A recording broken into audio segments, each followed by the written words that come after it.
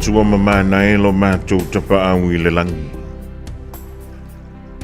Ua mātou toe ala whai mai whangunga le lei o le rei Taeao fōu e tu sai ma lau whirangalo. Whaafetai I le pōna pō Samoa I sa mātou malo longa lo mātou tamai. Whaafetai mo lau au ina mai o mātou angelu tausi e pui pui a te I mātou te tō tasi. Le rei o mātou ala whai mai ai whangunga le lei o le rei Taeao fōu. O se aso e whaapopo I soi fua maola o lo mātou o tino ue le nganta I to tonu o ni usila rei. Ai whaapea fo I tino ue mamao. O lea ua mātou to ele antua I o luma le rei Taeao. Ma le loto whaangai I tia. Ona ua whaapopo se tasi o aso. O ni minute o ni se kone o ni tu lai lo mātou wala lo mātou tamai. Sa mo moe I mātou pei o ni tangata o le aini o mātou wha moe moe peitai. Wala ewa na e whaatatia le polokalame o lo mātou wala ai meise soifua o lo mātou o tunu. I le nei a sa fōu ma le nei vai a sa fōu. Ai meise o le nei māsina o Januari wala malama whai u fōi o naso. Whaafetai mo mea uma wa e fawai ia I mātou a walo mātou wola wha le tino. I lea aso ma lea aso lo mātou tamai. Ewi tumu I mātou I se ma leanga. Pei tai e le o tu la fua ina e la wafio lau whanau. O lea mātou te whaafetai ai lo oea lofa ma lo oea ngalileia te I mātou. E iei nisi o le mātou a tunu o lau a le whai mai loi mata malingi o le wha no noa. Ma le wha vau vau le rei Taeao fōu lo mātou tamai. O no le malanga le maliu ma le onti malau vala au pa ia. I nisi o e pele I loto manganga. Mātou teo le atu le rei Taeao lo mātou tamai. Ina ia pa ifo pa iane pa iantu lo wa au wha mawhanawhana I o lantu loto mo lantu anganga. Ina ia maua I lantu le mawhanawhana o lo o e lava alofa. E pei ona whaasafua mailea mo Samoa male lano langi anto. Mātou te whaato ese atu ni o mātou se ma ni o mātou a leu lo mātou tamai. Wa loa ona e si Fiafia o mātou tangata teito o tasi. Tofu I mātou ma le ngoe tofu fo I mātou ma le angasala I luma. I lea aso ma lea aso lo mātou tamai. O le mātou o lenga I le rei aso fou. Ia e musuina o mātou loto mo mātou wanganga. Ina ia tau mamau I mātou ma whai unga. E le tala whengai ma lau whirangaro. Mātou te tuantu I o luma, o mātou a inga o lo sala lau son. Samoa ma lo mātou whainga ma lau. Te tai o e kāle sia ese I to tonu o lo mātou o tunu. I e alofa, wa whaafua loa lo lātou soifua. A musuina I mātou uma. I laua nganga ina ia mātou whaia lau whirangalo, ai leo so mātou loto. Mo nisi ia o mātou mana onga wa mawhai o na wha leo atu lo mātou tamai le rei Taeao. Ma le wha moe ua lewa na e si Fiafia. O mātou mana onga lilo to tonu o mātou loto mo mātou nganga. Ma na tō fo I lātou wa wha I langi le fōlaunga. Maua so lātou māpusanga wha tasi malau fio. I se aso o I luma. O la mātou te talo le nāma leo lenga a lātou ia Jesu Keriso lo mātou wali I malo mātou whaola. Ta wala antu le whautua te talo le tinapa ia ia Maria. Amen.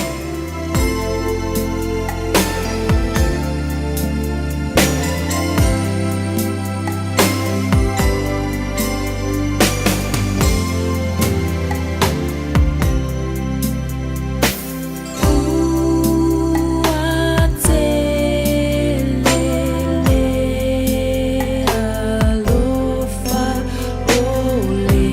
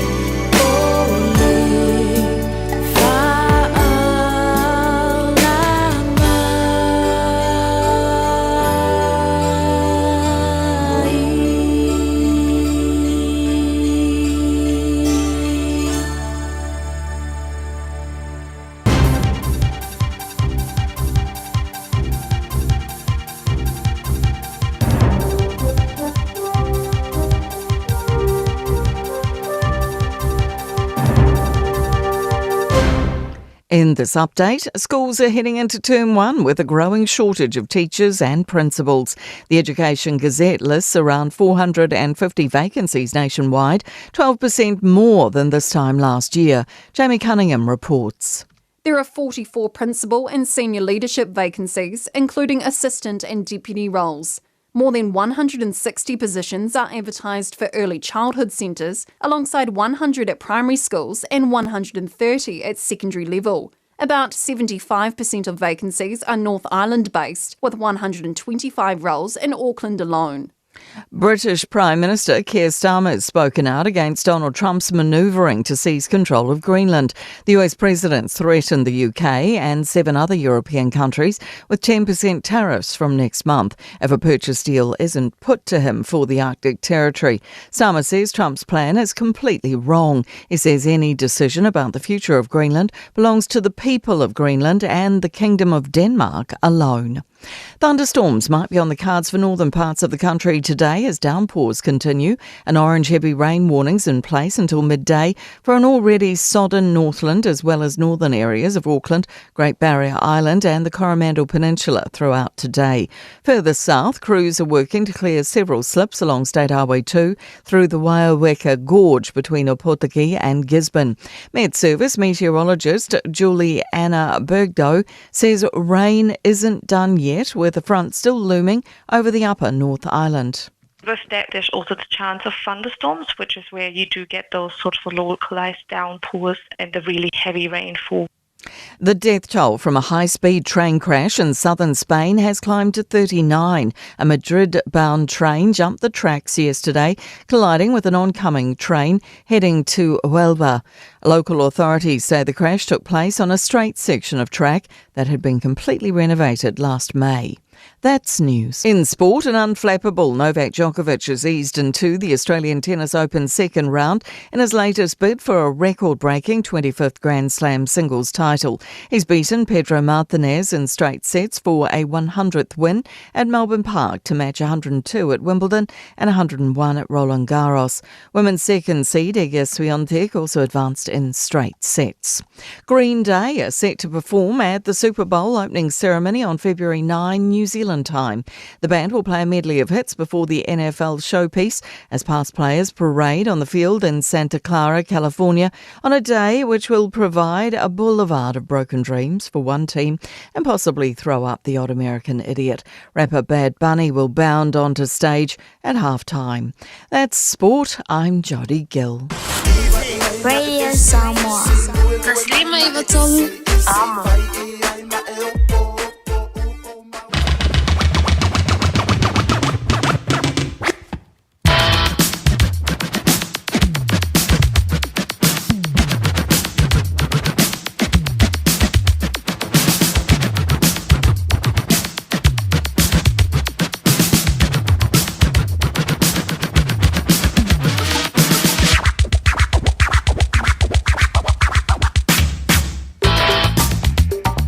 Le Jamie Willa once you radio Samoa di Vango le Taeao le se antu ya tolo mala fa midu tu te nailing to lai ono le dia so fo le Taeao sing yo le dia so lua a so lu se fulu de yo le masino ya worry lua fe lua ono se fu mruia langi mama ya mali fo mai fangu le yo le dia Taeao fo ile lo fa balanga le yo le tua talo sia a fe yo na we ala fa mai fangu le yo le dia Taeao fo.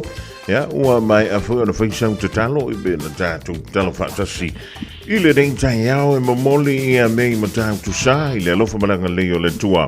Ua mawhai e ona tātou whiloa I lumonu e leo tua unu. Le rei Taeao fau e whaupopo I leo tau seifua. Ja, ma so mātou nei yola. Talo whantu wai le pa ia malo le tātou taro. O le wala whai mai whangunga leo le rei Taeao fau e langa tei nei New Zealand. E whape fo I lalangi a toa le tāpo inga. Ia alo tātou taro I Samoa ia I lanto le mafuto mai lunga o le tātou ala leo. O le tasi o ono tasi ma le tasi whamo I Samoa. Ia malo le soi fumanu ia ma le langi ma. Ia o a fuafuanga o le rei Taeao. Ia leda koe pulolo ia. Fa timu au kilani le rei vaenga o le Taeao ia e pio le yeile po o le po.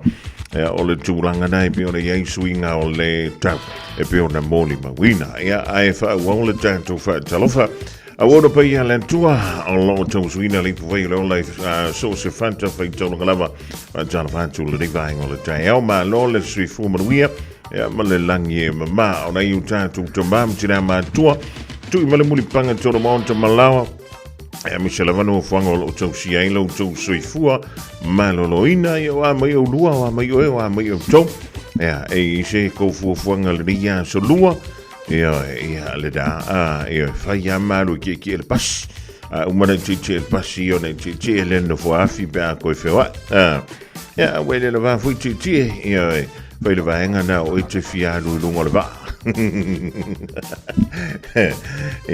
ale o le va va je pasi ki ai va malo me fa tano fa tu fo le ring o le Taeao i le malo se le lu le na wanga ya tu monga wenga amata o le ringa so lua manu ye tele la nga tu inga wenga ta sia o la na e aluma avela urupua wa ya urupua uma lele sa e fo urupua o le to toile o vai la lupo le o vai lunga ya lu fa le ma o le to fa le finga wenga pa wa le bea in the te o fiu fa tali o le mai ai o le lunch na we to fa le ia wa e ngula le fa tala fa tu le ringa o le Taeao ia fa te ia mosa male ainga o le dai ma fu to mai Melbourne Australia le ringa o le Taeao Rachel Sifa male ainga le ma fu to mai Point England East Auckland ia ma we tele le ia so mai resa ta va miu mosa wanto yasi papa savili male ainga le mafutu mai nei I manuka ma lo la vale soi fumruia male langi e mamai le rivai ngole Taeao le nei o le asolua e pe ona tanto o lia I le lofa malanga le o le tua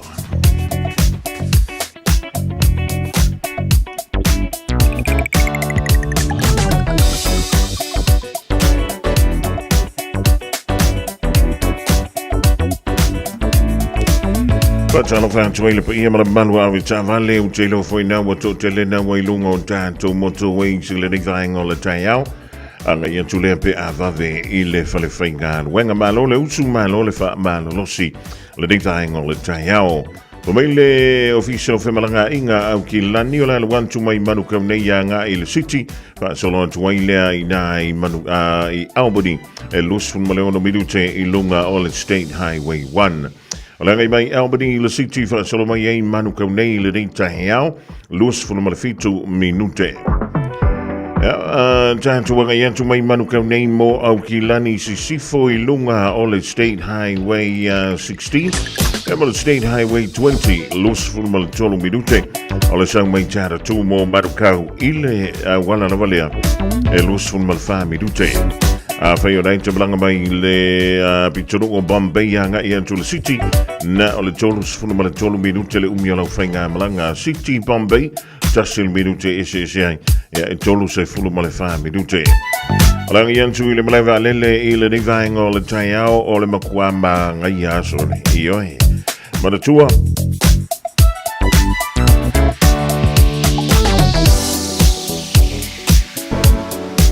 e te oti le sao le mui lo wha ututau whio nei malanga I se taimi o le so ma le whanau manatua neo lantou fusi pau wai sili hana pui pui e nei lo le tautonga fitia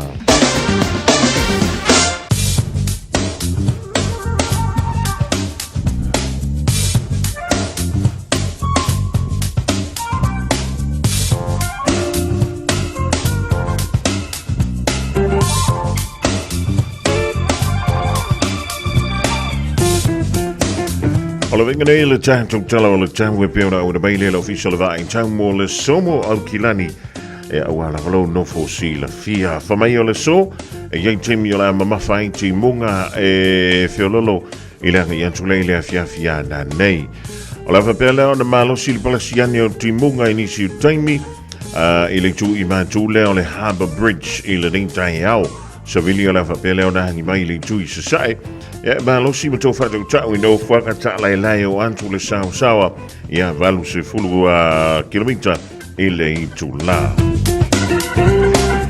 Ma farfana mo le soi au kilani lus fulu mal tolu tikeri o le Malu i le poana neis fulu maleiva tikeri. O le angoto le la i le toe fulu maleiva minute le tu la eiva i le poana nei. O le te minei e le i mana malama e le i o soane le la o le faisana malolong. Pato a o soane le la i le Taeao nei le lus fulu minute e te ai le tu la e ono. O le venga mo le aso a Taeao e o soane le la i le lus fulu tolu minute te ai le ono i le Taeao. E gai ti munga mai ma losi ma mawhai teimi o le a woli. E ma losi langi mai o savili le aso a Taeao mai le tui sau te sa e wha solo i nangi mai. E le tu i ma tui sa e se teimi o le Taeao a Taeao. Ja, whaatala whaatui le nivaeng o le Taeao a inga wo mai masani Samoa ma lo le usu ma lo le wha ma losi. Inga.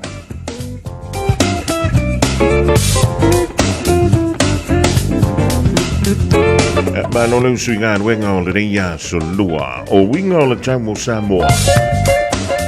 O se vaenga o pia u ma o le eolo o taonto peilungo Samoa mai au mai a timu whapiana i wila ma whaitilia fia ele tano o inisi o taimi.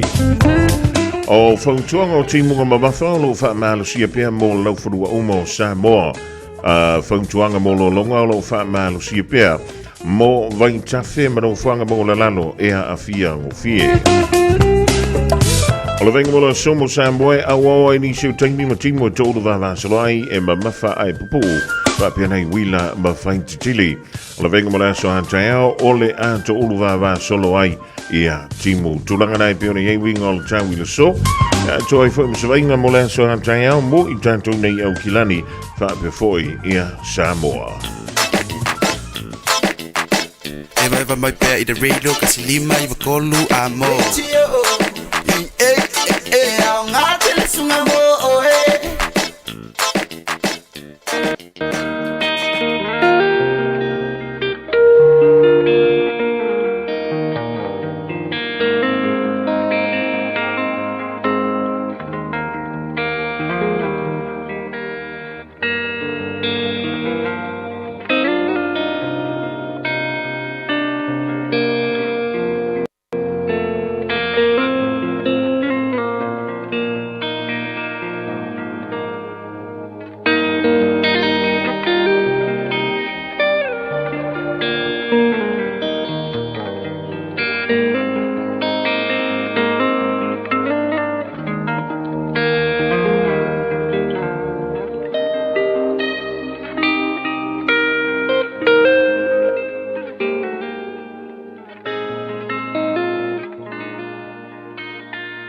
Lui tau mō le aso. Mea alofa ese a le atua. God's different kinds of gifts. Mua kolonito ma tā upo fulu ma le lua a olona fua i upu e whā. E mata lasi mea alofa. A e tasi lava le a nganga ia. E mata lasi foi faiva. Ai tasi lava le ali ia. Mea alofa ese a le atua. God's different kinds of gifts. Ole e ka le sia i koronito. Na whaatu wina e paulo. O se e ka le sia. E fe vai a i tele. E fe vai ai. I taritonunga matala e whaatatau. I le whaatua tuanga i le atua. E peifo i la o mea lofa ese a le atua. Le a fo i e fe vai ai. Po le a le mea lofa e sili. Ai fai mai paulo i lana tusi. O mea lofa ese a le atua. E tasi a le anganga na foa i mai ai. Na foa ina mai e le anganga o le atua. Ina ia manu ia ai, tangata uma. E fina ngalo le atua. Ia faa o ngā ina mea lofa ese ua ia i tātou. O tā leni matomai. O mea lofa maangava. Mō le manuia o tangata lautele. O to mai tā leni ma mea lofa. Ia whao ngā ina mo le vi inga o le atua. Ina ia manuia ai, tangata uma o le lalolangi. Samoa ai, mana ia pe a whao ngā, au mea lofa ese ese, au tāleni, maauanga waa, mō lau whainga mālo, mō lau e kālesia, mō lau nuu, ma lou a inga.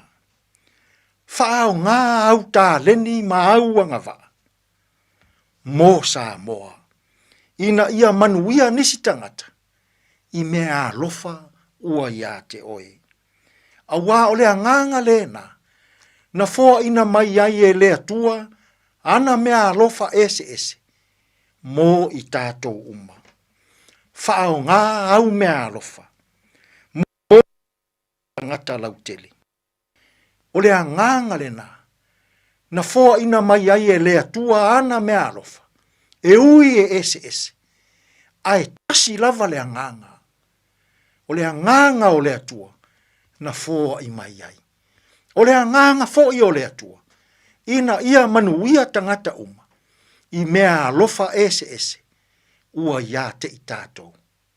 Ai ai le nei tausang, pe a se i whaao ngā ia au mea alofa, mō le manuia o tangata lautele. Tātou te tāro.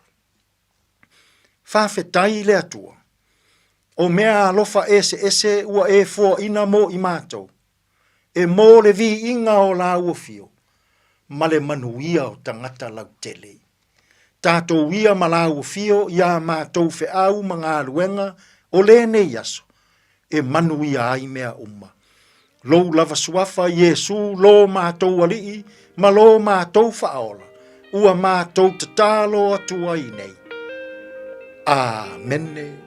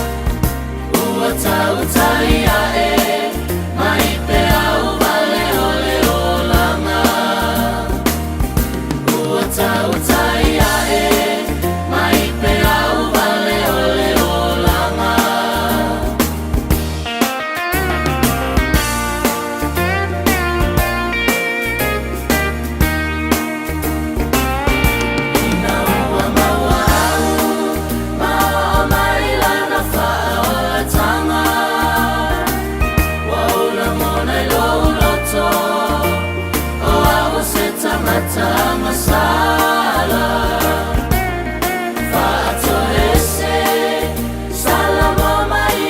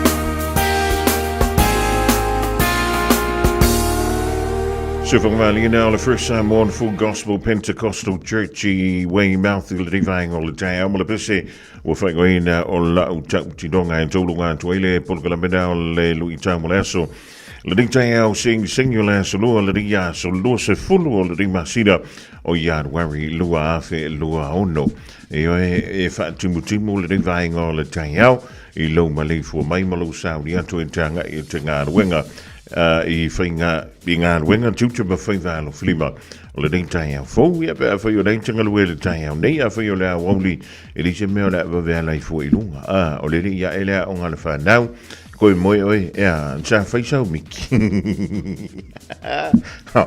ia wale ia ni ia o se whamara whai minti ia mo le antolanga ngā whai sunga ngā whai ia Reverend Enti Sura ngā mo le tātou wha moponga le da ole polo kalame ole tau mo le aso mo le malo siltino silisini ai la le nganga wale tua ma lona fira ngalo ole wa se Angelo su tolo mo le afa me duce bo tai ni ling tulai ono e le dinga ngo le Taeao fa talo fa tuia I la toia wa ma futo mai fo le dinga ngo laso e fa malo antu ya leone salosa mo du tele la singo le dia solua ta fawanta early ma lo le soifua wa tels fululua e la woli Virginia e mo du tele ngal wenga lo fenga yaiva ai tino papa mo du ngal wenga la fenga yai le dia sole pepe Howard Swanger ma yava Simone Dalia yava before year original Thomas o le ma futa mai nai le farfata le pasile Albri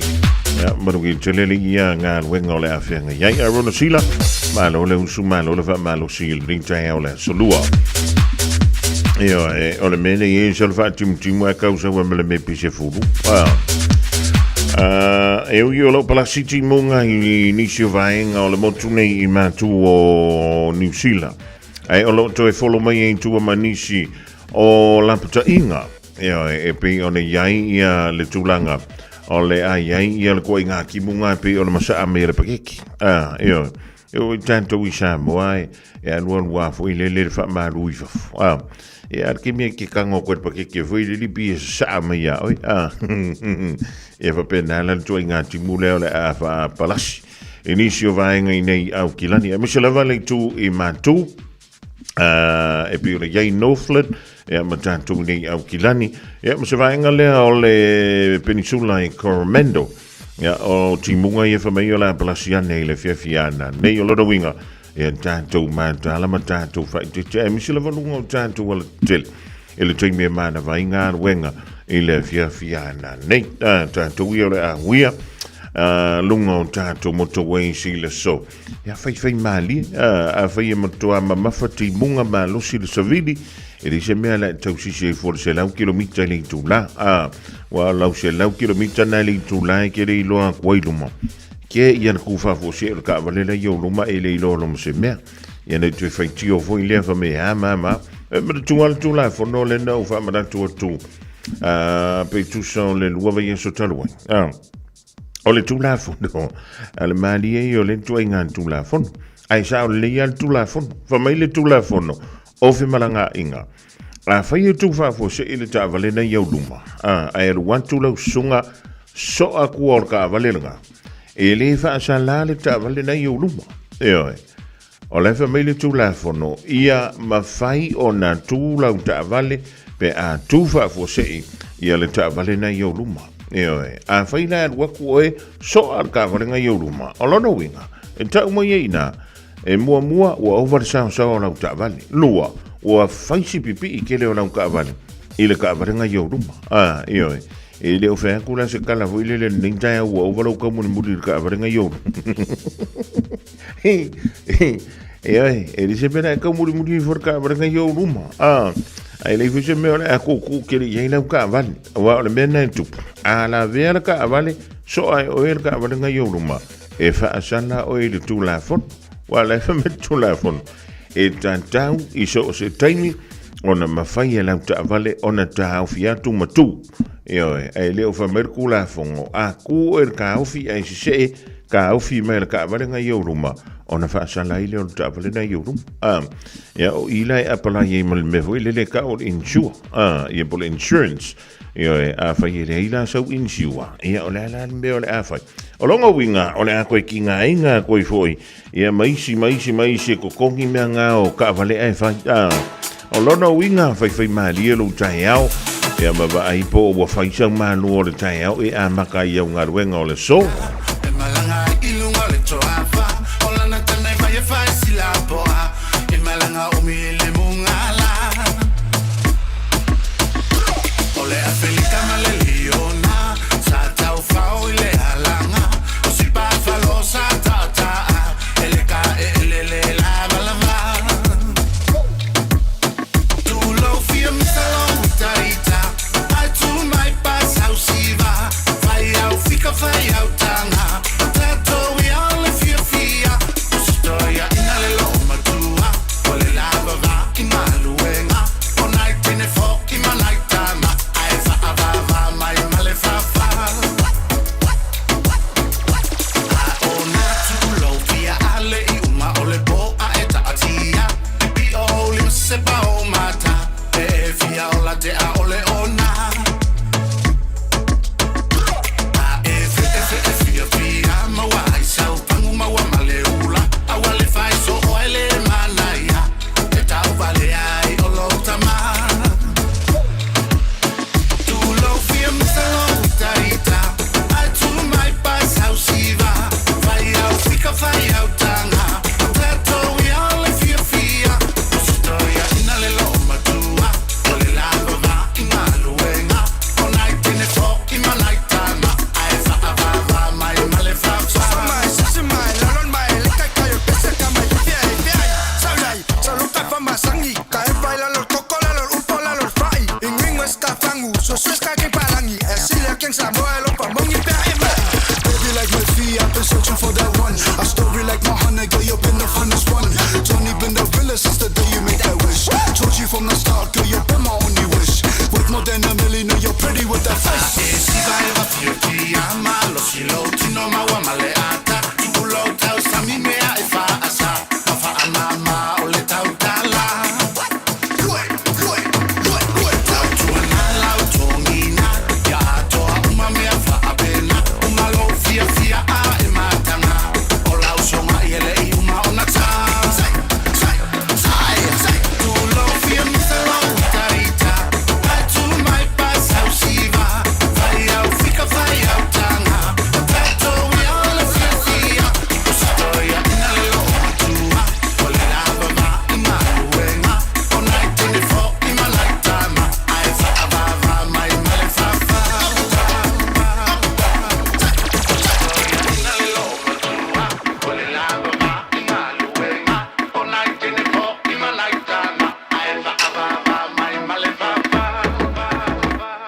There are loads of things to do in Tamaki Makaurau. From jazz to reggae, pop to opera, you'll find a free concert that hits the right note this summer with music in parks. Simply search our Auckland events to get inspired. Tamaki Turuki. Altogether Auckland. It's summer, a time for gathering and reconnection with the ones we love. Right now, measles is travelling across the motu too. It spreads easily and can cause serious illness. Before you visit whānau, make sure you've had 2 doses of the measles vaccine. It's the most effective way to keep the ones we care about safe from measles, especially if they are too young to get immunised. It's free for most people, so contact your healthcare provider or visit bookmyvaccine.nz before you settle into summer. E te manae maua se luma nae manuia o la wata li I polo wa whawhine. Ua se fulu nei tau sanga o whaatino le Pacific Advanced Secondary School lea au o nanga. Na whaawaile nei a onga e Sir Michael Jones. E whaonga I nai ngana le Pasifika I le NCEA. Maua fua o fua o ngā toe lea ni pilia onga.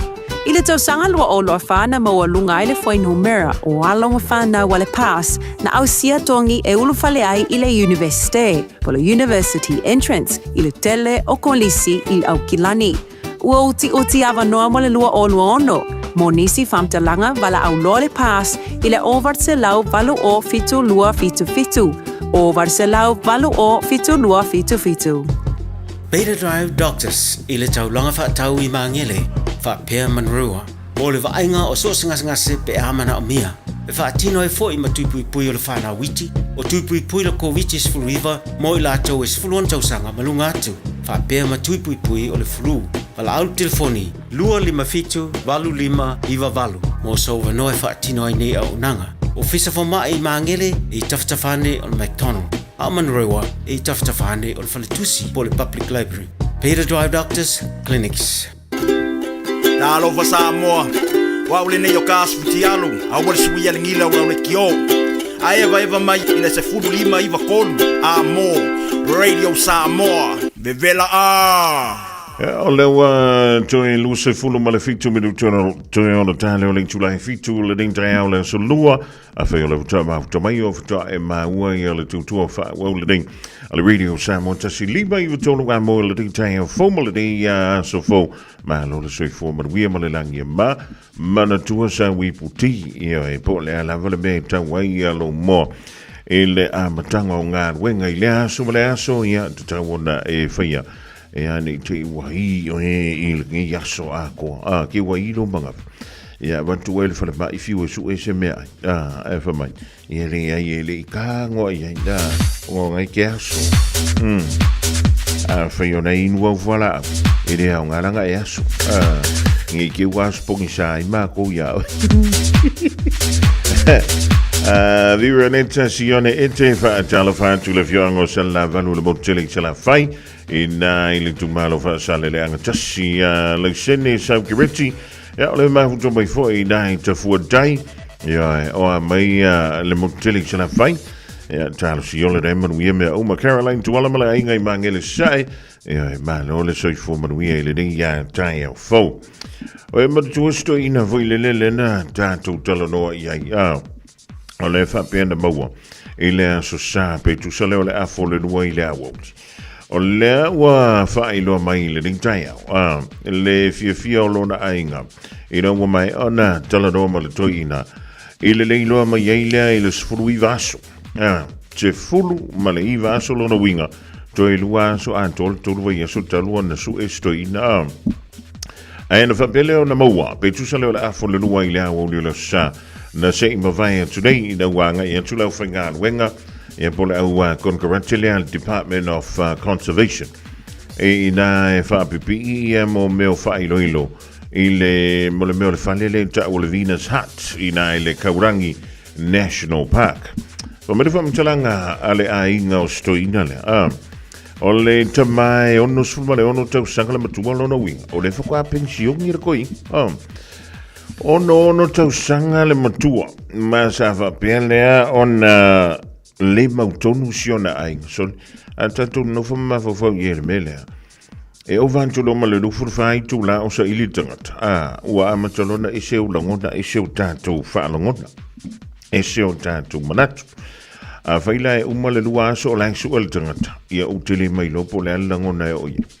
A wai ele aso na ufiwe suelo wantari. A whaia kula ukanga, sole. O leu ke whainga luenga. A vili merman tau fale. Fa mewa fiwe sue. Oi, a va ai e pa o solo o fakusa wa kuiro nga kongo merero mo.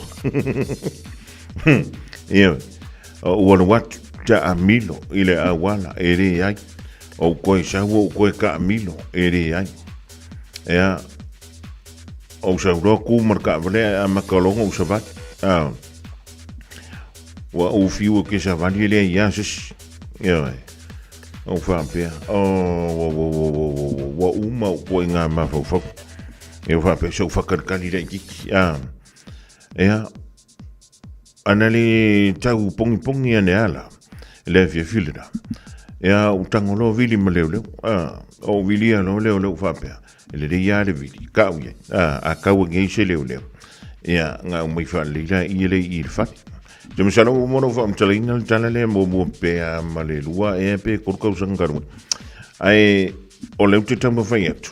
I o ma salonga I langon no si ai ngale le te minuto I fo I entu ele la tu tama. Ea o la ke kalangoa I leo I le fiafina. Sole. Ai ke wo winga ko. Ana mu I fo ka vale leo kuru mal mako fat. Ea o Fiafia. Po la me pisir ka vale leo. Ai wei lo mama o koe leo la ukamalea.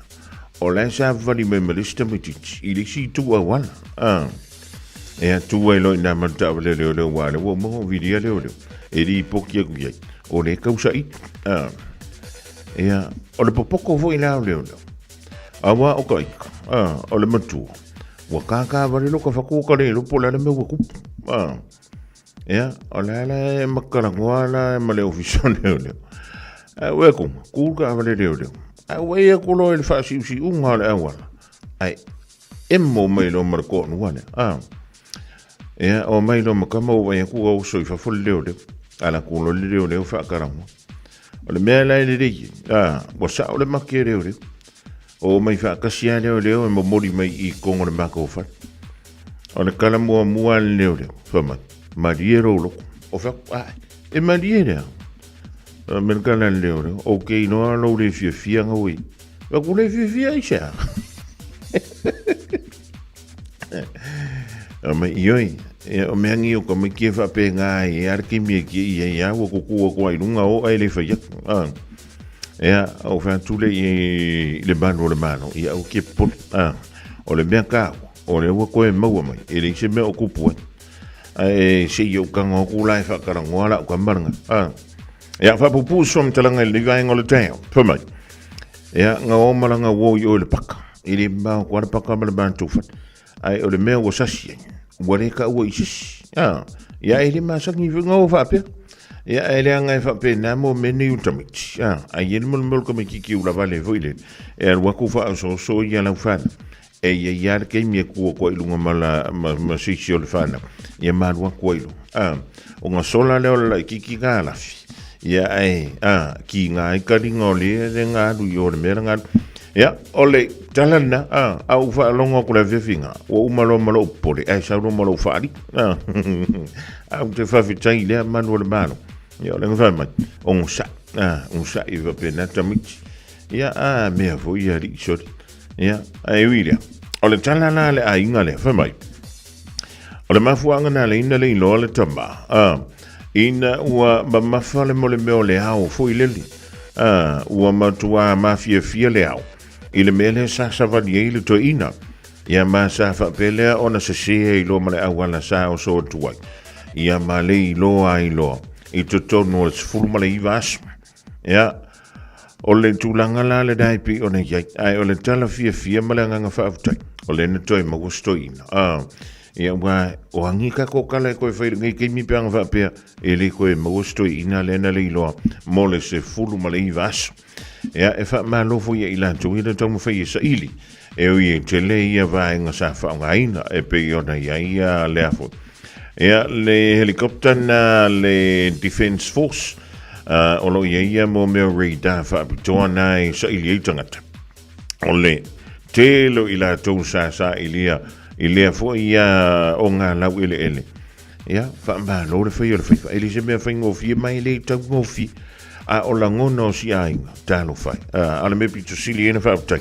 Ia, po le amalea, o le nei u, male manuia, ia le sa ilinga. Ma o lo o malolo ina, ia sia fo itama. Ia, le ngā, o le ua toes fulumana iwa midute, ona tā leo le tu la, e fitu i le nei vaenga o le Taeao, o le aso lua le reiwa tātou o lia, i le alofa walanga leo le tua.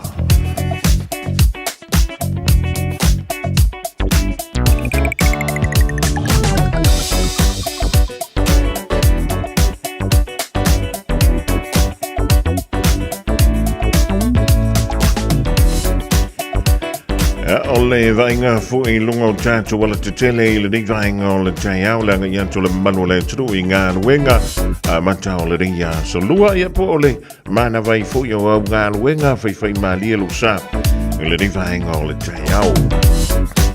Langa i anto mai manu kau nei anga i le siti whaasalo antua i lunga i o i awari i le nei vainga o le Taeao. Wa mai i tolu sifuru mara fitu minuta le umi o lau whai ngā malanga. O le anga i mai Albany mō manukau nei fast fuluma le tolu minute. Manukau e anga i antu mō au ki lani sifo i nai tāra tu. Luas fuluma le wha minute tāra tu mō manukau nei State Highway 16 ma le State Highway 20 e tolu se fuluma le 5 minute. Alo antu mai Bombay anga i le city e o e wakausi lau mai le ni Taeao. 5 fuluma minute le umi o lau whai ngā malanga. Ia maranga i mele siti mo Bombay tolu se fuluma le balu minute. O le anga i antu le malewa lele le vaenga o le Taeao. Ia le watau si lau lai titi mai nisi o vaenga o le wala. Ma le tua i tauti le sao le mui le whao tauta. Wai ane ia fuspa o lau pasese. Nai taute malanga i le ring Taeao. Ma tala vantu leu so ia heart taps. Ia wapefo ia le toina. Ia Nico le wea Lisiana Sinta Leolang Roy Schuster ia e whaatara whantu i le ainga e nai fielding i le nei vaenga o le Taeao tōma o le mahutama i nai Palmerston North ia mai nai fo i Hastings ma Napier Hawke's Bay ia ma lo le whai o le whaiva ma lo fo i le usu i le nei vaenga o le Taeao i ngā ruenga e pei ona tōwhia i ai. Bread of life sent down from glory. Many things you were on earth, a holy king, a carpenter, but you are the living word. Say it now. Come on.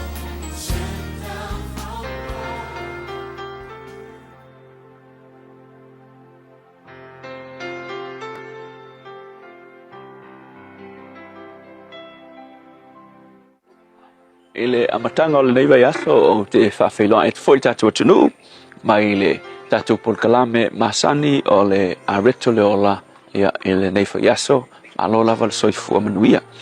O le tusi mua le no fua inga tupu lanu ta upes fitu fa upes fulu o no whapea o na alu atu lea o tā vita ma nofo atu i luma o Iova. O na whai atu lea o tā vita Iova le tua o ai ea unei o ai foi lo ainga ina ua e whao o mai i a Taeao i le nei aso. A le upta ua mo o i laso le nei whapea ia e manatu natu i lona angalelei.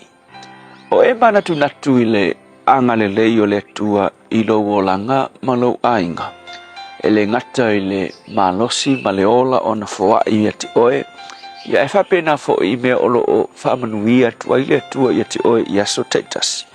Mai le ai o se mea i le whamanuia o le tua ua e maua mea. Ia pesa e mativa sa e le tango lima ia o le nei taimi. Ua maua mea i o lima.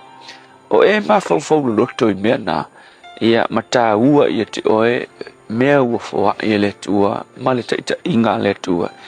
You know, a whai te le o amana ia le vaenga le na olona winga.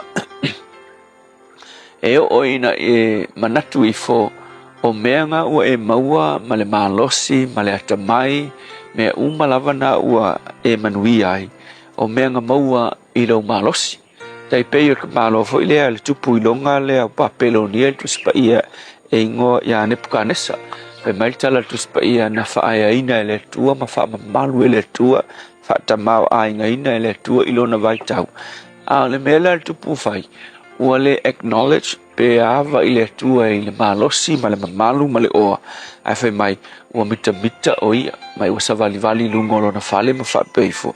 Pe leo papelo nia ele nei na o whaia ilo malosi. Mita ilo malosi. Ia, le unga na wha maua laloina e le tua. Ai e waila ia tāwita.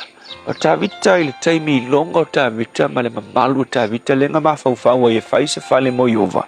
Ao le alana whetalai e Iova. Ia, I le ainga o tāwita ma si tia lona ainga. Le lai te vai il tala tāwita ina ua whamanuia le tua ia te ia. Ma tau atu ele tua le lumana I lona aina ma lona tali I leo Solomona. Whai mai, o na alu leo tāwita, ua nofo I luma o Iova. Le whalonga I upol tangata I lo ngā awa I le tua, ona o whamanuianga ua whaia ele tua I lona olanga ma lona ainga. Whai mai lo le tala tāwita, o ai iau nei, o ai fo I lo uainga, ina ua e whao o mai I a te au I le nei aso. Wai, e ka ua ki le mele nei, e whata mau a inga ele tua, wha malu ele tua, a ngai loa e tāwita wha mau alalo. Ki lo le mele o le tau whaasei. O le kau whaasei o le mele o le mamalu ma le wha e aina. A e le loa le sauce, po le pongai o le mamalu ma le wha e aina pia o ngasi kia o I se mea. A e le loa o nga e whawhitai I le tua I le mele ngā. Ki lo le mea o ia te oi. O le waweia o nga koe se le melea o le whaainga ma le whaamanuianga mai le tua. So o le upula mo o le aso le nei. Whai mai le matua mana tu natu I lona anga le lei. A whai un whaamanuia o le tua mana tu natu lo loto ma I loa o na whawhitai I le tua. Le tua whawhitai la mau mea uma mātou te maua whaonga ana mai e whaonga ina o mātou o langa mea lofa o e whaai ia whaamanuianga ua mafua mai ia te oe. Ia fo ia tupea le vi inga ma le whawhitai ia te oe. On olo suafa Yesu. Amen.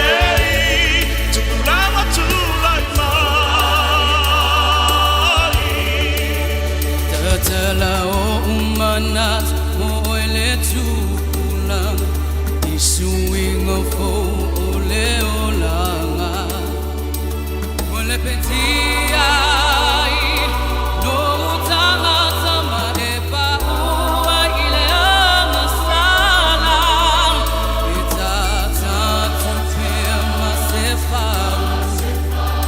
lalo ese male o papa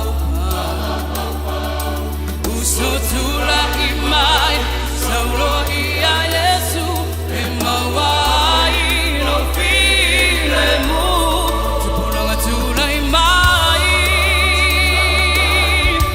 tau ibi ime sili sili patino faiva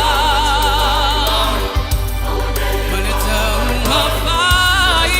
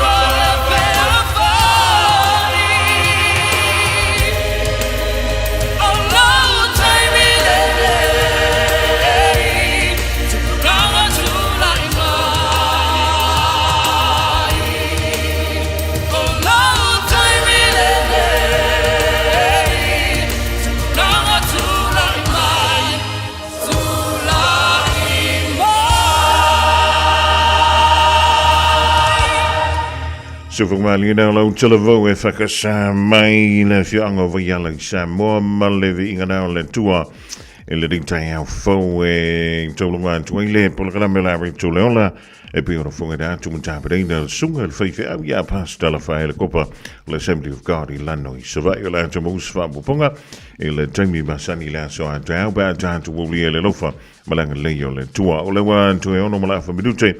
Ora tale o le tulai fitu tale fitu e fa foga i se fa ponga tala i vai fanua tala i ta longa le ngara per tani o le vai o le Taeao va tala vantu ia tala vo pc 40 le vai o le Taeao e fa tala vantu i fo i le tala vo e fa kasale mi le fianga va ia lai Samoa o le o lo o malanga mai tono ni so le ia fa moi e fa bele ona faia le lantou fa fianga ina ile e whakasa Jaratu Hall ile fa fitulua Jaratu Road ile sforile aso nei le aso lusu ma tolu le ona masina o Januari ile afo le ono ile Fiafia ole am veo de silsila e mai mo ia lantou fa fianga ile ngato i leo ni se pese fa le nganga ya wala vai le anga ia tole pa ia mal man ya ole a fiai le Fiafia le ngato foi le ole a fa Fiafia ia le tole i fakasa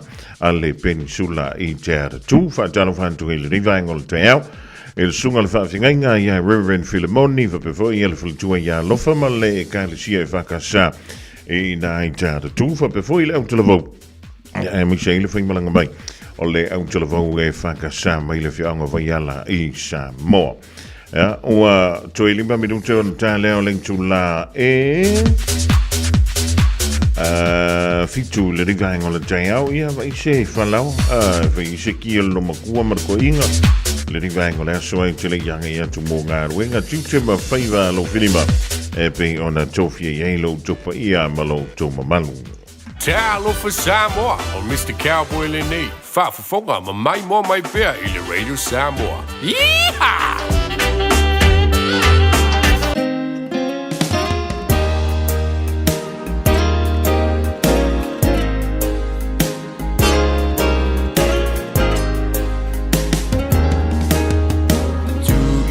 Frai tutura Malau at your fa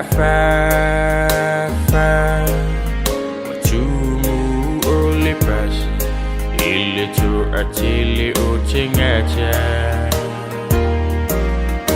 ai uva aya usitini mata ata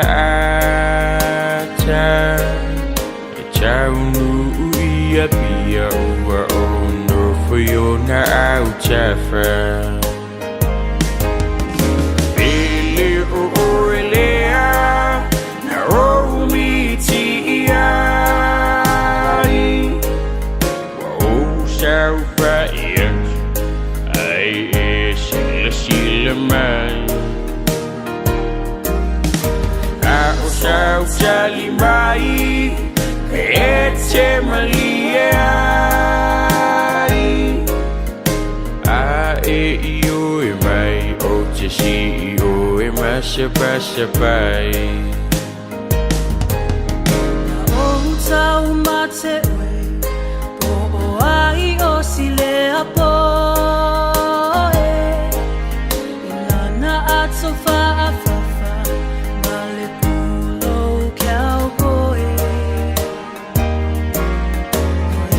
Tala noa mai O te le masani ai Pei lava le tangata Le asa o miti ai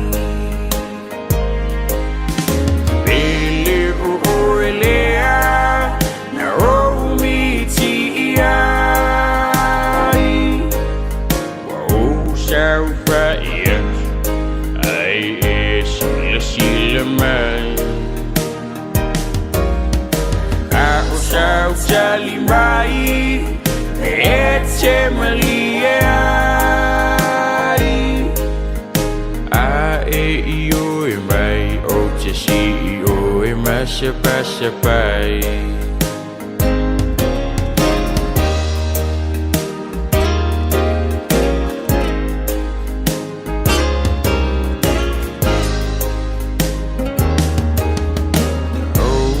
Maungangana Fiafia sanitala Besa unei miti Beuna o sianganga Lutino amaniti Iona lima mafana Ulana taliwa iwen Ele ifaya fu isonama O ilavalea Na o miti ai Fai mai wa isau Mai talendo wa mai O ilavalea O walo fai You are the one I had a dream about that night. Oh, ilavalea na romiti ai Fai mai wa isau Mai talendo wa mai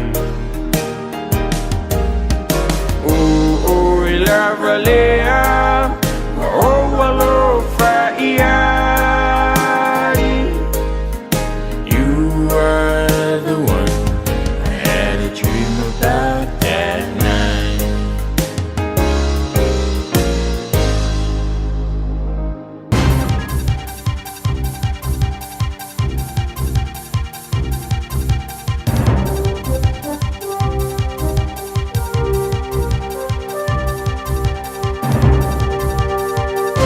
In this update, schools hit by staffing shortages are being forced to adapt as vacancies climb nationwide. Around 450 teaching and principal roles remain vacant, 12% more than this time last year. Secondary Principals Council Chair Steve McCracken says vacancies are taking longer to fill than in the past. He says schools are doing everything they can to manage with the staff and resources available. So the schools that are still looking for teachers will make do and make sure that their students are well supported as they enter the school year. Yet another deluge on the cards for Northland, with severe wet weather tipped to continue into the week. An overnight orange heavy rain warning's been in effect for Northland, lasting until midday, with more rain expected later this week. Donald Trump says European leaders should focus on Ukraine as he promises to follow through with Greenland tariff threats. The US president's warning he'll hit 8 European countries with increasing tariffs from next month if he can't buy the Arctic island. Just this morning, he responded with no comment when asked by NBC if he'd resort to force. UK Prime Minister Keir Starmer says tariffs are completely wrong. Alliances endure because they're built on respect and partnership, not pressure. Italian fashion designer Valentino Garavani has died. Reuters reports the 93-year-old died at his Rome residence, surrounded by loved ones. Police inquiries are continuing into the death of a man who got into trouble in the water at Coromandel's Hahe Beach. Emergency services were called to bring the man ashore just after 3 yesterday afternoon, but he died at the scene. A new rail link between Christchurch and Invercargill could signal a major expansion of passenger rail in the South Island. Rail and Tourism Group's already sold out today's inaugural Mainlander service. Announcements are on the way for services in Invercargill, Timaru and Dunedin. That's news. In sport, New Zealand cricket selector Gavin Larson admits a depleted bowling attack delivered a surprise with the first one-day international series win away against India. The Black Caps triumphed 2-1 without the likes of Matt Henry and Mitch Santner. Debutants Christian Clark and Jaden Lennox were the top wicket-taker and the most economical bowlers, respectively. Larson says he and coach Rob Walter were hoping for the best. We probably entered that series with a bit of trepidation. We knew we were missing a number of players, and in particular in the bowling ranks. So it was always going to be a baptism by fire for the younger, more inexperienced bowlers, but they really stood up. Novak Djokovic has eased into the Australian Tennis Open second round in his latest bid for a record-breaking 25th Grand Slam singles title. That's sport. I'm Jodie Gill.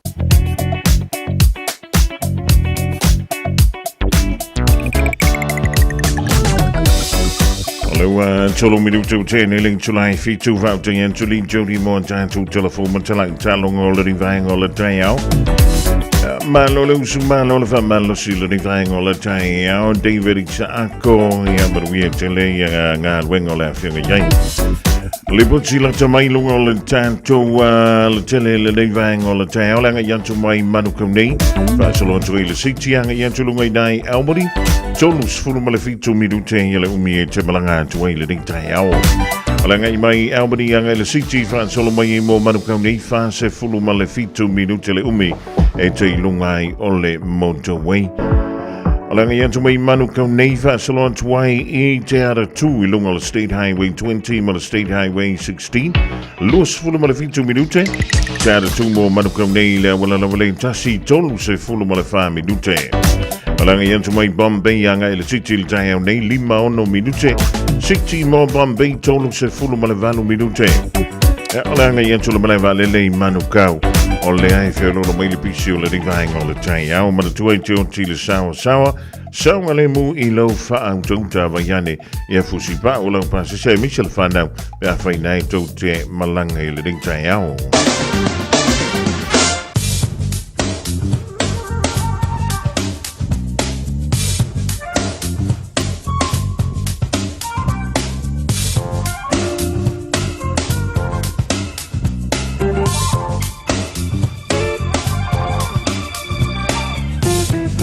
Tui whaatala whaatu le rivaenga o le Taeao. Ia Solomona tai rau male ainga dai ambelatone. Marui tele lau singa o le ria so lua. Ala wenga nei le tātou tala o le tau e peora mo de maile le official vai tau. Mo le ria so lua male so antau mo au kilani ma Samoa. O le sofa mai e iai taimi e mamawhai timunga whaatu a whiololo leanga iatu le Fiafia na nei. E ilu toi ngā timu voi lele pe o le pakeke masa. E ono tōru ane le tu i mātu o le Harbour Bridge i le Taeao nei. So wili angi mai le tu i sae ma losi langi mai no whanga taa lai lai. Mai o antu le sawa sawa i le valu se fulu kilomita i le itu la. O le mawhanawhana mo au kilani le soe luas fulu ma le tolu tikeri. O le Malu i le poanani is fulu ma le iwa. tikeria ngoto le la. Ile choice fulmalaiva me duce le tula eva ile poana nei. Ola vengo la so Taeao so ande le la ile lusful tolu me duce te ai ono ile Taeao. Ola ai timunga mai ono mamafa I temi o le woli so vili ngi mai le ile tui saute sai le so Taeao pa so ngi mai le tui ma tui sai temi o le Taeao. Toe fa talo fa tuai lo tanto tru I Samoa ma lo le fa ma losi o la fa moi o le van tumne un su te fingad wenga fa kan le passi o le taxi e po le lifi o winga o le tamo Samoa se va engo pe ma ma le e o lo to pe lungo Samoa mai o mai timu fa pe na wila ma fa chili e afia ile tru inisio taimi o whangtuanga timu ko mama wholo wha mahalo sia pēr mo lau whanua uma o Samoa. Whangtuanga mo lo longa lo wha mahalo sia pēr. Mo vai tafe mano whanga mauala lalo e a whiango whi. O le venga mo le soe a wawa inisio taimi me timu e tolu wawa salai e mamafa ai pupu wha pēna I wila mawhai titili. O le venga mo le aso a Taeao Samoa le a to ulu wawa salai ia nai timu. O le tūlanga nei pioni I winga o le tāwi le so. Toi foi mo se vainga I le aso a Taeao e le ngata mo I tātou nei au kilani e whapefoi e alo tātou whaasinamanga I Samoa.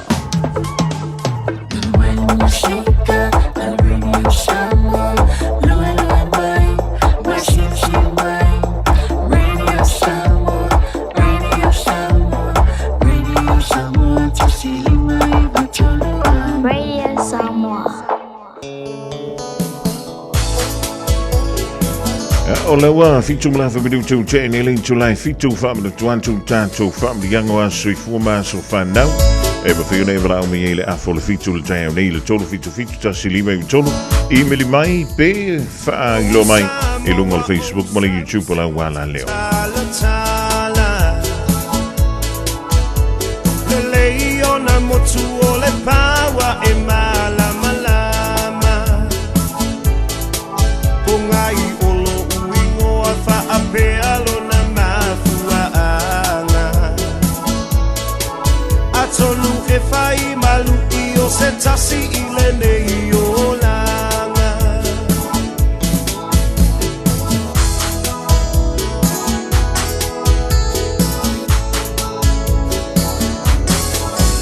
Tasi va malu lima e te ufea ilo uanga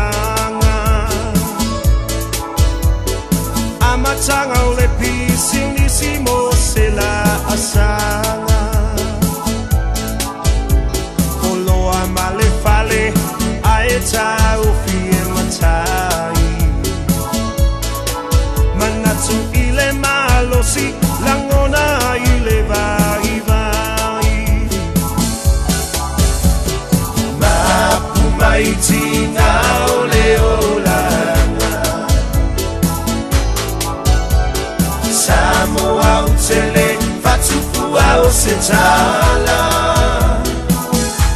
Bolonga e tau mawhaie a tina e Nau ia maua se lunga nai A tali I le anga leunga Lea I se ono sai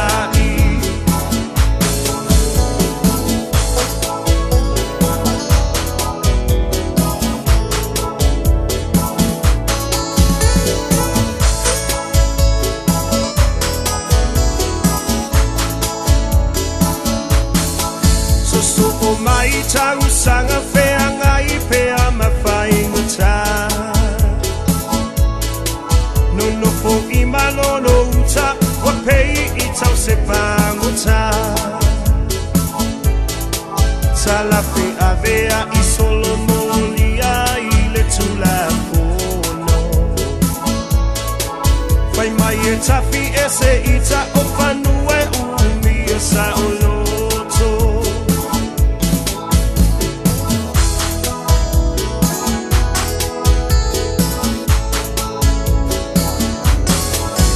Pena faana tinati inga uta ole puiai Elangona ole fefe a o Yesu na ia tai tai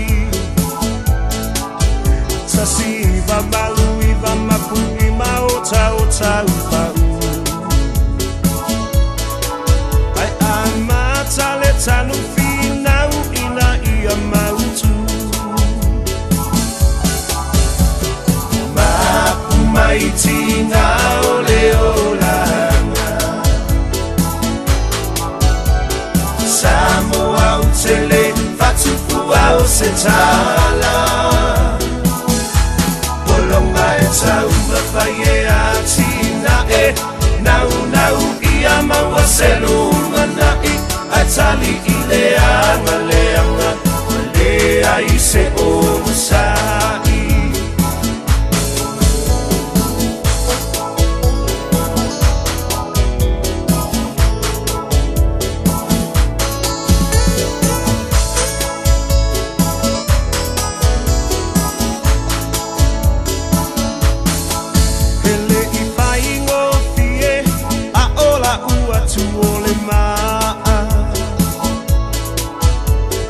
Taeao fi mai wale angai ole auala Sa tau I li pea finau I se mea ua moni Aua o mātou lava o manono wha maoni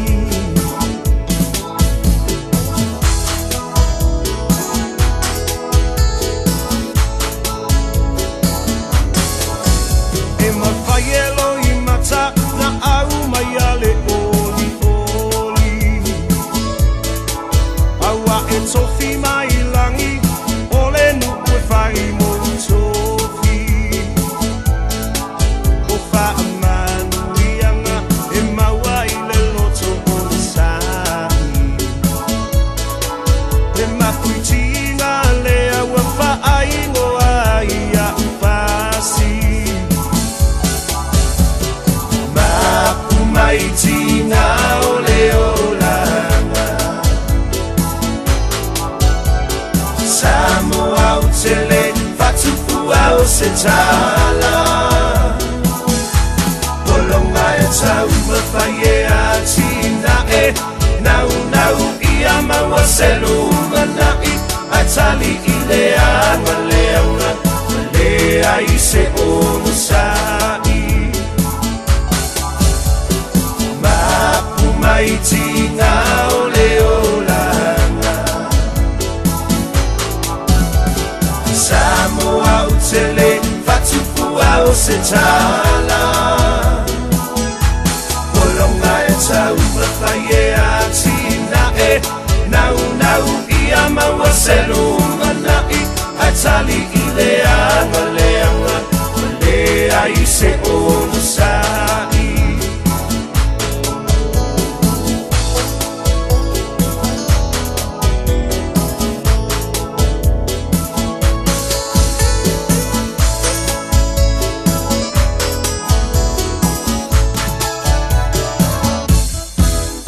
Just think a minute. It could change everything.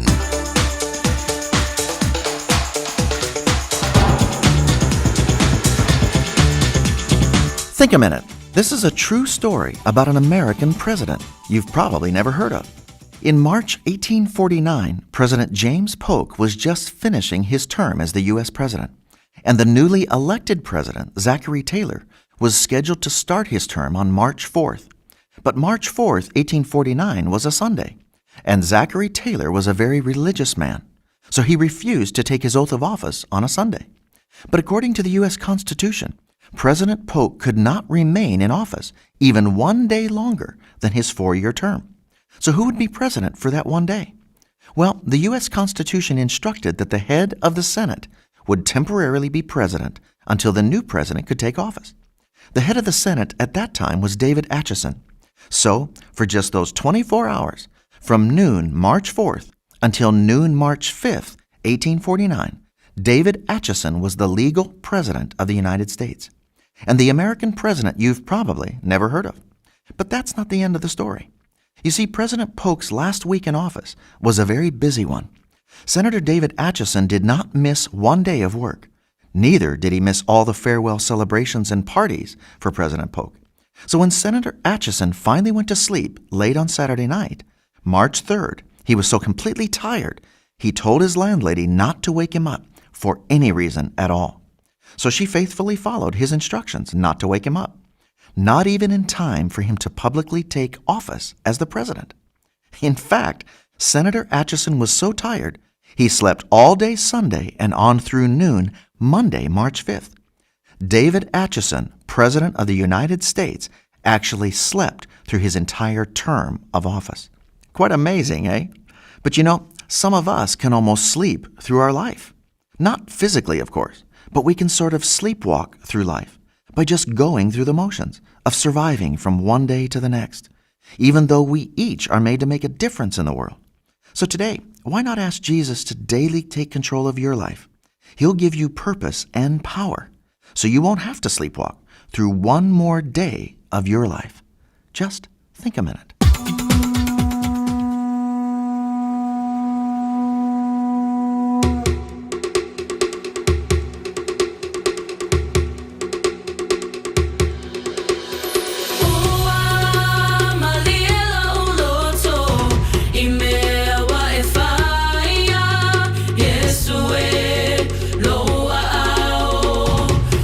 Malu, ele mafai, ona famata.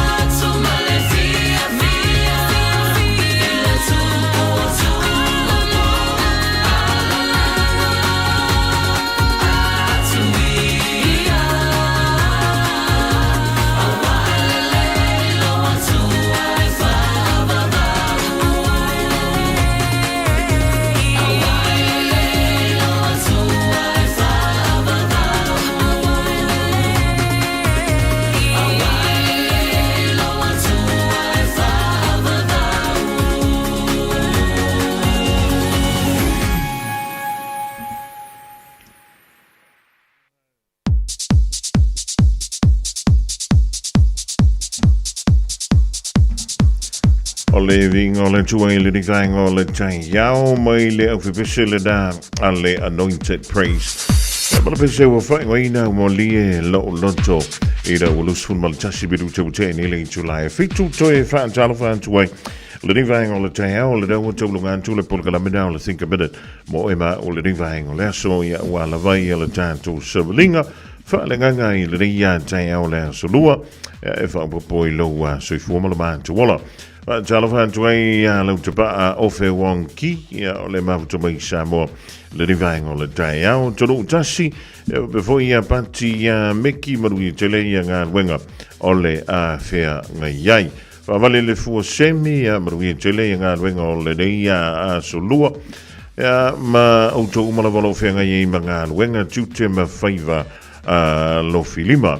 Joe family tuan tato family ngana wa sui fuma so fana ele afo le fitu i le Taeao nei em feo ne vela me le tato lo mera tolu fitu tasi lima i tolu ya be te email me fo ile on air at radiosamoa.co.nz ya be tu mai ya family nga lunga le Facebook po le YouTube ala wala le Radio Samoa tasi lima eva tolu mo.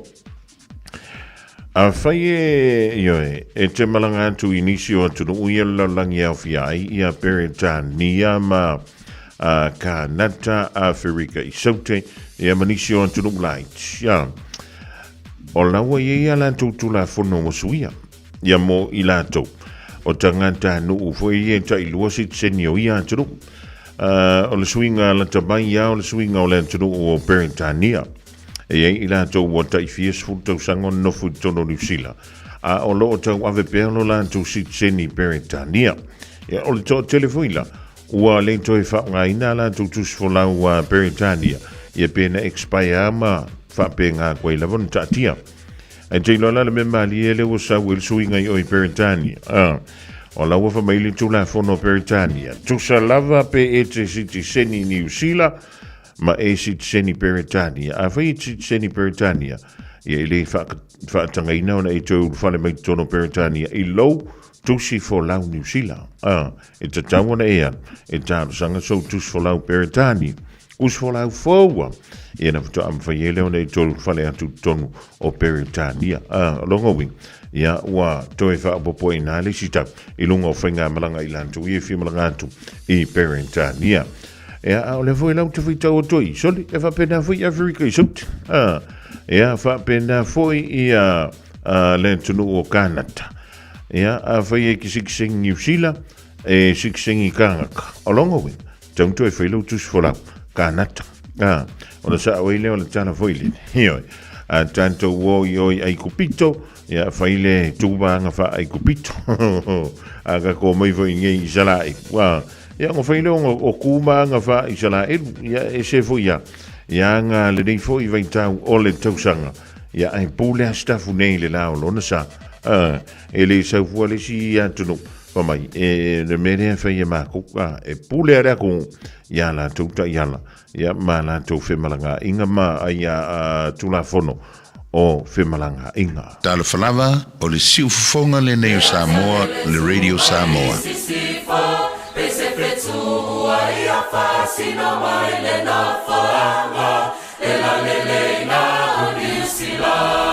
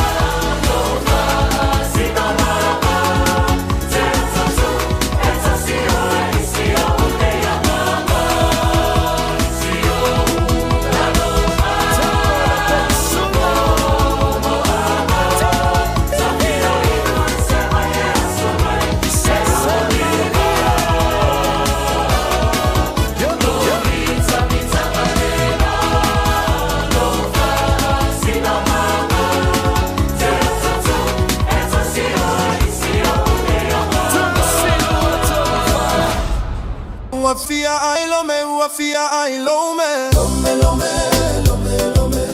Ulupo lome, ulupo lome. Lome, lome, lome, lome. Fusu foi lome, fusu foi lome. Lome, lome, lome, lome. Sawa, sawa lome, sawa, sawa lome. Lome, lome, lome, lome. Tafa mayata leva veau. Olome ua alue tafa ova aise tagata ua vela oseti. E inua isana iputi. Aole matai ua tilo tilo mai. Fea e aluia ile taule ale afa alogo mai. Le asemea na e sawai. Lauto fa se fa amole mole. O italene iolome. Sina fa lawa se italiane ai. Lota manava ua mole. Sole sole lome se ua auga tete. Foliga peio se panikeke. Esa umua muave o uofu vai. Toi ave mau se vai. E masta la lome ua masta la lome. Lome lome lome lome. E lo tu foi lome, lo tu foi lome. Lome lome lome lome. E mativa lome, mativa lome. Lome lome lome lome. Ole uso lava lome, ole uso lava lome. Lome lome lome lome. Mali e lo loto telemo e tolo. Olo melene e ulupo. E aile si lome e no foi uta. Olo metonu la valena. Lei atali la uva ai. Oleana e sauai. Tagi fa lululuga ole mago. A ofai la utatalo. Le ai toina fa ataliea. Ua e sasiea. Awa te vave au fika ga e fai. Te ai pole si ai. Tata ulava na iloa. Lome mai au te alo. E aile lome Samoa. Olo otagi peisemo. Ua mawane ilome, ua mawane ilome. Lome lome lome lome. E ulupo lome, e ulupo lome. Lome lome lome lome. E fusu foi lome, e fusu foi lome. Lome lome lome lome. E sawa sawa lome, sawa sawa lome. Lome lome lome lome. Hey, ha, shake shake chino. Lome lome. Get back chino. Hey, ha.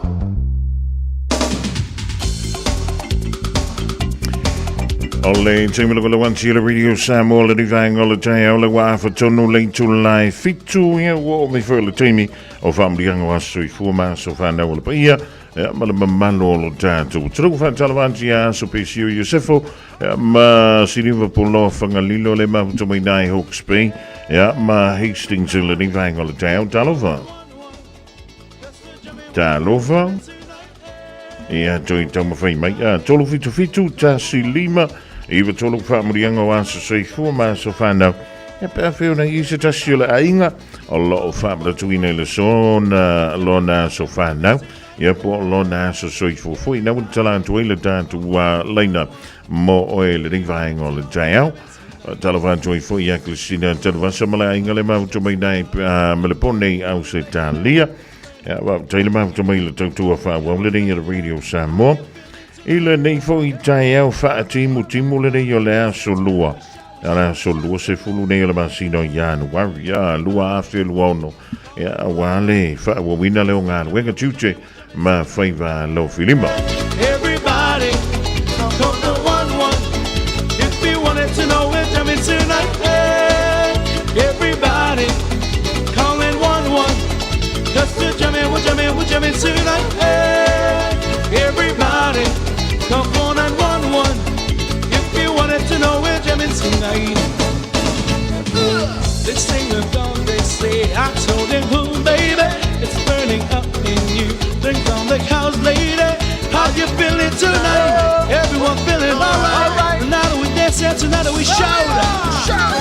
Hey, everybody, calling 1-1. Let's do jamming, we're jamming tonight. Hey, everybody, come on and 1-1. If you wanted to know we're jamming tonight. Hey, everybody, calling 1-1. Let's do jamming, we're jamming tonight. Hey, Everybody, come phone at 1-1 if you wanted to know where Jimmy's Leu ai ele tanto wala ulunga le leina talofa. Malo soy Jose Manu. Ia Taeao Malu ia wa mai le Taeao.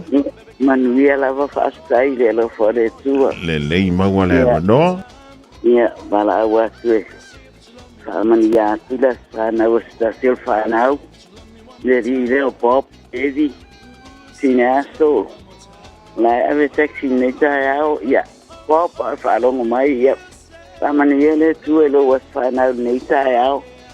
Tere ni tau sanga wa e aulia vi ele sua ilo na lofuno na ngalei lana tau singa ya te oe malana wha maro longa.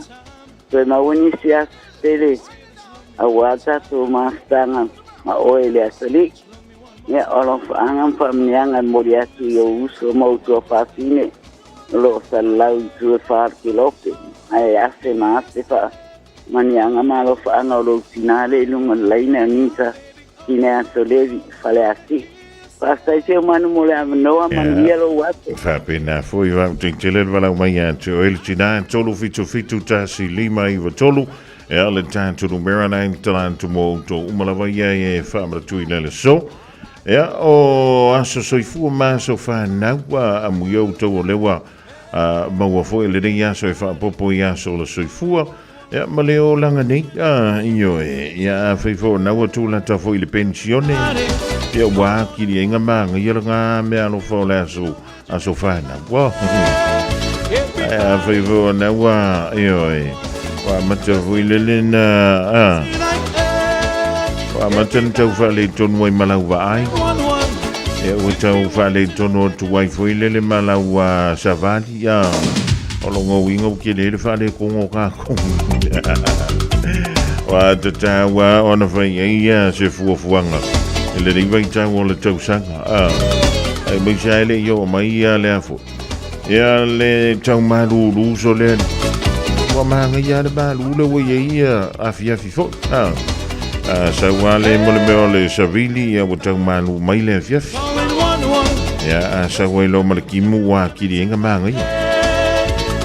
Pa wala me kau se wale ki mo va ben ko ole mukia ole manga ye yo le malu le wasa le ni vaita ya e ko pa wanga si un po ya fa ya o si ma ta folo mo ta polo no ai le je me pole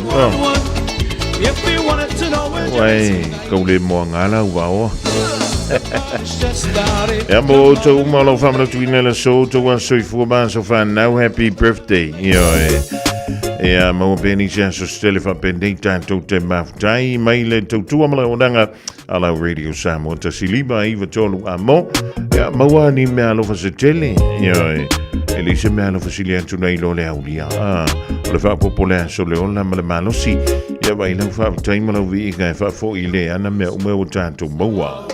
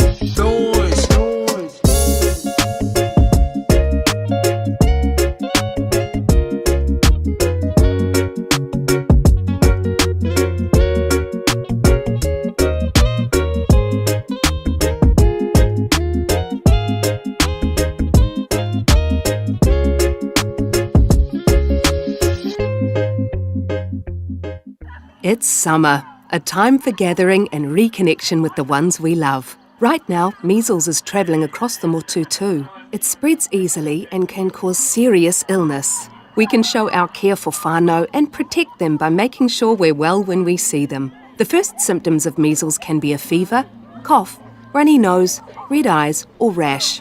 If you notice any of these, get advice straight away with a free call to Healthline on 0800 611 116. O e sauni malanga I Samoa. Manatua lola mona rentals o loo whanga solola na whabitoa e luas fulpasene pe a wha so pe siliatu e te whaonga I nai. So se ta vale mai le aso luas e fulu Januari I le aso luas fulu valu o Februari o le tausanga fau. E mawhaiona piki le ta vale mai le malaiva le lei whale olo. Po o whangali, wha pealo tātou o visa au tu I ala fua. Pe momoli e tofo I le whale tali malo o loo e wha mautu ai. Ai ngā whaapitoa. O lo ia tātou insurance cover e te fili mai ai. Ina nei tupu se whalawanave ai o lo iai le wha mama a venga. Maratua o lo iai le tātou account I New Zealand. Pe lafo sa fo I le Moana Rentals e whaonga ai. Le Pacific Easy pe whaonga fo I le credit card e whaatino ai le tongi ino lo sa. Mori si whaamtalanga wala au le Pacific Easy I le oval se lau. O tasi ono. Po le numera masani au kilani o le lua fitu ono fitu iwa fitu wha. Po le lua fitu ono fitu iwa valufa. Matala sanga e transfer o I le moana. Pea se siane I le Facebook o le Moana Rentals. Po le tātou upenga tawha ilangi o le moanarentals.com. Moana Rentals o laupa anga e taitoloina o iau malanga asiasi I Samoa.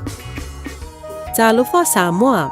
E mawhairu sosoni atu Dr. Chen I ngasi o le maisoka, toto maulunga, ti ngā le tino, whapaui no pauna, maisela, mangyesa ma le kānesa. Maua tia whaamamai lo puta ma le paste mo nifotinga ma le whaamanongi no lo fofonga. Whapea product po o loha e whisosoni e whaala ma le mole ma dark spots o fulinga. Ua tele ungali ua mawala tau pepe o nar sosoni a Dr. Chen. Ala au noi le lua fituono tolu fitu, lua fituono tolu fitu, pea fiuane I le lua ono Great South Road I Otahuhu. O mana o mie o e pose isi lo a inga se fisoso ani tau whi malanga inga mo New Zealand. Ima ta au pue peo le vaita mai no whanau po ngaluenga. A whaia lau tali o le ioi, wala au loa Ken Ferniho o le Fern Immigration Services. E iaila na laisene, ma o silia ma le se funu lima tau sanga hola na tau tua. E toa tele tanga tau o fisoso ani iai Ken, ima ta au putau whi malanga inga. E awhia ima ta upuna o atu le tribunal, ma apili le minister. Tanga iana e le Facebook, ma le upenga te whailangi I molimau. Mo nisi whamtalanga, wala au mai le Fern Immigration Services. O luatasi, tasi lima tasi, o lima. Odi sila tātou whaasalonga whaapisinisi le whainga o le Taeao I rau toi se fulufitu. Mala whapirutan tāle o lengtu lai valu tāle valu o rau rātu lea o tātou tala mai Samoa. Peo te pere mai ai le whionga I anga na mana au tanga vaia tipi au tanga vaia le rifo I vainga o le Taeao. Ai tova tala vantu I lunga o tātou wala te tele I le vainga o le aso I le pa ia malu awe tā vale ma lo le usu ma lo le wha ma lo si ma lo foi le au solo. E le iantu mai manu kau ne ianga I le siti wha solo antua I lunga I oi Albany lunga o le State Highway 1. O le wasi iantu le umi o le taimi ai tu la ma le wha minute mai Albany mo manu kau nei e tasi le tu la. Langa iantu mai manu kau nei ianga I tata tu I lunga o le State Highway 16. Ma le State Highway 20 e tolu se fulu ma le tasi minute. Vai si lau o le sau mai tata tu mo manu kau nei le awalala vale tasi lima se fulu ma le tolu minute le umi. Mai Bombay anga iantu le city ia ua whai ala si slope a. E tasi le tu la. Ma le lus fulu ma le tolu minute. City anga I Bombay tolu fulu ma le iwa minute. Ma le anga iantu le malewa lele o na ua whai si lau mai. O lisi o vaenga o le tanto awala. Awala wafe malanga inga o le rivaenga o le aso. Ma le tuain te o ti le saunga le mui lo wha tauta. A whai nei tauta malanga ma le whanau. Va ia neola tofu si pa. Talavanti a kilomente pesa mino Marietta ne mia Jeremia before Losalia Cronfell. Ma auto mana vale ma auto me li vango le so yoi ua ingmo fala au. Radio Samoa Tasili mai batolu Amo Samoa. Tosilima tu. Greetings and gentlemen to all the hammers around the world. Especially to all families who bring for us back home, yeah. We send our love to those who saving our eye, we call them out manga. Kamalo shoes of those got your back. Much love, I'm feeling a bit of in the love. Find it for you all. Special dedication to those who around the world. I'm feeling a bit of in the love. Find it for you all. Shallow, Naima, Summa, Shabala. Emana tua peso walu, lo wainga elenga lo atu, ete malu pea oe ilo watu.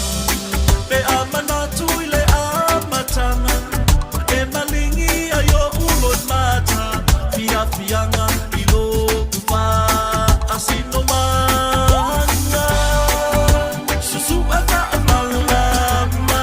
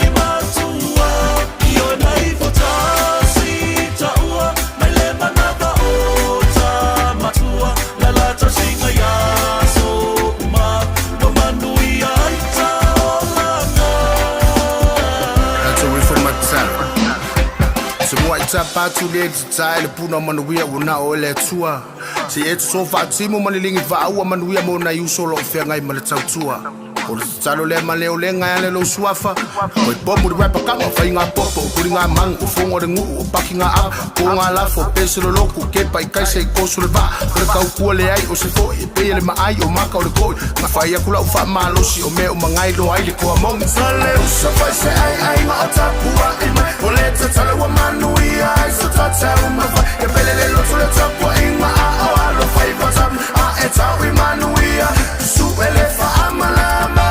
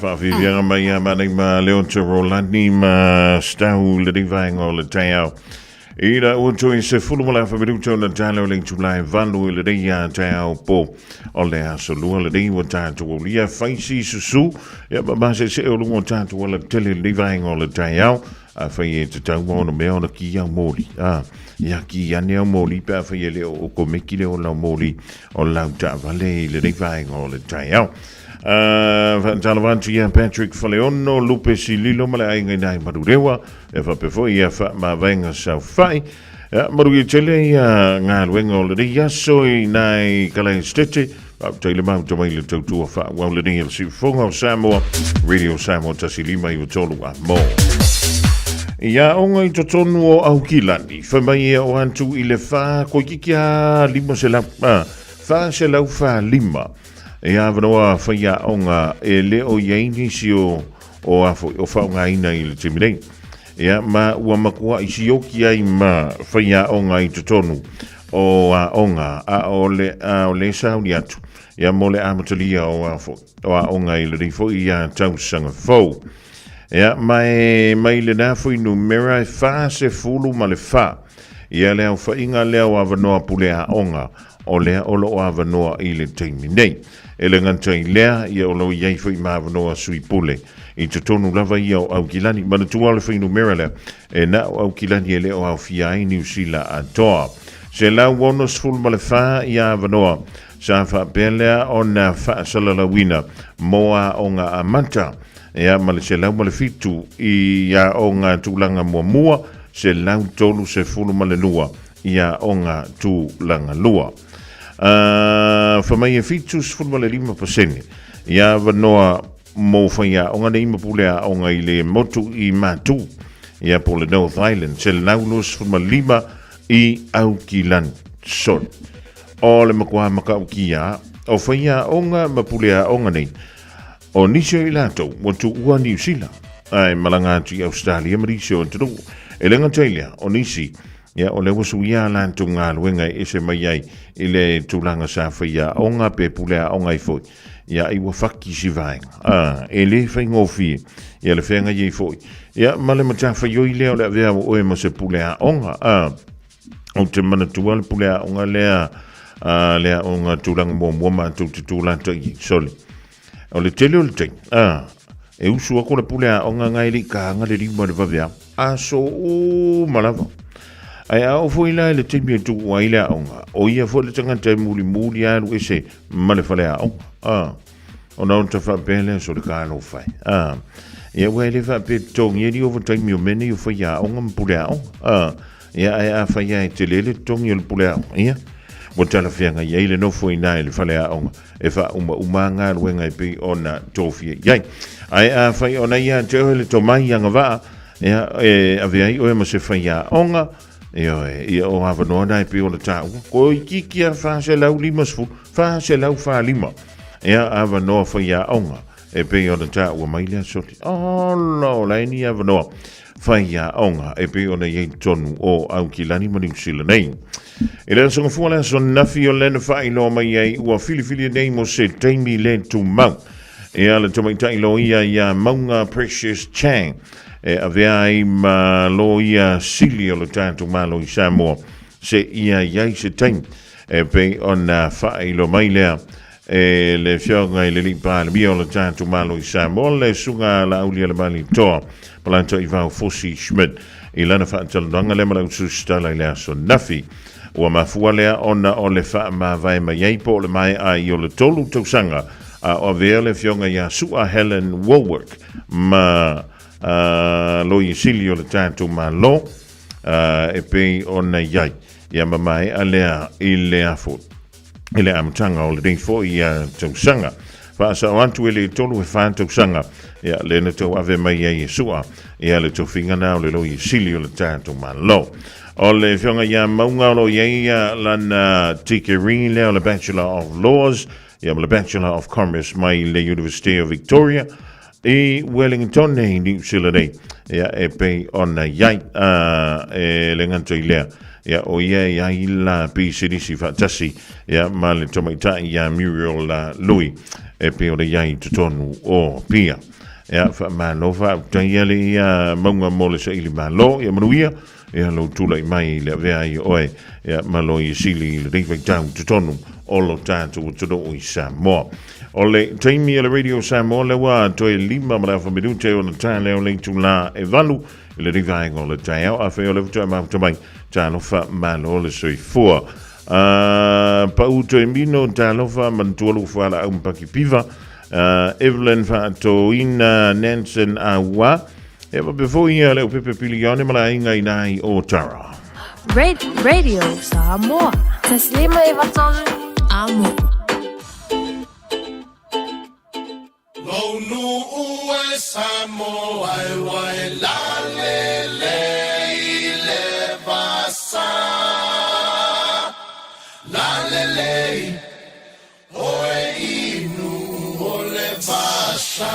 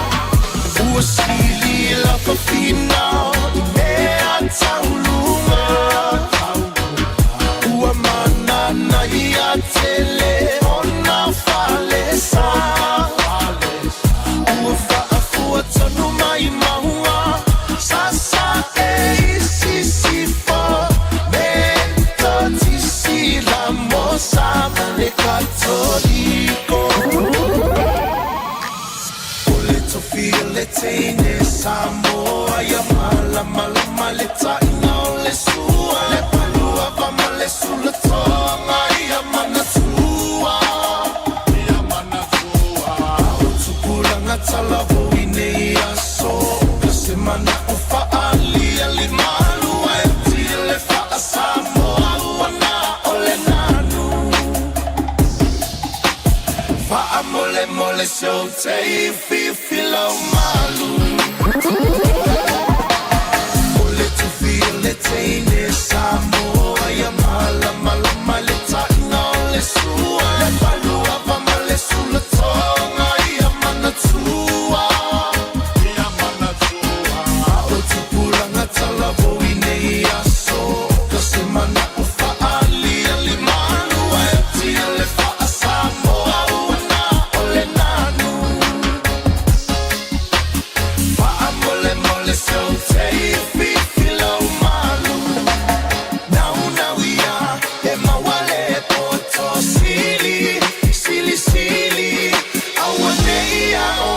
na olo lua ia sili sili lo loto.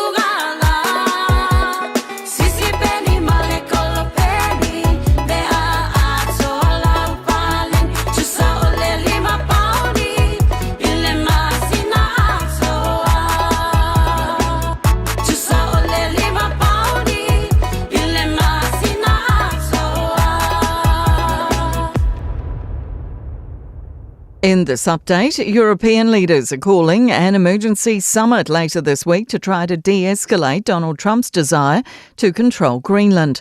The US president's threatening to hit 8 European countries with increasing tariffs from next month if he can't buy the Arctic island. Trump's told NBC he'll 100% follow through, refusing to comment on the use of force. Denmark Foreign Minister Lars Løkke Rasmussen says it's important allies show Trump he'll never get his wish. That signal is of crucial importance in order to, I would say, to push the Americans back into the meeting room as we agreed last week. Schools are feeling the strain of a growing nationwide teacher shortage. Around 450 teaching and principal roles remain vacant, 12% more than this time last year. About 75% of vacancies are North Island based, including 125 roles in Auckland alone. Secondary Principals Council Chair Steve McCracken says maths and physics continue to be among the hardest subjects to staff. But we're seeing a rise in any subject and any teacher overall, from English to physical education. Certain schools and demographic areas as well are struggling to find and fill vacancies. At least 39 people have died and 150 injured in a high-speed train collision in southern Spain.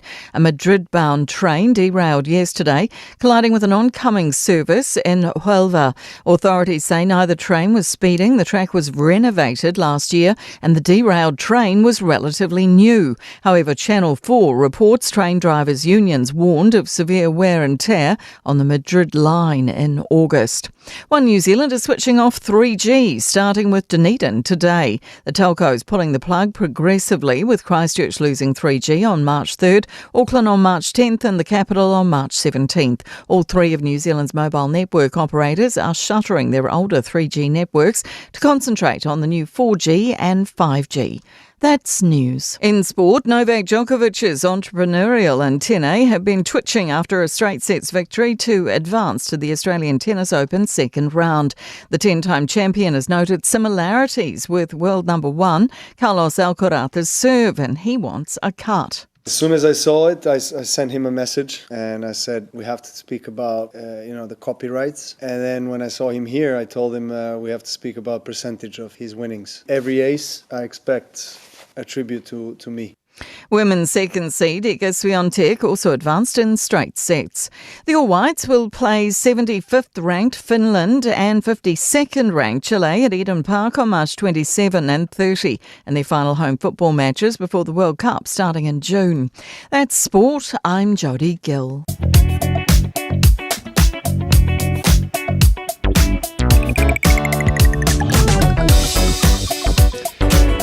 O le wa ono me lutu chene ling July valu fa malolo antu Samoa i tantu telefon mai Samoa le divang o le Taeao le timi ya tau nu mai tantu tala la fa pela ona long puili e lo tu pa ia ya malo to malu foi melo tu puilo tantu tro i Samoa ya o le tulanga nai fa malolo antu ai le tu nu mai ya ona oni tulanga le Fiafia i le ala o so tainga Olo fa pele ona tuai mai e tātou tala mai Samoa le rivaingo le Taeao. Ya, tuai fa talavantu ma fa maluantu i le pai ama le malu awe ta valeo lo anga i atu mo ngā luenga. Tute ma whaiva lo filima o le rifo i a salua, ma lo si sila malo le fa totoa.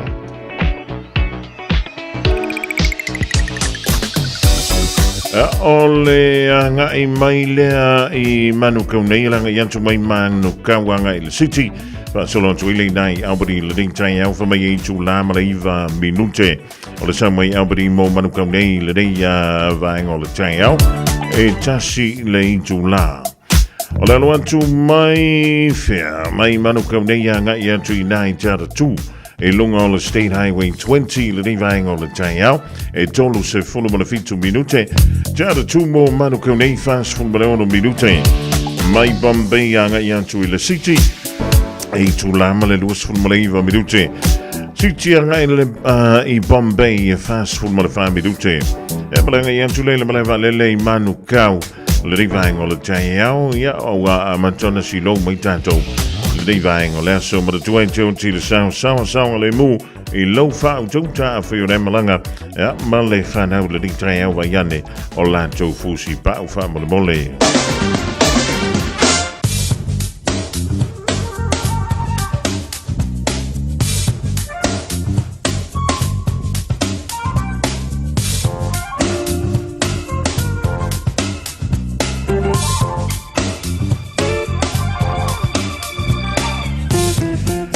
Venga le tātou tala o le tau mo le so ma le aso a Taeao mo au kilani ma Samoa e pe ora wina mai le official va i tau mo lo si le fia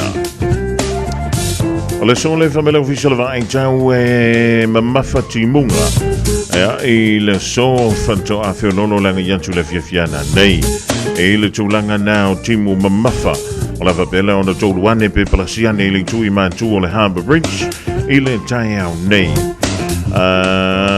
Saviliangi mai le tui sa sai e ma lo si le tō whātau tau i no whanga ta lai lai o anto le sawa o i Savili i le valu se 4 kilomita i le itu la e i lea o le mawhanawhana o au kilani le soe lus fulma le tolu tikeri o lo na Malu i le poana nis fulma le iwa tikeri e ngoto le la i le toi sfulu iwa minute e le itu la iwa i le poana nei O le venga mola soa Taeao e o soa ne le lai le lusu fu toro midu te ai leono i le Taeao mo au ki lani. Whamai mamafa timunga e lea soa Taeao. Ea bisa la vantai meo lea woli. Ma losi savili meli tui sang te sae. Fa solo i dangi mai lele tui man tui sae. E te meo le Taeao. Whaantala whaantuai leo lo tātou turu i Samoa ma lo le usu ma lo le wha ma losi fo i ngā ruenga o le nei a sofou. O winga o le taumo Samoa se vaenga o pēr ma o le eola o tauto pei lungo Samoa. Mai a wia timu wha pēr nei wila ma whaintili e a fiaile turu i nisi o taimi. O whautuanga o timunga ma mawha o lo wha ma lo si a pēr mo lau furu umo Samoa. Fautuanga mo lo longa lo wha malu si e pēr mo vai tafe ma lo whanga mo le lalo e a fiango fie. Lo venga mo le soe a wawa i nisi o taimi ma timu o tolu vava saloai e ma mawha ai pupu wha pēna i wila ma whaintili. Lo venga mo le soa Taeao mo Samoa o le ato ulu vava saloai e a nai timu. O le tulanga nei piona i winga o le tamu i le so e a anto i fo e ma se vainga i le soa Taeao mo i tanto nei au kilani wha a pēr fo i Samoa.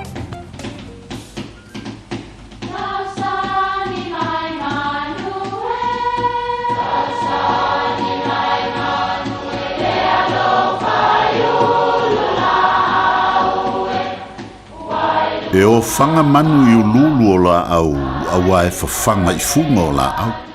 A o le tangata e whawhanga i upu matala. O le mawhileo o alanga upu mamuanga ngana Samoa maona whaapongai e a fua i lona si o mianga. O lona lea sao i le whaatufunganga o le iloa whaale aso mai le tautua se ia o ina pule. O alanga upu mamuanga ngana ua lanto mamanuina le tō whamanino a Samoa, mana tua foi, e tāo fitau muli le atunu. Ia o ngatasi le natu malesi anga. O le natu malesi anga, o la au mango e lua, e olo whaatasi ia vevela e tupu ai le afi. O le natu o le fasi la aula i titi, e fisi fua i le lautele, po le lauiti o le fisinga o le si anga. Lea o lo whaata oto i lalo. O na fisi lea o sina vaenga o le la au ta oto po o le si anga, ia whetaui ma le mata o le natu. O na olo lea pe si olo lea o le natu se ia o ina vevela, ma va ai ai loa wasu ma a mata loa le afi. A le whetaui le mata o le natu ma le si anga, e le mawhai o na maua se afi. E masani o na si o afi, ia mo fua fo ia ua mango lele. Ia o le tangata ua masani le si o afi, na o le valua na ia na olo a e pupusa mai le afi. O ina fo ia mauti no ai, e malala ola le la au o le si anga. Ma maua ai loa le alanga upu le nei, o upu e fau tua ai. A ua fai ma a mata se mea, fai ia ato atoa o na lelei. O le tātou o langa le nei e le aise isi e tū wha maunga. Wha toa atoa mea uma, pe a tauto o lua ina e le atua lo tau soifua ma lo wola. E winga tutusa le upu le nei ma le isi upu, e fai i tau alonga tautai, ia o ngatasi le futia ma le umele.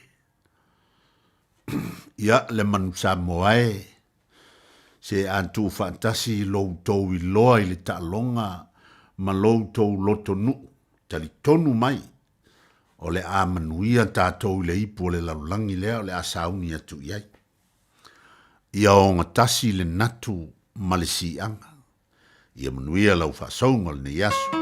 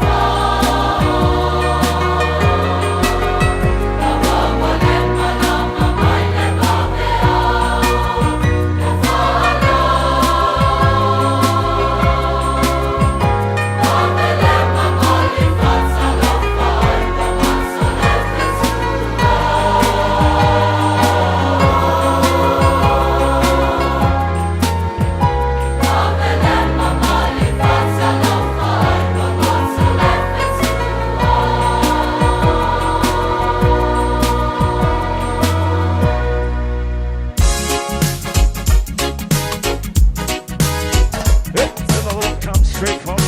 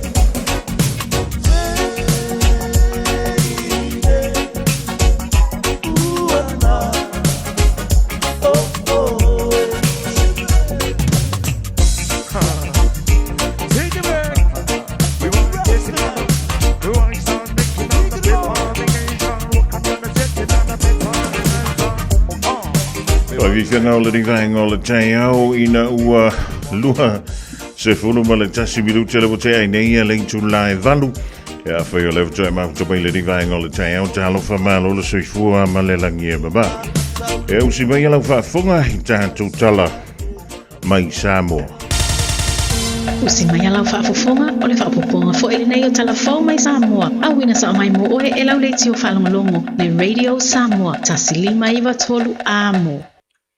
O te whatalofo e lo tātou o tino o tātou whelo ai fo i nei aso fau, tala tau longo usi mai alau whafonga.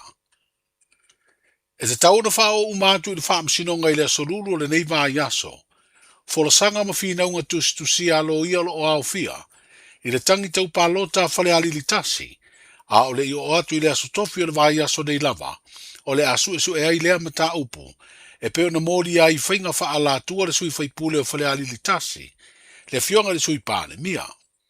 O lo mori a fo i le fionga ato e lupe e maui au tele pōmuri nuku o le semo, le sui na lata uwa, o ia e ana le tangi le tō whātu i loma tusa lanselota la meko, i tua inga fo i o whainga wha ala tua, i le wha o ngāo tupe whāto sinai, tangata pālota. O le songa fua le vai aso le neina toi whonga i naile mata upu lava le nei le whaamasinonga, o whainga pālota, le alo se e iei le fionga le whaamasino sidi, ma se tasi o whaamasino o le whaamasinonga maulunga. O whaailoa ai i ia tau warumanga, a whaiele maua mōri mau e to lua lo sa i dia pēr leo leo, o le a whao ngā loa mau tu sia ua mai atu i nā tua ia tangata, e lima te inai sua ngā whaamasinonga. O tua inga lo whaailoa i mau tu sia lo langolongo ina le mōri mau e to tasi, mo le tu tangi na o atu i le whaamasinonga, I se tasi o wala aunga o le tangi lewa le nei tau palota, ia te se mo le tau sanga o mawai. O tau o manga fo le nei mata upu le amatanga le nei vā yaso na wha ilo ai.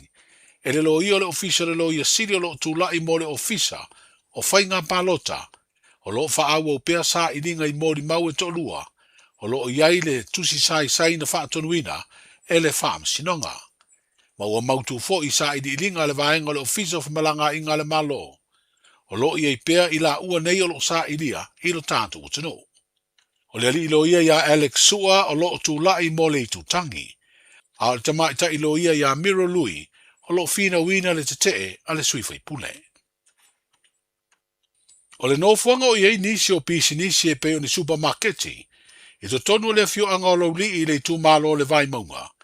O le a vea se vai ngā whanua umia sa o loto lo tu le lata i ai, ma ua whaatau e le kale sia Yesu Keriso le aupa i o aso e ngatai, e fausi ai le nofuanga tu tonu, po se steki a lea e kale sia. O le steki lea nu mau upolu steak, lo aufi ai unite po wharasa iwa o lea e kale sia, e aufi ai au lotu i fusi o vailoa, eva, solo, o le fioanga o lo li i le tongo, malua tua no. E tu sa mare wha eka le te leo le whanua ua whaatau, e le kale sia o au e le tau e tasi tesi ma le tolu, miliona ta la, a wale fausi ai o le no whanga tu tonu, leo ua fuafua e amata e le masina nei o na ngā wenga. A whai e tau lau o wha mai mua mato te tai. O la amata mai le tongo, e tingi lutu anu o steiki nei, e wawai e tulola ia solo, e anga i leo na maa atoa. A le teimi la nei e steiki ala lea fi aiso solo ma lai tu a. Wailoa anga i mai nei e whaangata mai le tongo. Lea au tu o le no whanga tu tonu o le kalesia nei tu o le motopo. Ia o le fofanga le kalesia ia whanga poto mai ia ana whanau le kalesia. Ona e pu mo o tele no whanga. E paule o no whanga pitilo te le lo mo e loli. E o mai e fo whatau o le kalesia le whai o no pe ai talafu. Whatau sawa e lo wha mtu atu e no ma le ainga. E se le ni o le whanua. Lea ta ua mo lo tō a steki a mese tangata lo loto le kalesia nei wha i tuopo. O le whamai monga o le tua o tātou mo ana whanau. Pe whea lava le kalesia te au auna iwa lea. Ai maua e oe le ola whatua tuama tātou lo soifua le tua. E te alula ina nā whatua tuanga. E te awhi mai fo i. E vivi imta, e whapena fo i mata fo i au aunanga. So lava se mea e iei le tua pe awhai tātou te ola ma le whamaon. Lea se tau o le nei no whanga tere la fausia. I le amatanga me le pea ma le tesi tolu mui ni ona le tau a tolu whanua. Ia e le i toi mai a ona toi ilo ina le. Le au whainga atoa le ua ngotu ai whanua. A le ala le tau atoa ma le no whanga le la fausia. Ia, mo le whawsi. E la fua i le tau atoa mea ia. O le i maua mai se tali mautu. Ia na se whaatatanga na o le nei ngā ruenga. Lea se teimi e wha moe a matana pa o e masini? O lea se ruas fulu ono le masini lava leo ia nuari. Me foi leo whatope ni ngā ruenga. Ia amata ona e li ina masua ina. Whao ngālo mo le veaso le mo le amata ina ma. Sautonu kontarate e mo le. Se whaatarananga me le fionga maposua tua i malo sa le posi osi, o ia leo le sui o le vā i fafo, o le steki anu mau uponu. O le sauninga na whaapa i ai le whanua, masua i fo i le whaelo ngai le amatari o le ngā luenga, o le a fausi ele no whanga tūra tonu o le steki anu mau uponu, i le fio anga lo li, na a wai ta i mau o lunga o le kalesia, a Yesu Keriso le aupa i o aso e ngatai Samoa, whape ai sui o lotu ese, i te tonu o le steki a le kalesia. I le whaasfuru ono le nei o tausanga talu na le to e tasi le pulenga, o le ekalesia whaapatunga kerisiano Samoa, e peona sa iai tausanga utonai, lea nao fi ai matutuila ma manua, ina ua tuto tasi le ekalesia i Amerika Samoa, talu mai le tausanga e hawhi se lau walu se furu. E leo motu si ai so tanga o le au whai ngā ruenga whaife au. Ma e o whaururu i ai, le e whaka asa i Amerika Samoa, ma le e whaka asa i Samoa.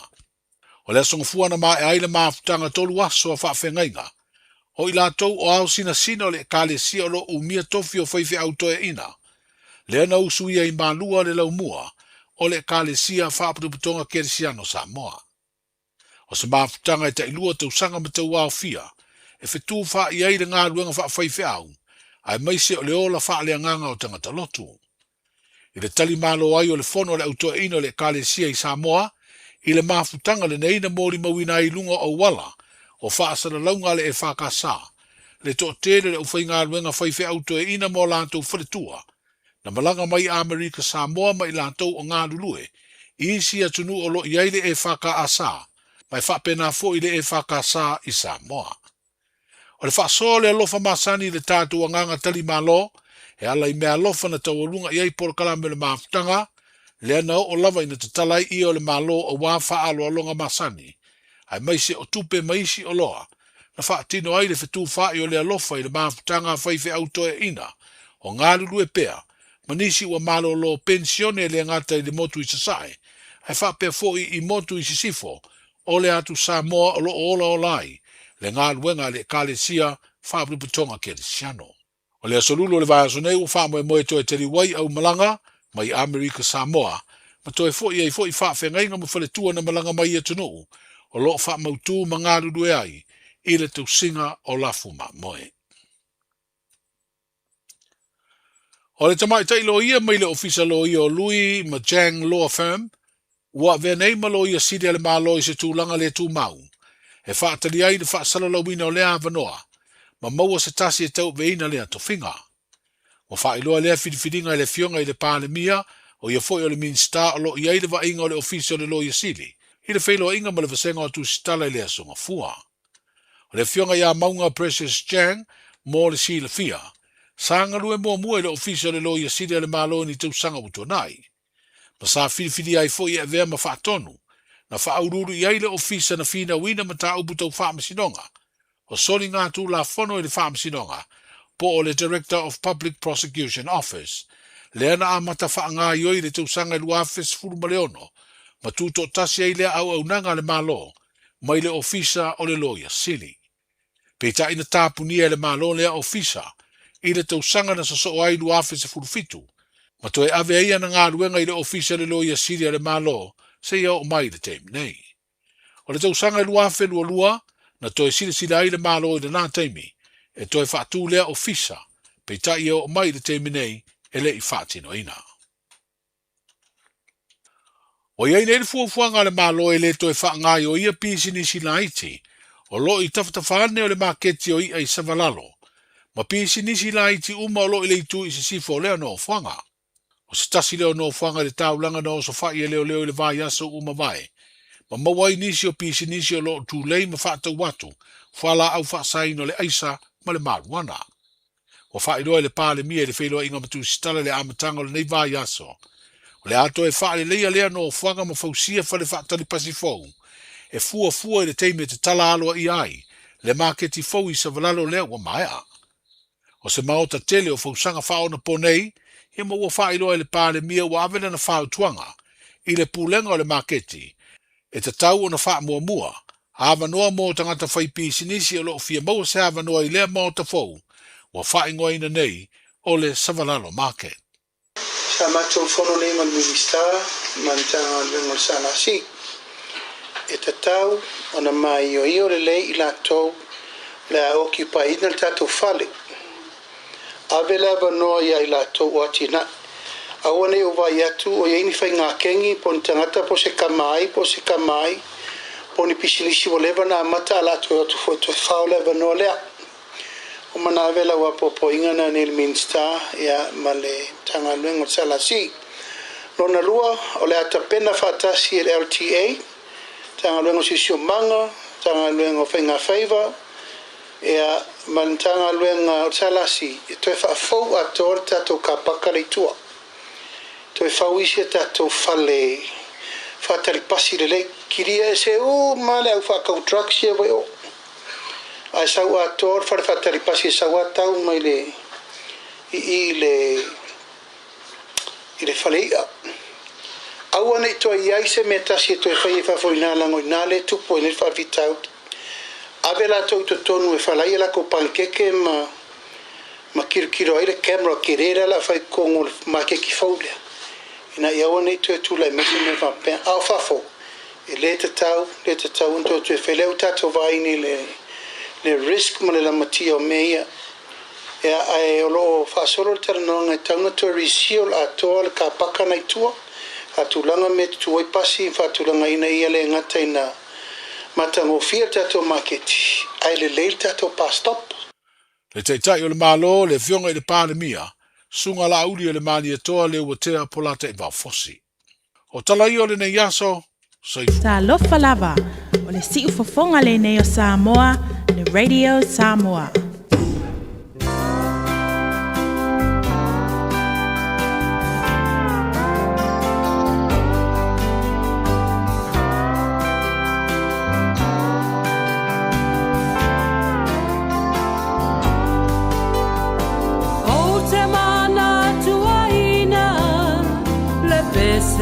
Na taina a o e o poina u i le siva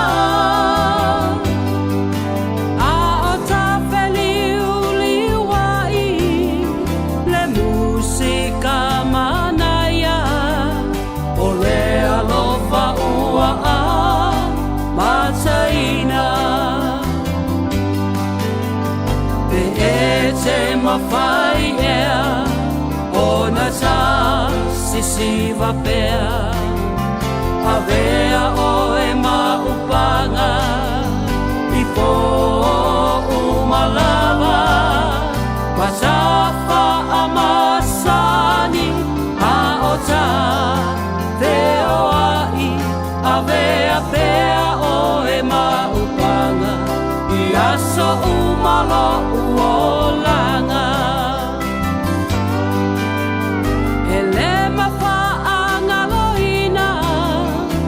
musika manaya a o ta ulima masisiva a o te patu ma o manatu natu e fia vea pea oe moa u mawhai ea o na sa sisiva pea avea o e maupanga i po o malava matafa amasani a o ta veo ai avea pea o e maupanga i asa umalo uolanga. I'll always remember the song they were playing the first time we danced, and I knew as we swayed to the music and held to each other, I fell in love with you. Could I have this dance for the rest of my life? Let you be my partner every night. When we're together, it feels so right. Could I have this dance for the rest of my life? I'll always remember that magic moment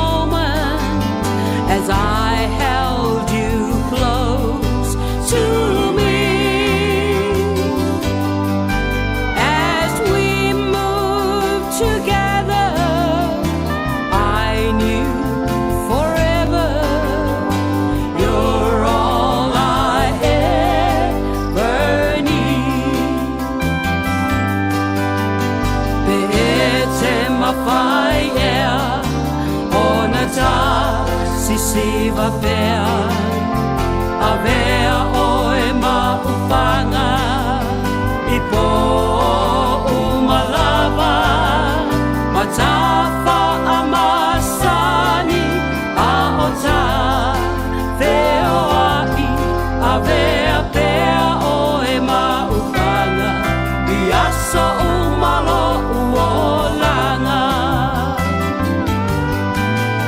Could I have wished and for the rest of my life that you be my partner every night when we're together it feels so right.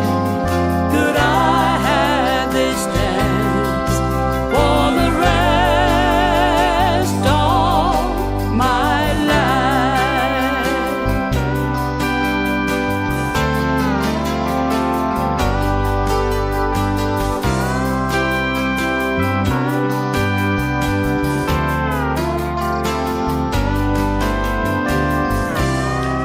Sufumali o Larry say le fanto le taulanga I Samoa ma le pese o te mana tuaina le pese voi le taina o lua sisiva ma le tuaina pole no matua o le dansa fa funga le tru ile o danto le tato tala mai Samoa ile Taeao nei pole ri fo ya so lua pe o le tapereina ma funga danto le fionga yangal malabana o tanga vai tipi au tanga vai fa malulu tuai ona o le tuitau mai o tātou tala.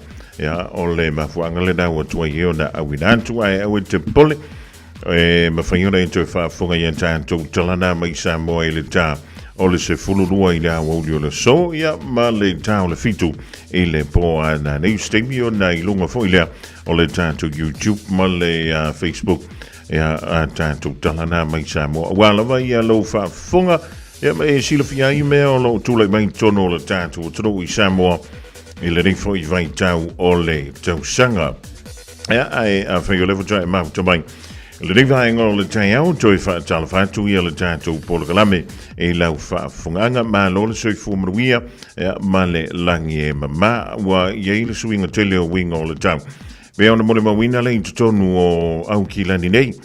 Ia e o le tolu vava solo wanga. Ia o le tūlanga I peone iei lam ta inga le pei ona tuina mai. Ia o la o hawhiai Northland o tātou nei au Kilani. Ia whapefo I Coromandel Peninsula. O lamata inga pei o le tuina mai le ofisio le va ai tau I le so. O lo ienti munga mamafa mo le asonga fua le aso nafi. Ia antoai foi ma le so le aso lua le nei. Le nganta ina malolosi savili palasi maiti munga. Ia, ma le tūlanga foi pe ona yelo toi ngā timuna e pe ona masa al pakeke vai. Io e palasi mai ia, io e makuama ma falava. Ia, le mawhiona tātou suia le tūlanga e pe ona iai ia le suinga nao le tau. E pe ona iai, a mai le aso anafi. E o mai le so. I Northland Lavaland ia, o lo yelo whamba mo e palasi le Swatimu. O antulo na Fiafia le se lau se fulu milimita. O lono winga, o le makua mamafa o timu. Ia I mapito no uia sa lava o na o ieni lolonga, o le matoa wha ina ni su pito no e pei o na iei nei. I le tu I mantua o Kilani, va meo le tu I mantua le Harbour Bridge, Great Barrier Island, va before ia le Coromandel Peninsula, o le aiaia timunga mamafa mai le Taeao le so. Ja, mai famai le vale o le vandu se fulu milimita ngai se lau lo se fulu milimita le Fiafia le suavai. Ja, ma le tu I se sa e o au Kilani e o antu I le Fiafia le suavai timu I le se lau fa se fulu milimita e pe o le ta o mai le ofisa o le va ai tau o lona winga o le aso le nei. E matua le au ngā le me ka o le I faitanga ia po le I solo. E lea o ngā fwoi ona tau lautanga me I fafo se I vangarai o nai matua malu ia le whaantoso fwoi o lau maunta po o lau lao. O lono e au ngā le ave o tātou tanga me whaamamango I whale tā lava lava. E te alu te nofo le le iai o ma vili la wa tanga mea ia ma e whaalongolongo i le tātou wala leo ia ma e tala noa e tui seis tangata uma ua mamango ia ngau le leile au tanga mea le whainga e sei e lawisi a koe malafale ia ma sei sui e lau wa inga le ria solua e ui ia o le wha manu mai winga o le tau i au ki lani sautere ia winga na o le tau e au na tātou whai te iai ia o tātou i le winga so tāpenanga o whanau a onga ia onga ia atono na fuwa a matau na tumu ia no whangai whatau i nai mea onga le whanau ia vai foi se anto tupe se simba se kari te wale i loa pe pa u ia ai tu le le whanau i le whane ia a whaiau na ia le tangata mwhaiora no fo i le whale le vai le whanau o le whautuanga ia le tātou program sili e le whanau no fo le o le whanau i le whane o le wha le tontonu winga o le tau ia mi se le whaima tolu mai o timunga i le taimi ma le taimi o le Taeao nei am le nei fo ia solua i na nei taimi i se wha le tonu tele ia o nei malu i ana i a tātou alo ma whanau o nisi na vaenga mo lo si la fia le ni Taeao whaatala whanau e leu so ia pasa tau filau sulu i whale ese fia me si paia ia ma rienta mautou ma la volema huto mi le di vaenga o le Taeao i le tātou tautua ma lau kama leo pesa mino leuta ia le whautua umana inua na whala au i oe ustai ia mami ma le fo mai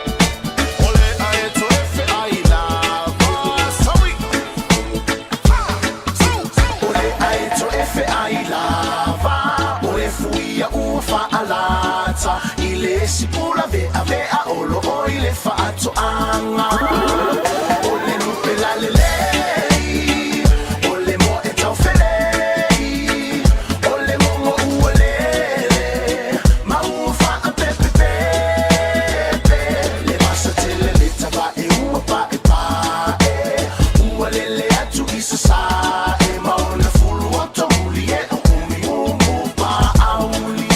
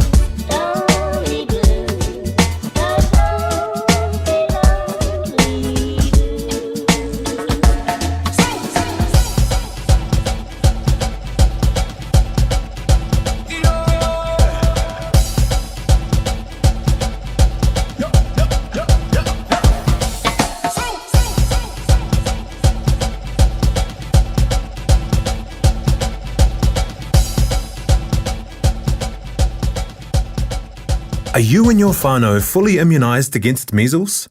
Measles is serious. It spreads fast and can cause severe illness. Your best protection is 2 doses of the measles vaccine. So, now's the time to check if you and your whānau have received both doses. If you haven't, it's not too late to catch up. Book your immunisation today. It's free for most people. Find out more at info.health.nz/measles. Maruia tau sanga fau Samoa. E Fiafia in toi whai loan tu o lewa toi amatalia le stella mo le tanto wā onga tu spaia le Auckland Pacific Bible College mo le dei tau sanga. Talia so se tasi se fuluwalu tau sanga nga ilunga so se ekalesia e ta tala le avanoa e ta pena ilo so i fua a wale fo launga i le dei tau sanga. To atusi tolu 7 Avenue i Papa Toi Toi. Morisi whamtalanga wala au le olua tasi o lua lima tolu ono tolu lima valu. O lua tasi o lua lima tolu ono tolu lima valu. I've got the power. Talofa o waleni o se electrical inspector Samoa tol sulima tau sanga tau tua ma o resta leino fo i mole wa ino lo mota fal sam fat fainga luenga fa peli pe ino vai vela ma o ngaumu fal au mai lo waleni o amos electrical il o lua fitu lua no tolu no fitu no lua o lua fitu lua no tolu no fitu no lua. Aloha, se tula ting mi ala radio Samoa le toe whamara fa vidu tun tale o le tula. Eva le riva o le Taeao fa talavanti ai rodi sonti ma le pasi tolu valu o ne hanga i le baleva lele. Eo Eva ei foi ala pasi nei tewa e anu le moli mumu. Mantano for Florence Ioane ma le le Taeao Junior tui racing anu. Malo le usu le riva o le Taeao fa mai le afo. Officio Femalanga Inga Michel Matanga Wengo Leo e wi le fa le tonu mai winga o le tau. Eleni fa le lave Montreal tu le mai lungo tanto wala tele. Le ni vai o le Taeao. A feo nei te blanga tu mo le siti mai manu ko nei le ni vai o le Taeao fa solo tu nei Albany. Tasili tu lama le ono minuto le umiola fainga malanga. Albany I manu ko nei e lungo le State Highway 1 Limas football tolu minute. Alanga yentu mai manu ko nei I te ara 2 I lungo State Highway 20 mala State Highway 16. Tolu se fulu male lua minute mai te ara 2 mo manu kau. E fa se fulu male tolu minute. Mai Bombay fa solo tuai tai o le city. I tu la male lua male se fulu male iwa minute. Ole Samuel City mo Bombay le Taeao nei fa se fulu minute. E malanga yentu le malanga le ole la vai fiolono mai le pisi. Ole ni vai o le Taeao. Mara tuai te oti le sao ngale mui le ufau tauta. Mara tuane le fusipau. Ia po fusipau fo ia lau pa sese. Ai misi le fan nau pe a fai tau te anga yantu. Mo le fata wina leo la to mea onga. Ia ofua onga. Ia matulanga umata wa onga I le ding Taeao le asolua. Talofa o to finga le tau tala ma eselo Fiafia whanonga le breakfast le radio Samoa o te maa o nai.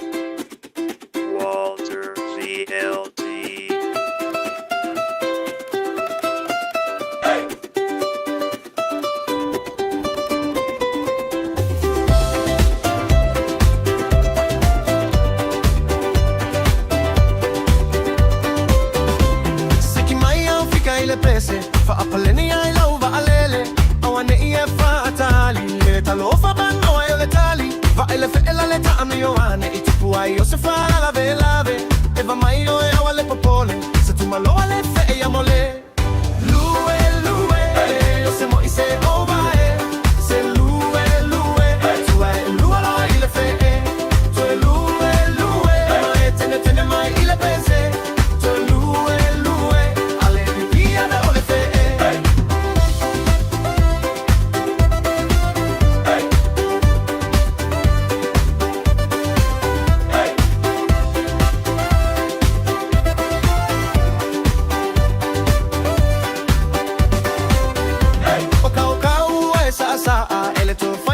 esa utala le anga etele I mawaina la umai le sa wanga ngai naina ono saila ya lo loto ta eva veva lo ile fale olo mai su e mai yo se tala fae va sa mai lunga lue le yo se moi se ova se lue tu va lua lo ile fe tu lue ma etene mai ile pese tu lue me te via vele fe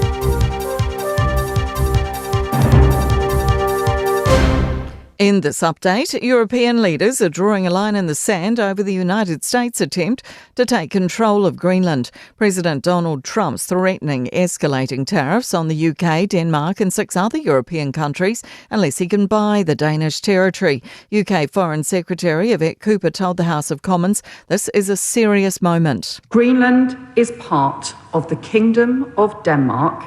Its future is a matter for Greenlanders and the Danes and them alone. Meanwhile, the Danish Foreign Secretary is urging allies to keep up pressure, signalling Trump will never get his wish.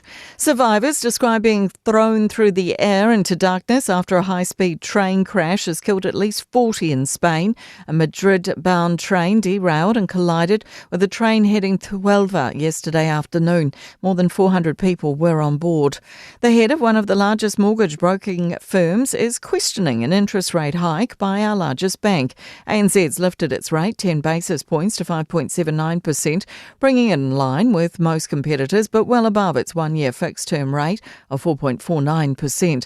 The bank says it's responding to market conditions. But Squirrel Chief Executive David Cunningham says it will impact anyone who doesn't renew or refinance straight away. When your fixed rate finishes, you automatically roll to floating. So that happened to me last year. My loan rolled to floating. I forgot. This is what happens, and that bolsters bank profits. A third shark attack in Sydney in just 24 hours has forced authorities to close 20 beaches until further notice. A 27-year-old surfer is in a critical condition with leg injuries after being attacked at North Stane Beach in Sydney's northern beaches last night. Local Blake Beveridge has told 9 News it's happening too often now. Something's got to be done. I love sharks, I love the ocean, but I love my home and I love my mates, and I hate seeing everyone like this.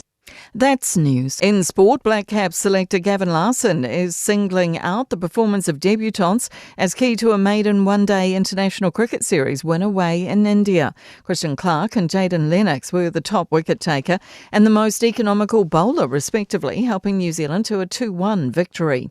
To the latest Super Bowl band appointment. Don't wanna be an American idiot. Green Day is set to perform at the NFL Showpieces opening ceremony on February 9, New Zealand time. The band will play a medley of hits during a past players parade in Santa Clara, California. Elsewhere, singer Charlie Puth will belt out the US national anthem and rapper Bad Bunny will hop onto stage at halftime. That's sport. I'm Jodie Gill.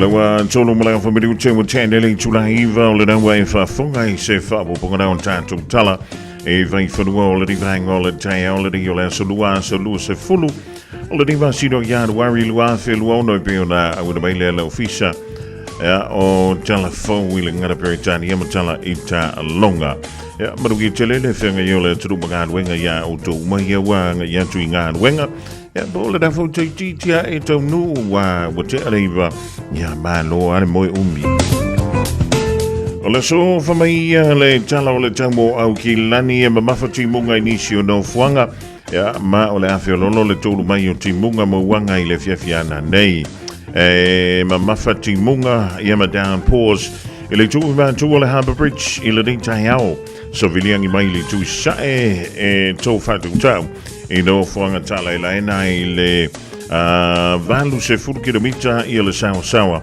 o Savili I no fuanga tala ila Ewi leo le mafarfana o le somo au kilani lus futolu tikeri o le Malu I le poana nei se fulu maleiva tikeri ngoto le lai le tois fulu iva midute I le tula eiva I le poana nei O le venga mala so Taeao o so ane le lai le lus futolu midute te ai leono I le Taeao e yai timunga o la fapelea ona yai ma timunga mamafa I teimi o le awoli ma lo silangi mai o savili mani tui saute I se sae an Taeao fa solo I nangi mai le tu I ma tui se sae I se teimi o le Taeao Toe fa tala fa toe lo tanto o tunu I Samoa mafuto mai lunga o le tasi o ono tesi ma le tasi fa mo Ja, maar se voi longa le tātou YouTube, ma le Facebook i le ringi a Taeao. Malo le usu malo le wha malo lus. O winga o le tau, se vaenga pe au mamau le eola o to pe lunga o Samoa mai au mai a timu. Wha pēna i wila ma whaintili a whiaila toro i nisi o taini. O whauntoanga o timunga ma matholo wha malo sia pēa mo laufanu a uma o Samoa. Whauntoanga mo lo longa lo wha malo sia pēa mo wain jaffe. E ma do whanga mo la lano ia fiango fie. O le venga mo le somo Samoa au oe ni tu taimi ma da timu e tōru wawa solai e ma mawha ai popo wha pēna i wila ma whaintili. O le venga mo le aso Taeao mo Samoa le an tōru wawa solai ia nei timu. O le tulanga nai pe o nei ei winga o le tau. I le somo le aso Taeao e le nganta mo i tātou i nei au ki lani. Ewa before i alo tātou wha sinamanga i Samoa i rau ona minute o te ai nei leitu la eiva. Ua na o le Radio Samoa se furulima iwa toru a mo e tautuaina o e ilaungangana fitu aso le vai aso.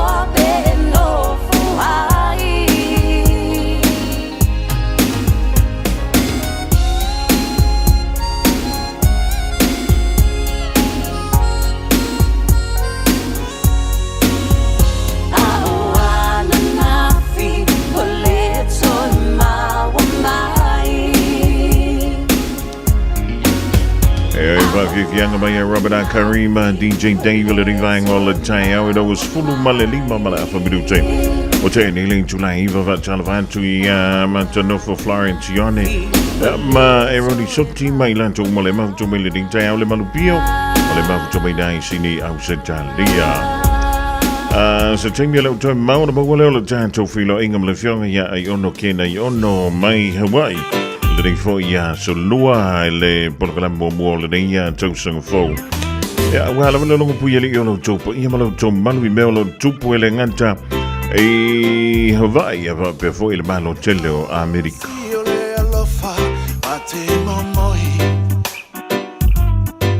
Aole onga te tonu lo fatu wana oi Olo manongi o te mana maina ya soma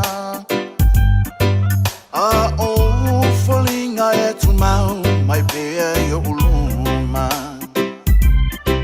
A olea wa e tu ua o Oia we tu ia no fatu Waole mau tinoa Lua lo fale na wa eiloa E tasi ai a fe Oeole auro lo taimane La upele so usese Ya la foane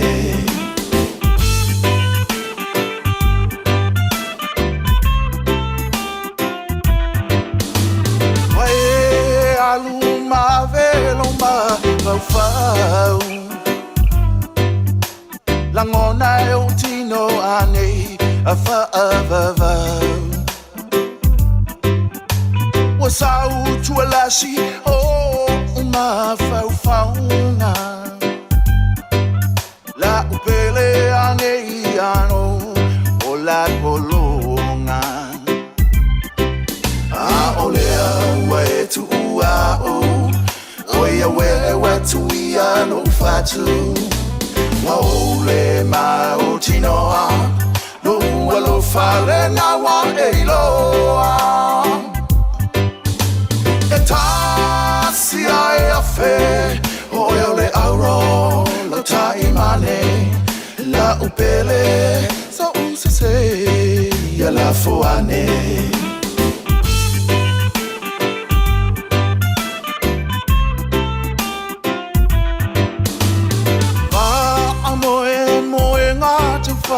Tau po La e manonge o le alofa A soilo uola Te u maui o ulima Masapa sapai Se pese mali e usu E fiafia A olea wa e tu ua o Oia we tu ia no fatu Waole mau tinoa No alo fale na wa eiloa E tasi ai a fe Oeole auro lo taimane La upele so usese ia la foane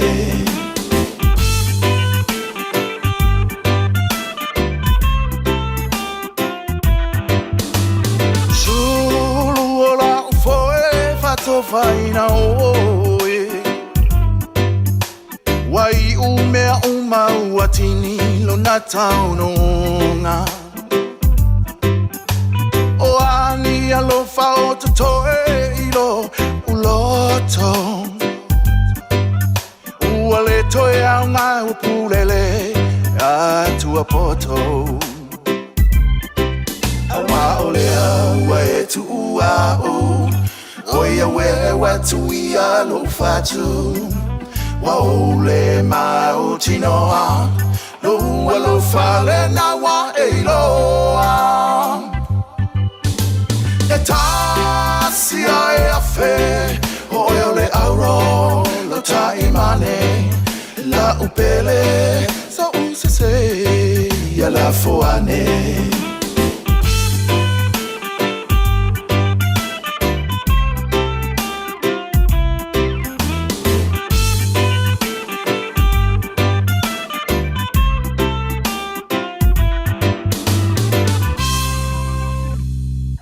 summer, a time for gathering and reconnection with the ones we love. Right now, measles is travelling across the motu too. It spreads easily and can cause serious illness.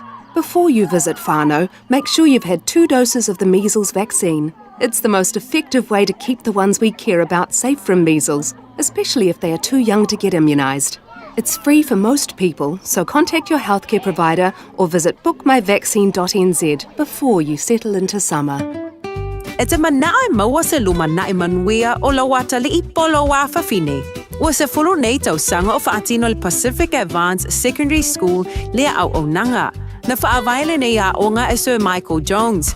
E whaonga I nae ngana le Pasifika I le NCEA. Maua fua o fua o ngā toe lea ni pilia onga. I le tau sanga lua o loa whana maua lunga I le whainumera o alonga whana wale pass na au sia tongi e ulufale ai I le universite, po le university entrance, I le tele o kolisi I au kilani. Ua uti awa noa mo le lua o luono, mo nisi whamtalanga wala au loa le pass I le ovart se lau valu o fitu lua fitu fitu. O Varselau valu o fitu lua fitu fitu. O le Casa Beds and Appliances, o le tali o manaonga, I o loa e whaatotonga ilo mauta, ini tau le lei, toi anangata, le mawai moenga ngā o si tutono New Zealand, wha apea se tino fōa le potumalo lo, lau ai manafoa, TV, la au pese, usa aisa, masini tā lava, telefoni Fiafia, maisi. A fiu ane loa I le whawhituwha Great North Road o tau, po le tolo fituiva Great North Road I Henderson, le Casa Beds and Appliances, telefoni o valu se lau, lua, lima whāwalu, o valu se lau, lua, lima whāwalu. Tasi lima I watolu amo. Radio Samoa.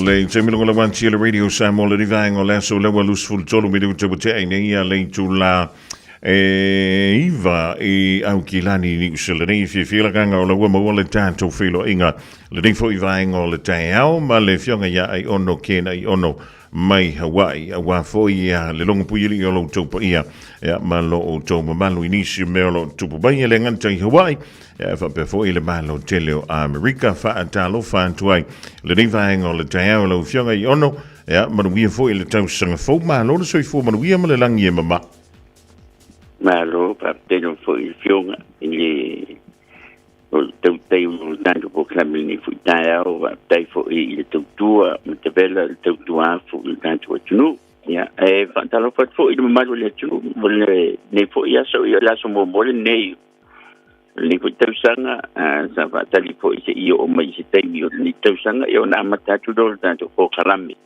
il ne fo tu o le langi e mo peo na avelvi inga mai fa ni tanga il tanto tua o tanto che me fo nei aso ma tu tantaro fatto do malo le tunu nei fo tau sanga wa fe bo sumleono nei tu o United States of America fatto fo il senga fa tengai nga taulangi fa taulanga e se le tunu mai se te po inga maru tamam tina mat tua ya wa po se lu mana in wi o a inga mana tunu tau tol ne ta zo le tu sa wa tu manu nan se America walo si fea I me o lo tu po a fi Samoa lo tu o ta le Samoa ne tunu ya ai tu pe no fiong tai pe se pesidi po se tu lang po I po ona ta no tu ya io na mata tu sa ta report po I dam tangle ni ta sang fiong sama ma lo le ai fa tai ya o le mento ni o le tanto filo I lo monu ya ai e pe o le tanto le doai tua anto no le vai so asau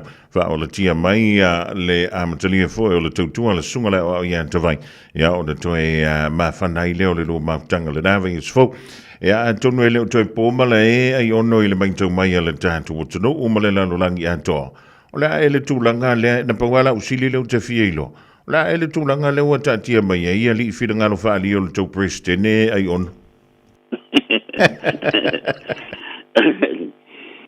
o te leo lole ia o ai e sa mata tangata ni ku atu no e tau se lau tau se 5 miliona tangata ni atu no ia masalo a fisili fo i le tu e a fo i sapsapai al presidente ia masalo Fiafia i mo tu kwai ia fai fo e fisili i le tu e le Fiafia i tu langa lo ia pro kalame fantati al presidente musalo pe il manatu ile musalo poi se va no fa le tonu o le mafo fa o il presidente no il meglio lo yeni wa fa sa o lo le al matu presidente lo yeni ma tu fo tato na tanto vola mai tunu na avemo colonne o tunu tele nei na se rica per anni siamani Antatu no fo mata ma fo wina vai tai nyaso antatu fa nola ia tunga pam talanga yo lo tongi mai tanga tendi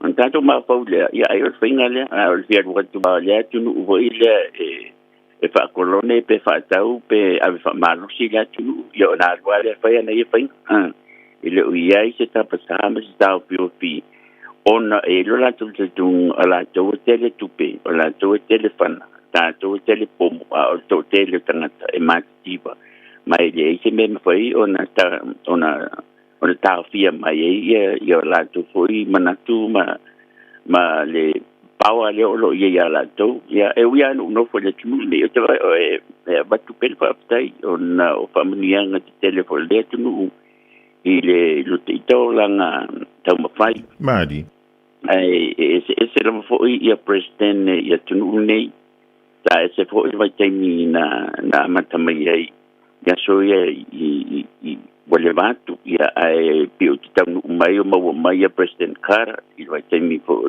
fitu ya na faso solo mai o Reagan ya also mai a Bush ya Samoa Clinton ya ma tau mai a Obama o le president pitu ese la nele o ai mai o tunanga fo ile pe e tama pai fo ile e talepe ia tuna fono ona tama faile o tangata o il famasino e tama fai e tau fimbai ai ona no binga e toi atu wai melana le tupune le mele e pe ole fo i ole amata mai le malo ia le fo il sava vali tu la fono malalo inga fo ile le tu la fono vai le tunu ai pe mo fa saolo ia ngadwan tawo fo mangadwa nga presidente lo yindi e tawo fo ile la tu su etangata ole o lo so tu la fono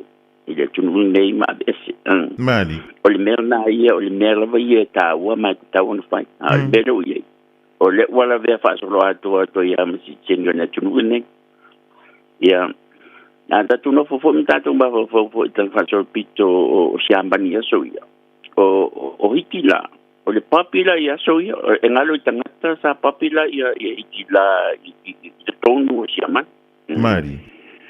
Ba na Fiafia ia tangata. Ono o fa longo atu ia tatu te sei tangata Israel mo tangata ia o fa saolo lembe malema.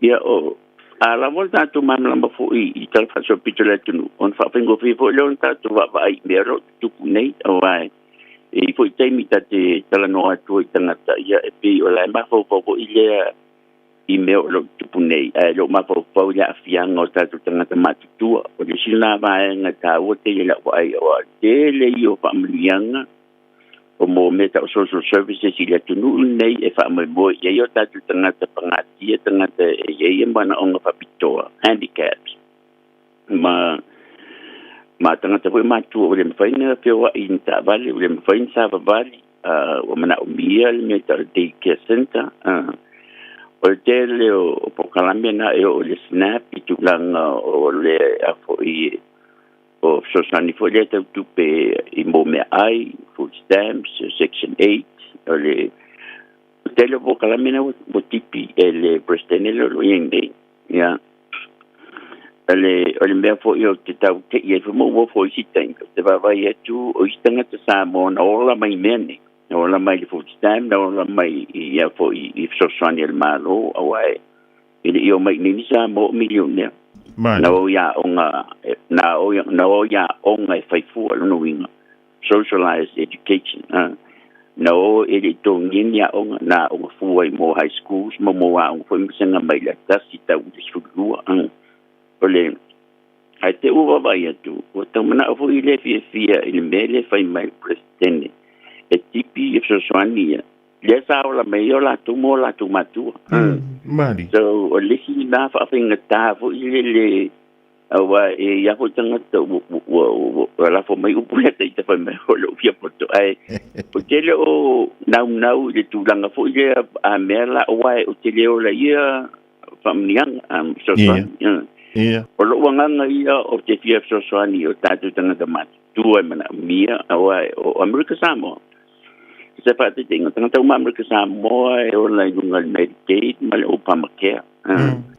Me ta o Affordable Care Act. O po kala me umana le na tipi nei le panti el Kristen. Le la o tau mawhai e ia tala no fo ia i me fa pena. O mea moni ai o factual evidence. Fia ba ai tanga tana le kukon wa vai lunga i leo lo tupu. Wai o le mea nā tā wai fo i tatu ngā wana wha tustala wha pātala lau. Ona o leu tātou i loa. E le mawhai o nā tātou pelo i rungo o penga tu whailangi. Ona e mawhai o nā tanga tasu e mai. Mari. So tu langa lala nā e tumu se hoi le wha umia tu samtalanga e pēnā o se inal nā fo i leo sa te tanoanga o le fo i o le aso nei o le aso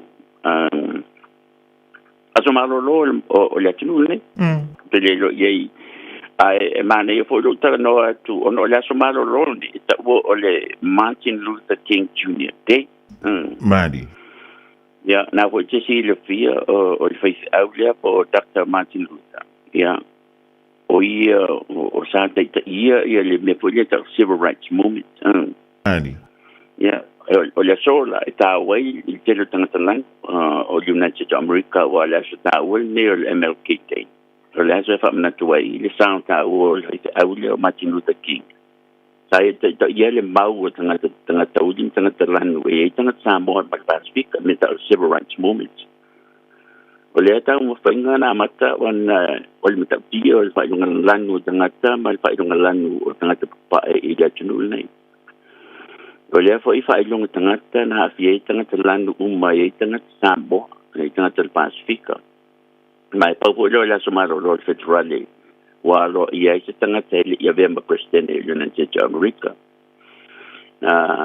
Ma se tala pupu mo le soifanga fo i o le fo i tangata umi tau awa. Te leo i lana sao i tangata Samoa.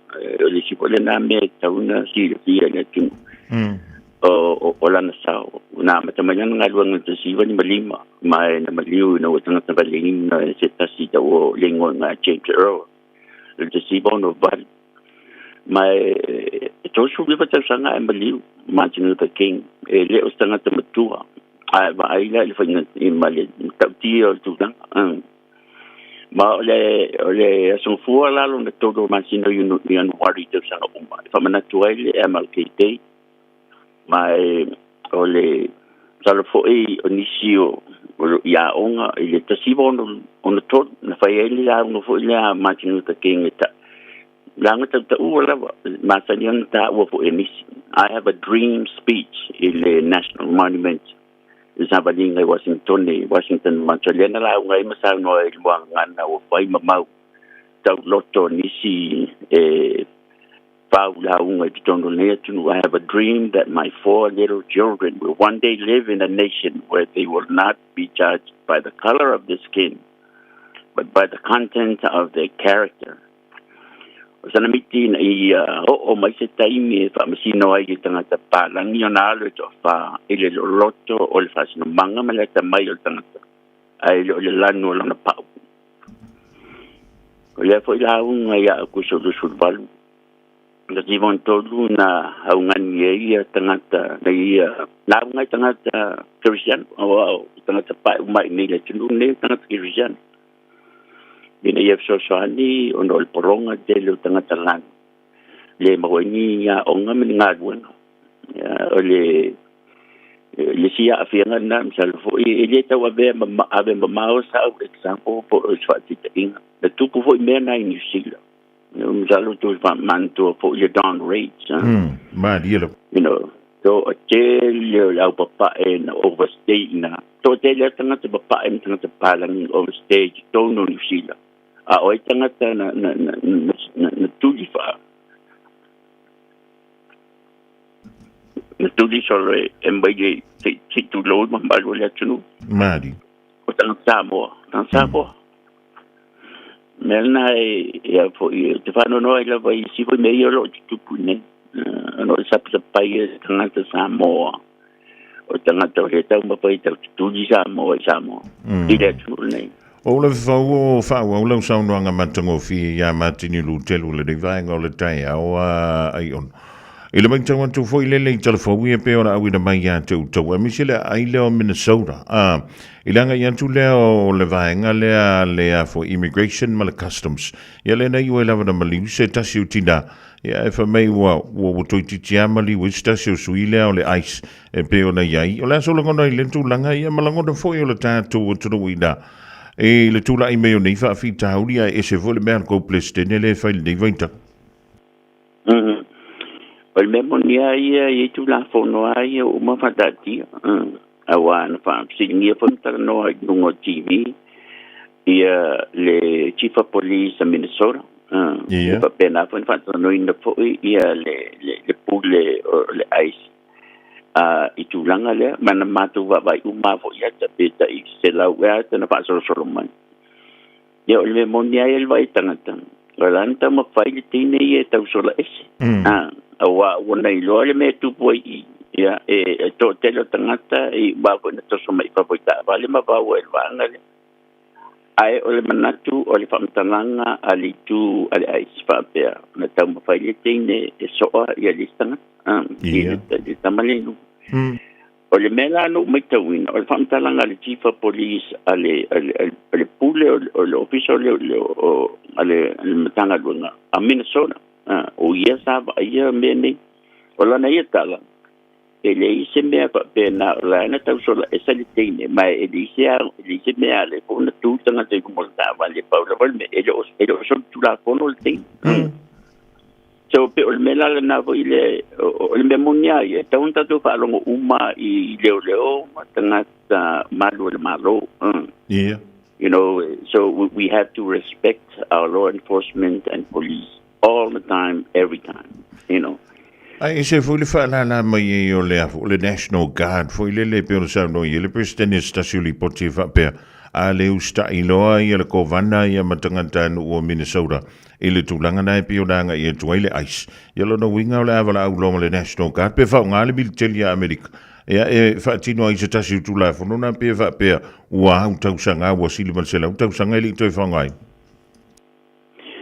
o mena le tupu ma o fo ma o te ia fo tanga tanga tunu nei o Minnesota o le state a fo fa te ia tanga te Democrats ma ele Fiafia el president o mele tupu Paula va state ave ia el president I tanga nei ali ais matanga le National Guard o state run my father pay Democrats or most destiny LPP or le memoria le mai tawina tangata ele o fai sa Hamilton o mele o le tuli a pu tangata LPP president e o foi tangata ye ave fam sinon o le o fo le manto chairman of the reserve board o tangata sa fili Trump non tu la mai le lo fa sul buono lo fa sul fitu o ia sa filial tamarola ale la o sa nei wa le Fiafia fo ia mai o tulanga ia fo le mo palang ana fa tostanga talang le fa pe ni no min o venga le mo me fo ita o white privilege e fa pe o ia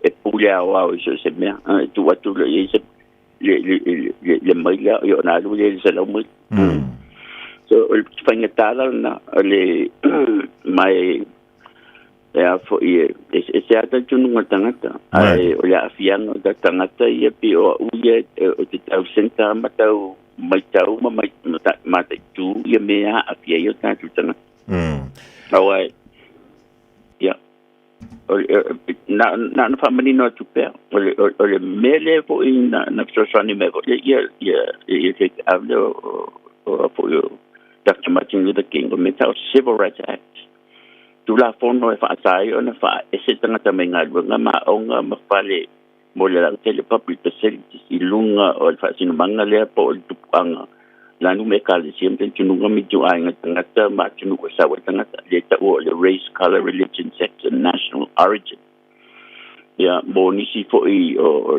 la fo yo o fo yo ke o tanga no si temi a pe o fa longa tu pe se si di po se sa no nga le winga o la ta mai ta want to for le fa ta mo la no ai ono le Taeao umana nga ia le swainga a le fitafita o toi na Venezuela e o le wailo umai tangata o le tulanga foi le ngata i swap ya le tele o minerale na e tamau ai ngai lau fanua o ai foi o Venezuela le la vai fa wa le temine ya mana fo wa tau fie nai America ya le lanto presidente sa ya le wa fa tu foi o I Greenland ya eta wa mai foi manisho to no pe le usta Ola ele sa o le tau president, o le mea o le tau president, ua pule i antunu o malalang, ia misa I o le antunu o Greenland. E pule ina e le malo o Denmark, pule antunu o Denmark.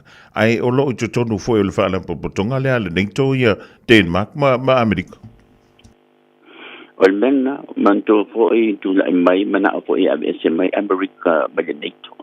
National o le tulanga foi lo I la foi New Zealand I fa man madungal na Malu au fatas na Pacific ya o le mele e foi ni si te va vai tu singa o le me o fa le tonu le mafofa mental problems o president o sala tolu na matutenga awa o me tu kunei o me le tau na tu kusanga ta sa o fa ya o le ala mai ale tae o le Fiafia tangata I vai mai ia ave o ia le su ele lila o le melo ia o le ofai le tu la fono ai o su e vo le tangata no winga e fai la sa famtalanga e ava pe menge ila e fai famtalanga al pale mio New Zealand ina te I foi le fa aberta ia le la tu le tariff ia tu o no o episa mai foi matu tanga no e pe ua tau le democracia li le tau malo e pe ua tau sosolo atu foi le fa komunisi pe ai on o le mena awai o le mea lena tatau au nanango tu a foi la so ile ia ai eu mai a foi le sibang policia o samo foi mai e foi just ele fifi tanga lang a tu vai foi la I fa manianga po grants po 80 Malu Pacific na paula va 80 fa sa matipi o 8 Malu I tanga tanga le la ve samo le ve tong le ve ai ave fa manianga ia tunu ho ia I tanga papa e ma fa no mai fu tanga ta South Africa tanga papa o I tonu le tunu ne le o ye se fa pita o li nam tau do ya da te mutu lavo ile awai fo I te mi mai li spanga le fa mai ya po fa onga fo ile race card pa tu ele o se race card le fam talango me mon o le mele tu pune o le o tu pu ya da to o le fo o fa sa fo ia tu nu on te mai o tu nu uma o fa sa na to ave ini visa tangata o ma tangata uli tangata ena le ai ma sa tu nu pa so o le mena le ua whantatia mai ne I tūranga lo I tātou le lo tupu nei le ling malo fa tai ya wa tula no ai tolu mai ia so fina kalo le ling Taeao inisio fa moi ya o le afenga ia ma tanga tolu tātou tru wa mi se lava un to I dai wa ia fa pe foi ya so te pataula ia tu le malo tele ya wa pe ona anginga I lunga o pe amunga lo le so le e se ala amatanga o le rito sanga I pe o le mai tau atu I le wha mua le avi ele wha mua le sunga le presidente au nailu mana ia le tau palo tala I titi fui le pe umao le o ngā tono le rito sanga ai o ia le taumata tangata le tau whai e presidente e pātuku se tau o te tono le tunu nei po whafo ina ia mawhai e o na sau lana lana polo inga fa presidente Taeao fi ma tolo po ile palo tele lo sa nei fa un altro nei awa amalo le democrati de Donald Congress no winga el tele po kala me la lo nei la solo ia ele Congress ya wile on daten fo ia va tu vol fa tai no fiong na sin tala pupua fo i mas na fa no ona se ta si fo i Samoa sa i longa la na sao i tonu o Hawaii sa be ma va tu sili o le ofisa o America Samoa le fiong ia mangutia si na falava peri asun tu ol malo me li fo ila so tasio ia mari ma wa fo tala mai le ainga ia o maliu ile fiong ia sina falava peri asun telefo ila sao ile nga tele malo ia pa pena fo yo tatu ngata i Samoa lua ma toi fo fa mai sen la nga fa bau no le malanga le oti so seo pelenga ainga ia tu fo ile mo ta silangi pa mo ta na mori ia mal mo ta bau ma ia mai lo fo maling ia ai mo ni te ia ma tu fo ia faanga ni tu o tatu mainga e na foi tu ya ai va tu fatai ya ai foi so posala ni ona ya na go vai porto ale tai foi tai mi sera na tu yam ya ai mo ni tai fatai mai se fo ja, mo le antula nga fa tai ve lo le fa tova ma leo fa tova o le tatu wala leo nei ya va antul sunga la ya tavai ma le sunga le li pule ma le tatu au fenga luenga fa pe antu fa te tele yo no mo le tatu filo ingal dik taeao to pule le lo fo le tua ya au li antu le dave sfo ya lu to fa tasi mo le sunga la wa ya e mo li antu lo fa anga ile nei taeao fa me senga fo i ainga o lo oficia le au pongsa ona o le malanga al mali mo le oti ai tanto filo i pea i lunga o pea ngalo le ea lo fatele antu yo no filo ai le dave so e mo le timni fa so i voia tele so i fo o le fionga ia ai ono kena i ono e peore e whaafonga ba e mai mua mai i le tātou sota inga le rivaenga o le Taeao le ato mo seisi a whaapoponga i le dawa i sfou i le alofa ma le ang le lei o le tāpa au sili i lunga. O le taimi la wanto e sfululua minute wana tāle o le itu la e se fulu. Radio Samoa. Taslima i watolu Amo.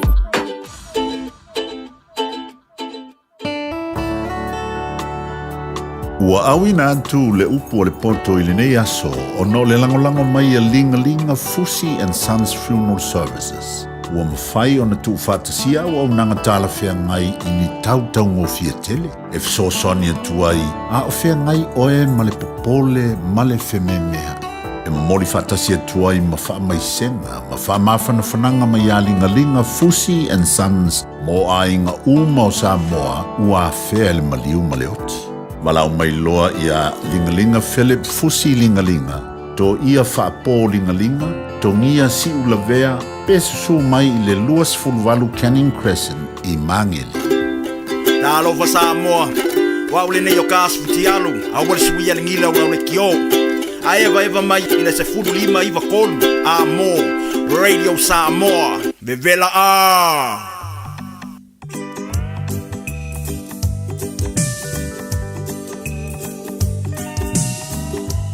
In the morning she would gather all her island goods and pack them as she starts another day. Carefully she makes her way beside the mountain streams as she sings an island chant of long ago. Sweet, sweet lady of Waihole, sitting by the highway, selling her papaya, green and ripe banana.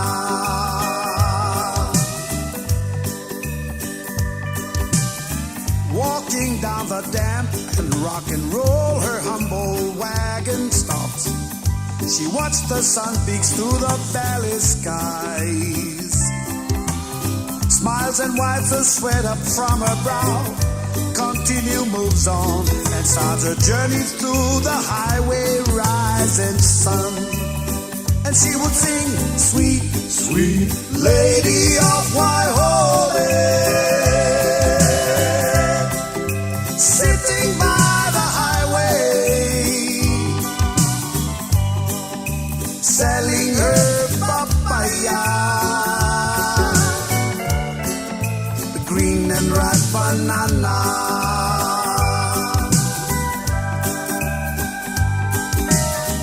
Later in the evening, she would gather all her island goods, pack them as she ends another day. Carefree, she makes her way beside the mountain streams as she sings an island chant of long ago. And she would sing, now sweet, sweet lady of Waihoe,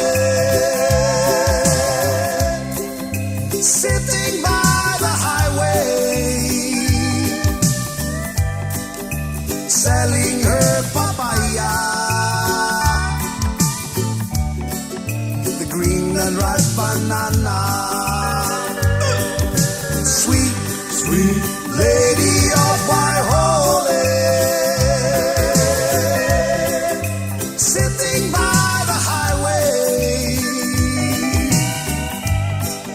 selling her papaya, the green and ripe banana. Everybody sing sweet, sweet lady of Waihoe.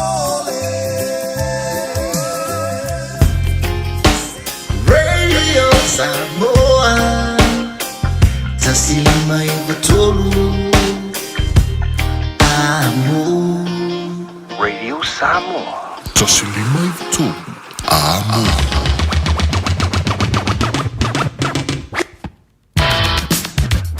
Ole Sufumali now, Fanana Jerome Green, Liddy Vang, all the Taeao, sweet lady from Waihoe.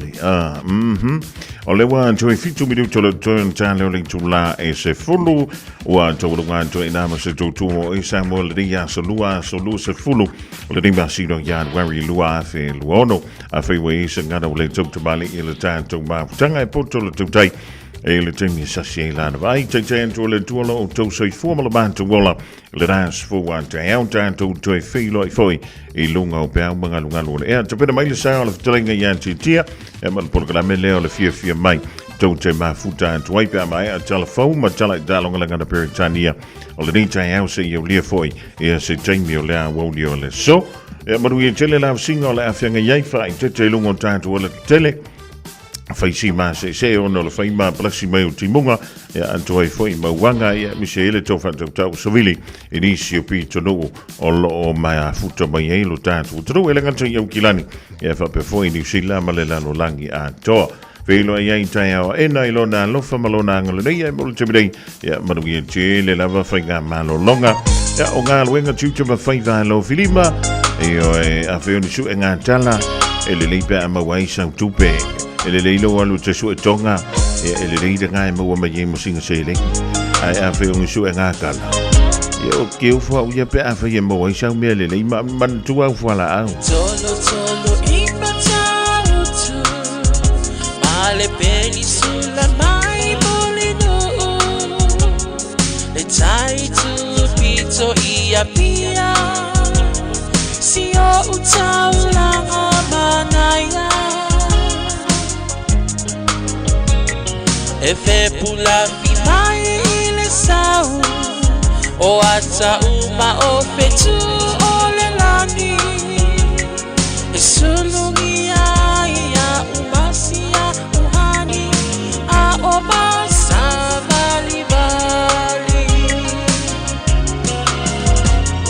le pasina se e su solo ia Samoa no uatulu se ifai mafiafianga ie mama atene matama olo sisivai mapepese matata lato tulele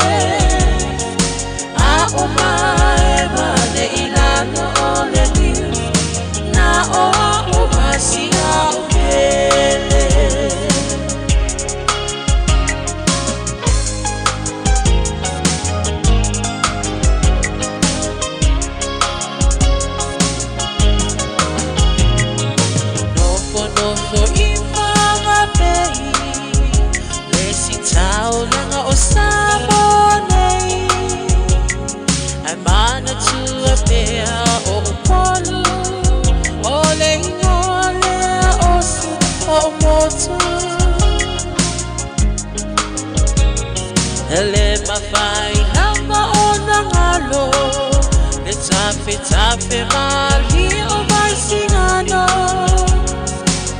o nofo ai tine matama yung alona awala lau papa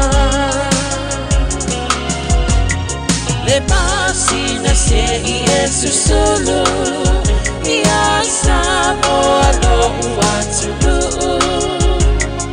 se i vai mafianga ie banga atene matama olo si vai ma prepese matata la tulele a oma mane ilano ole di na o umasia ubele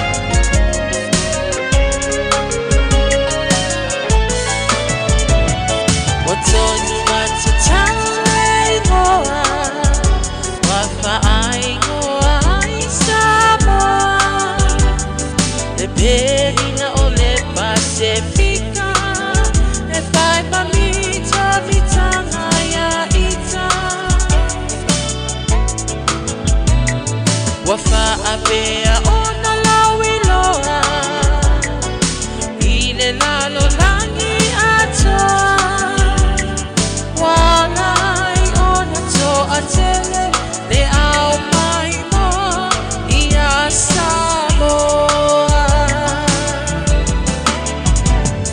le masina se i esu sulu ia Samoa lo uatulu se vai mafianga ie banga atene matama olo si vai ma prepese matata la tulele a oma mane ilano ole diu na o umasia upele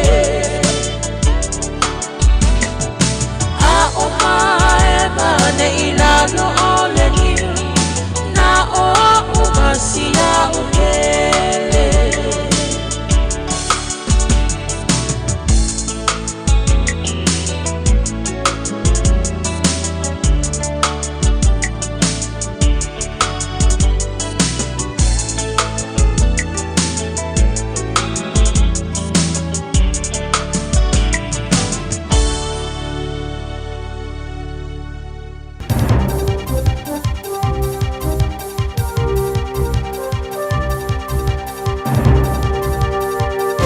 In this update, the UK's Foreign Secretary is preaching partnerships for Arctic security. Yvette Cooper's joined the chorus of European leaders attempting to repel the US President's Greenland tariff threats, which he will impose if he can't buy the Danish territory. Donald Trump citing security concerns pointing to China and Russia. Cooper says Greenland's future is a matter for them, while Arctic security is a shared concern. And a shared responsibility for both sides of the Atlantic. It can only be effectively addressed and maintained through a cooperation between transatlantic allies. New Year teaching vacancies aren't coming as a surprise to the Education Minister. New figures show there are 12% more teaching and principal openings than this time last year. Minister Erica Stanford says the 450 vacant roles can be partly explained by the increase in funded support teacher jobs. But we have invested extraordinarily heavily into teacher supply in the last 2 years. I mean, the on-site teacher training program, we boosted the numbers by 600 in the first budget and then another 530 in the second. Erica Stanford says the ministry's more detailed teacher supply figures will be released later this year. Shockwaves through Spain as at least 40 people have been killed in a high-speed train crash. A Madrid-bound train derailed and collided with a train heading to Huelva yesterday afternoon. It's understood that Spain's worst railway disaster since 2013, when 80 people died in a train derailment. CNN's correspondent, Pau Masquera, says authorities are shocked as the train was less than 4 years old and they were on straight, newly put down tracks at the time. Rain watches and warnings are now in effect across the upper North Island until at least Thursday. Parts of Northland are affected by power outages and road closures. Auckland Emergency Management is urging people to be prepared for power outages and evacuations and tie down anything that could be picked up by strong winds. Whangamata Surf Lifesaving Club is urging people there to take extreme care near the water the next few days. That's news. In sport, a dream start for New Zealand spin bowler Jayden Lennox after debuting in the country's maiden one-day international cricket series win away against India. The 31-year-old took 3 wickets across the final 2 games and had the best economy rate at 4.2 runs per over. If I'm honest, it was one of those things that as a boy you dream of. Firstly, getting the chance to come to India and play in front of some packed crowds, but then to play against a full-strength side and come away with the chocolates is, something that I'll cherish forever. The All Whites will play 75th ranked Finland and 52nd ranked Chile at Eden Park on March 27 and 30 in their final home football matches before the World Cup starting in June. Tom Sexton leads the Tour of Southland heading into the 3rd stage from Riverton to Tiano. That's sport. I'm Malcolm Jordan. Radio Samoa. Taslima Ivatol Amo.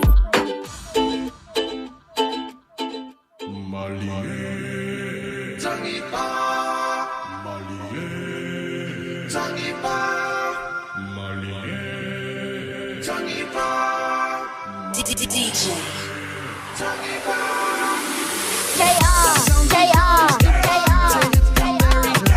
come down and see what Samoa, watch them sway about. And it's the party with Thomas Samoa. So come on, get ready to see what do you want some more. Malu might see what Taeao pati mai pati sa polo no lo fan uikina ura para lu mai tawi ma. Malu might see what Taeao pati mai pati sa polo no lo fan uikina.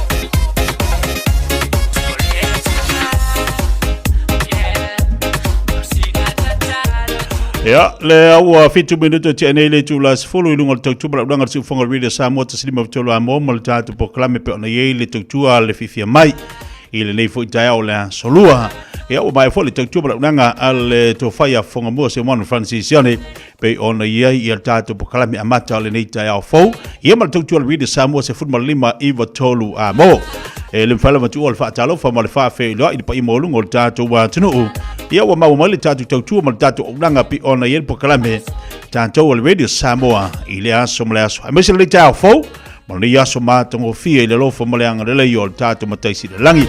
Pa talo fatu ai nei tamam tina matu e moto malawa. Pa talo fatu la fenga luenga tofia le tua. Ia mese wompa anga malaba le Fiafia mai ma le tau le radio Samoa pe ona mafuta mai le nei Taeao. Ai manatu le so o leu a amatari ai tau le manga le fono ao a faitu la fono le tatu waturu i Samoa. Ia ile amatanga le nei tau sanga i le langono le pokalame le Fiafia mai ia la tatu tali watu ile amatari o le fono uso le tatu waturu i Samoa si whaafonga le tatu waturu amatanga o tau le manga le fono ao faitu la fono le tatu waturu i Samoa pe on ta oto mai le la tau sanga a o lewa uria mai le nei tau sanga fo ia la tatu amatai ia mai whaafonga mai o te mamtina ia matato uma a o whaanga solo tau le manga o le fono uso le tatu tinu ia usimai al whaafonga ia i tātou pokalame la tātou talu atu i le amatari o le fono le tātou tino o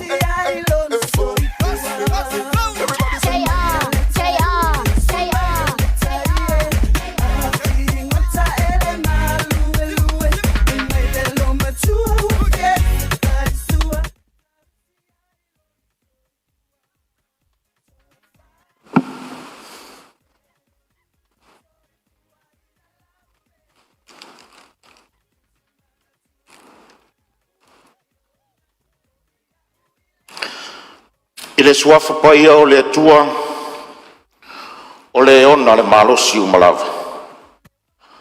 O le alofa e whawawau. Ona o le pule au le lalolange i ai lea i le atua na oi. E a fio i mea umalawa ma o le pulenga e whaonga ina e tangata anu ma le palimene o Samoa. I to tonu o tua oi na whasino ina mai tu la fono o le atua o se tofi pa ia tu fasolo. Lo mato watua siri e se, mato te whatanga sia i le anganga o le loto mawalalo lau pule whaito tas. Ina ia to ifo lau whao unga mana i lunga o le nei pare mene. Whatonu mai oe na ia tonu ai a mato fe lafo inga, mo le wha sili ina o lou lava vi inga. Ma le soifua lau le lei a tangata nuu o Samoa. Lo mātou ta mai o i le langi, ia pa ia lo suafa. Ia o mai lo malo, ia whaia lo finangalo le lalo langi e peo na whaia i le langi. Ia e whai mai a te mātou le aso nei o a mātou mea ai te tau mane aso. Ia e whamangalo i a te mātou i a mātou wangasana. Peo i mātou whoio na mātou whamangaru nātu i e wanga leanga mai a te i mātou. Whoi taitaina i mātou ai le whao sosonga. Ai e rawa i a te i mātou ai le lea. Wai o le mālo mane manu. A toa mariwi ngai whawa waulawa. Amen.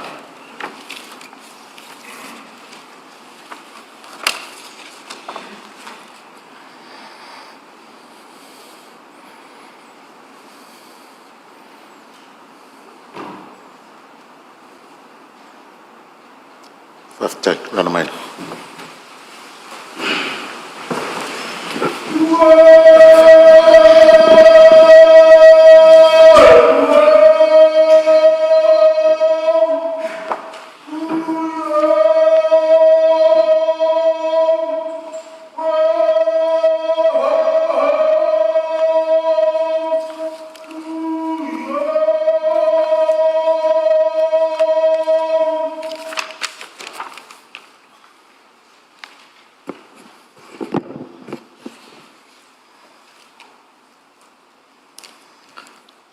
O te whasisi lātou Ua matalia nei taualumanga le fono au faitula fono. Ua mai a momori la palapa o Malu. Ao sa tātou taulanga osi le atua i le nei Taeao. Talulo na alofa tau mulimuli le pale la e o lana whaafonga paia. Ua mawhai ai ona tātou toi fisila whai i le manuia mo le whaawawina o ngā ruenga a le pale mene mo le nei tausanga. Fo i atu pe ia le vi inga o le whaamanu ma le whane e tanga i a te ia. Awa wana o ia e ou le vi inga umalawa. Ta oto pe ia pa ia e le avea o lo tātou maota nei. Awa o le alo wha uopo i ai maunga ma ele lo fia sa tatai i ai le tai. O sa mawhai ngā, awa ainga mtama. O tama foi ma ainga, le usonga tu mua mapule, i tu au mala taua, ainga le tai ma le vaa o fono ti. O le malu maunu lea e tausi va tele ai o ma malu fa le malo, ma pa ia fa le tala le lei. E lau a fionga i lea ma malu o le malo, ma lau ma siofo. A fio, i a fionga i suito o fia ma masiofo, ma fale tua. Le sao fa inga le ta fatolu o i tu tino fe fataua ngai o le malo. Su mai tai ma fa urulunga e ka le sia umai Samoa. Ma le pa ia o le au fai ngā ruenga fa uina o lana tala le lei. A o le mamalu fo i o Samoa, o loo awhio ma pāpā au so se tafa o le nei lalolangi. O lea ua tātou utu vai ma tangi le nei Taeao fo. Ua tu tonu fo i le aniva o whamanuianga o le tātou fo launga. Na ua ngā fo ata o le fo lau o le whetu so polangi. Ua whamalo le fo lau, whamalo tai lau. Ua tua nai whiele e mu atu le nātau sanga. O la ua sopo mai ma le ori le tātou whai ngā malanga i le nei tau sanga fo. Whamalo le unsai, whamalo le tau atai. Whatalofa ma whawheiloa i alo i atu ai le tūlanga alo ia, i lo o tau soifua manuia ma le langi e mama. Manuia le nei tau sanga fo. E le whaangalo ina fo i le tāpua e mai e nai o tātou uso le motu sa sae. I o upaia ma mamalu whalangia. Le fio lau fionga e le kovana sili ma lo wharetua. Le kovana lutena ma lo wharetua ma o lua ka peneta. Fio lau fionga le perestene le senate ma lo wharetua. Afi fio senatoa le maota ma walunga. Fio lau fionga le whangwhtalai ma lo wharetua. Afi fio fai pula le maota o sui. Lau fionga le whamsino sili ma le pai o le whamsinonga. Lau fionga le whailau tusio ma tā upu tau Samoa. Afi fio ko vana o le whale lima. Fio lau fionga le whai pule le konkeresi o le sui o Amerika Samoa. Le konkeresi i Washington. O mamalu e tausiva tele e sua ma le vai whanua. Fofo mai tu langi tu au ma la taua. Sa ole o le lau niu sae lua. Fio le lau na mutasi, a fio whaatui a la taife talainga to to, ma upu le manua teli. Ma tau te whaatalo whaatu le nei Taeao fau, ma lor soifua manuia, ma le langi e mama. Manuia le nei tau sanga fau. E paia foi o le tātou maota e sui o mtanga ruenga, whala potonga, whapea niso le mamalu le atunu o tātou whatasi le nei Taeao, e whātalo whātu lau pāle mene. A fio maia, a tala mai o ao, e ele manatu o whongwhitalai, ua mawha tōtonga lo o tō whinangalo le tō whāmautanga e foe ai le tātou ngā ruenga, i le āmatanga o le nei tau sang fō. Ua fōu le tau sanga, ma i ai foe le tali tonunga, ua tāpena ina masaunia i tātou uma e le atua. O ni tangata fou ua whaata mao a inga ina i ana wha manuianga. A wātong whai mo se manuia o Samoa. Anga le lei le li i le alo whai walo tātou maota i le nei Taeao, Manuia tele usunga fono i tu malo e fia o le atunu. Manuia fo le tāpua i mai o se o tātou atunu pele.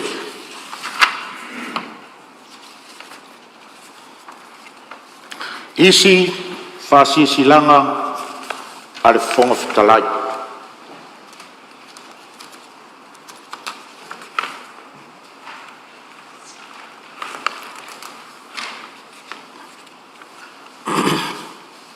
Tulona ia le paia o le palemeni, ae na ono outu ina atu le nei mata upu i le tūlanga whaafautuanga i lo tātou maota. E more sila fia, ua atu lasi ma o lo whaawau pea o na whaasalalau whaalau i tele, i ala ese o sota inga whaona po nei, ni la fonga matu ia tau whaaleanga le taitai o le tuangai e whaasanga mai, i le tofi o le fonga fetalai po le nofoa. I le puipuinga o le mamalu o le tofinga o le fonga fetalai o le palemene o le atunu. O le ala tonu leo le nei fasisilanga mo le sila fia manino o le paia o le palemene, ma le whaafonga tāpua i mai o lo tātou atunu. E ui o tua atu le maota sa whaatino a ia whasaralaunga. Peitai o le whaongaina, o le whaongaina le social media o te tari atu ai. E au lava ono o tari atu pei te tono le mota, au ono foia le no foa, ono tua inga tau whaaleanga e whaasanga i lo ono foia o le no foa, ma le tau aveina o le tofi fofonga fitalai. Ua ta oto le sauro tonga o le tau tala e tusa mai a inga o le whawai. Pei tai foi, e ao na manino, e leo se saulo tonga e whaatino ai lea ia te tau se tūlanga e whaatupu ai le vevesi. I le vao le istangata ma le istangata, le vātangata. Ua la lango lo tātou no nofo, ua mai atu tofi lo tātou vātapa. Ua o manatu ai, ua whao ngāre social media e whaatino se ai lea ia te tau lea. E oso whai ai ia unei ma le nofo le palemene, i le nei mata upa. E ui o tua atu le maota na lalafo a ia whaupunga, ai lo tari tonunga, tātou o taitai o le atunu. E te tau lava no tātou tau solomua e whaatino so se whaatinonga, e whiso tai malo tātou vala awina. I awala e vau ia ai le whaonga ina ni le fonga po ni upu whaowinga lua, tau whai o le isi sui Malu, po le fonga fitalai. Wa tātou tū la fono tū maula iti o amio tau o loa. E ta tau o na whaaloalo le isi sui sufono i le isi sui sufono. E vāsanga tutusa le lei ma la tātou wanga nu o le vātangata ma le ava fata. Tātou o matai, au tai fo le atunu e ala i tofi usufono le palemene. Ua au mai ai le whaaloalo a tātou i tū malo ma le atunu. I le tari tonu o au nei o le fonga fitalai, e le lei ona o whaasala launga sa sea le tai o le tuangai e whaasanga i a tia. O le fonga fitalai ma le whaatautainga o le fono o le palemene. O te reo tau fia ni o utou awanoa e sauno ai mta upu, o loo whaatulanga mo a tātou tau walamanga. O le saunoanga whaaminsta le palemia, e le mawhai o na talanoaina le taimi na fola si ai. O a tātou whainga ia whaapale meni, a mai o na whafonga le mota i se saunoanga whaaminsta, o na whaatulo le lafo e whaatati ai le laulau a fono lea saunoanga whaaminsta. O le lafo e a ngai le whata atia i le laulau a fono. So se mata upe whata atia i le laulau a fono e whatulanga i le pepa o ngā luenga. Mo le whasolonga o mata upe tala noa ina ai. A e le mawhai o na tala noa ina loa i le taimi lava lea. Se i wangana o se lafo e whamaunia e le palemene e talo sanga ina i se avanoa mo se tala noa ina. E nā o le paule o le awala e mawhai ai. O le mtau pulena e tūlai matau mwhai mai se awanoa e tala noa i peitai e le ai se isi o lau vaenga na lango ina. E le ai foi se isi o le palemene na lango ina. O le whai unga mi o tonu la, e le whaia le me te whina ngalo iai, le anga e le o se me whina ngalo iai, le pale mene.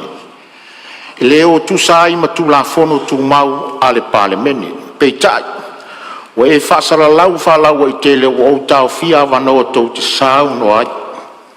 Ma ue whapea mai wa wano o tau te o i tu e whasara lau ai. O wheo i aini whainga whapale mene whapea nei. E le aini aina inga, e le aini aia inga whapena o le tātou ngā ruanga. E se lo tu la i mai whina ina ia tala no ina lor sau noanga wha minsta le pale mia le nāso fono. E le aise isi o lau vaenga o le pale mene, po le pale mene na i oi lo whina ngalo. A o lea foi o se le whaasara launga o e whai e si o tātou watonu. O te leo tau fia ni awa noe sau noain mota. Ai o te whamana atu pea tō la whono tū mau ma whainga māsani. E lima taita ina ai le tātou ngā ruenga le mea e tāla whia ngai. Ma mata upu e le tūsai mata i ala o le tātou ngā ruenga. Ma tū la whono tū mau. Ua umana whai unga le mauta i upu lau vale na e lafo le pāne mia. O le ale tō i eise upu o le whongwhitalai. O nolo o ai e tātou tū la whono. E le mawhai no toi tā ua se mta upo uman whai ai whai unga le palemene pitai. E au no utali atu e whapea ua matua se whasara launga o e whai ai lunga o Port Kalame. E leo ni siwanga na whaia a upo foina e la lafo i taimi o whono i lunga o lou no foa o lou i tū malo. E leo ni upo na whai whafo atu o mota. Mo lou sila fia se ilonga uave e se le whai longa le pule le meis.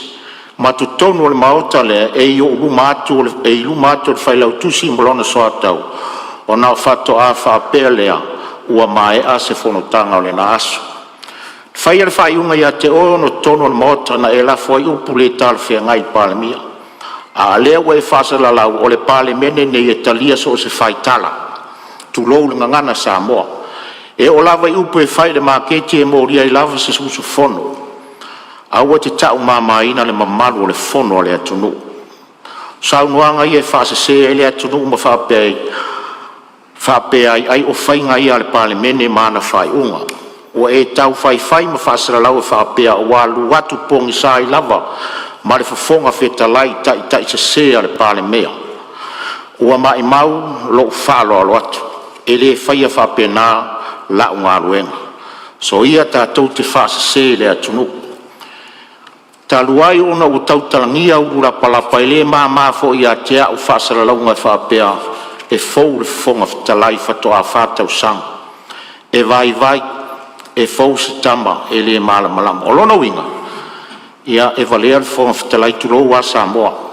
Ua mata ngā mata o maua laloina o lo mātou wala awina le tau solomua ona la lafa.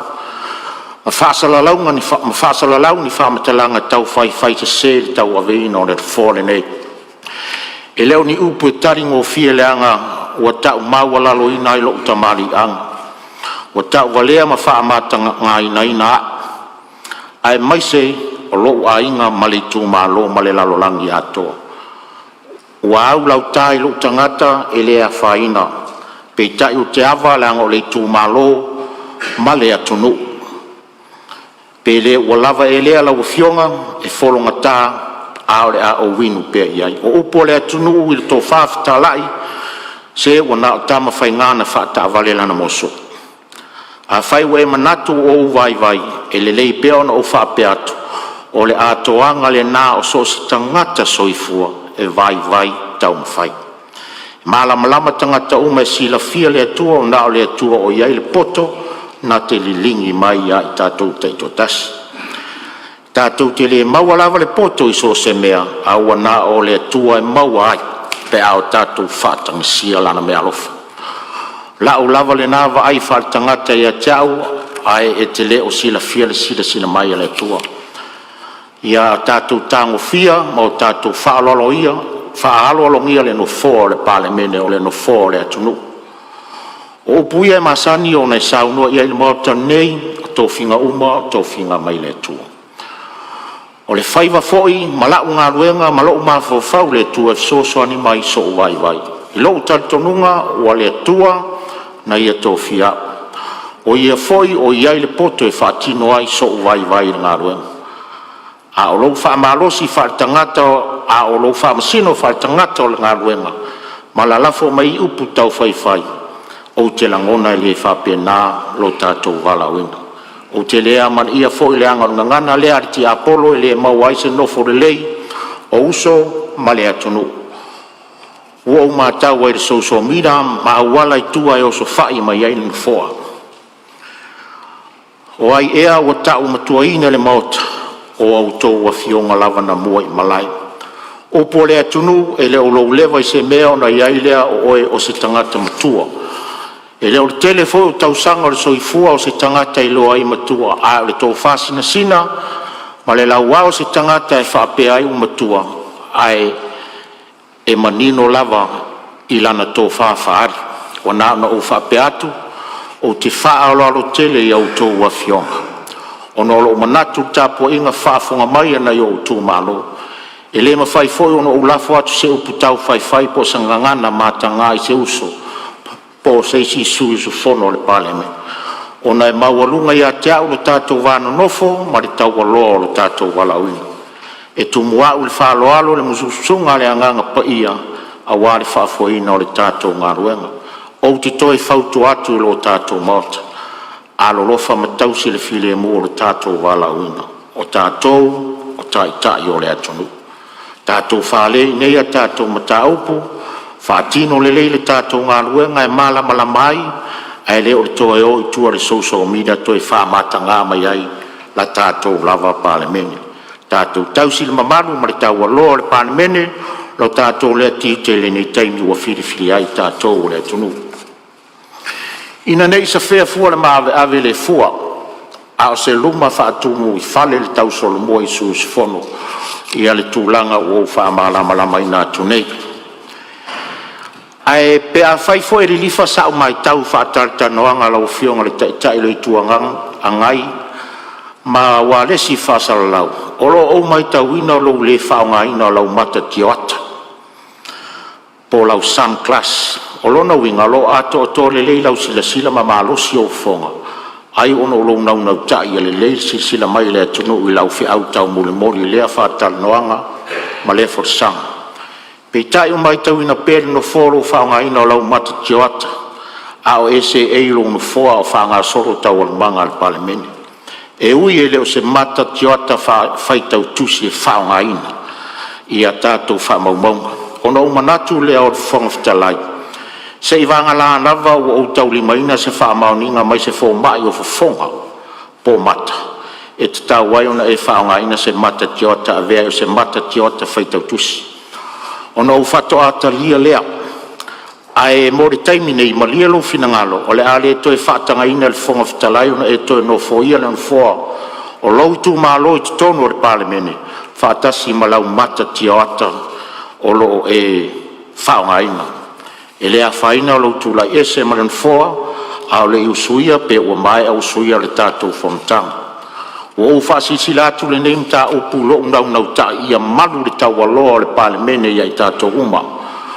Tātou lava ma malu ai o tātou fo i tau leanga i nai lo tātou taimi le palemene. E leo se mta upu e tala noina a o avatu whaafautuanga mo lo tātou ma malu. O fōne nei te au sanga i alo lo whaia i o tātou whaafau whaatasi o tātou nganga. Mai o tātou tutu whaatasi mo lo tātou walauina. Ma lo uanganga whaaloalo. Isi whasi silanga lo na lua re whong whitalai. I le ustaia o ai inga o mtau pu whasfu mo le ono re whawai o le malo tutu o tasi o Samoa a whiwi se lau o nsfu. O iai ma fuanga o taritonu ai le whong whitalai e whapea. Le asa tōna i sfunu ma le fitu i anuali lua afe lua sfunu ma le ono, na awai ai tuai le sui usfono mo vaisi ngano lua i le vaenga whaupufai, o le whatua tua i le atua Samoa o tasi, mo le alo i olo na aveai masui awai, o le whatua tua i le atua Samoa o tasi. O le anga i o inga o taritonu o whai ma whapongai, o tūlai mai ai le avanoa i le nofo le tu malo palota o vaisi ngano lua i le palemene. Ua mae o na whaatino le pitola au le fonga fitalai, e tusa ia inga whaari tūla fono. Ma ua tu ina atu le sui mamalu, mo lona tali mai, iai e tautino, pe te ena foi. I tutonu le lua se furu ma le whai tūla, e ta tau o na tali mai ai i se whai unga, po se whainga tustusia. O te taritonu o se lao le lei, le nei, o te tāpai ai lau a fionga i le sui mamalu a winga i le nei mutau. Paftai lau a fionga le fonga le mota, lau fionga le fonga fetalai. O te maratu o leu o whaafonga Samoa, a mai se foi le nei palimene mamalu. I le mtaupu e fola sia manino. Ia, e iei leo le taritununga lau fionga. O te tāpā le fsoswani a fionga foi le whailau tusi o le fono whaifuru la fono lau sunga ili. I ti me, mo se fsoswani tau awatuai ia se tali tusia a wafo le tusi sa o tau limaina le aso ana nafi. I whaftai e lau fionga mo le tusi o whamanino ai ala umo le tūla fono.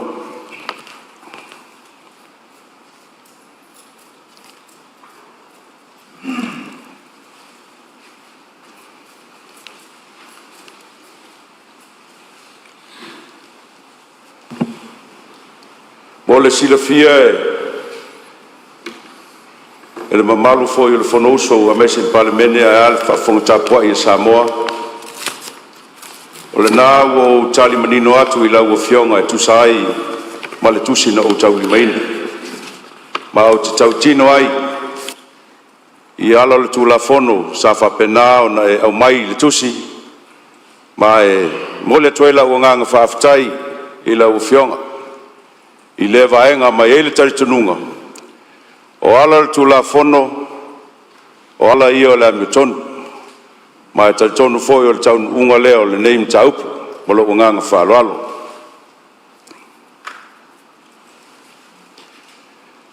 E manatu foi lau fionga, e tala sangaina se avanoa, o lo nei foi sui whatawa. Ia langa whaingata o lea whawailolo le mamalu le paalemene.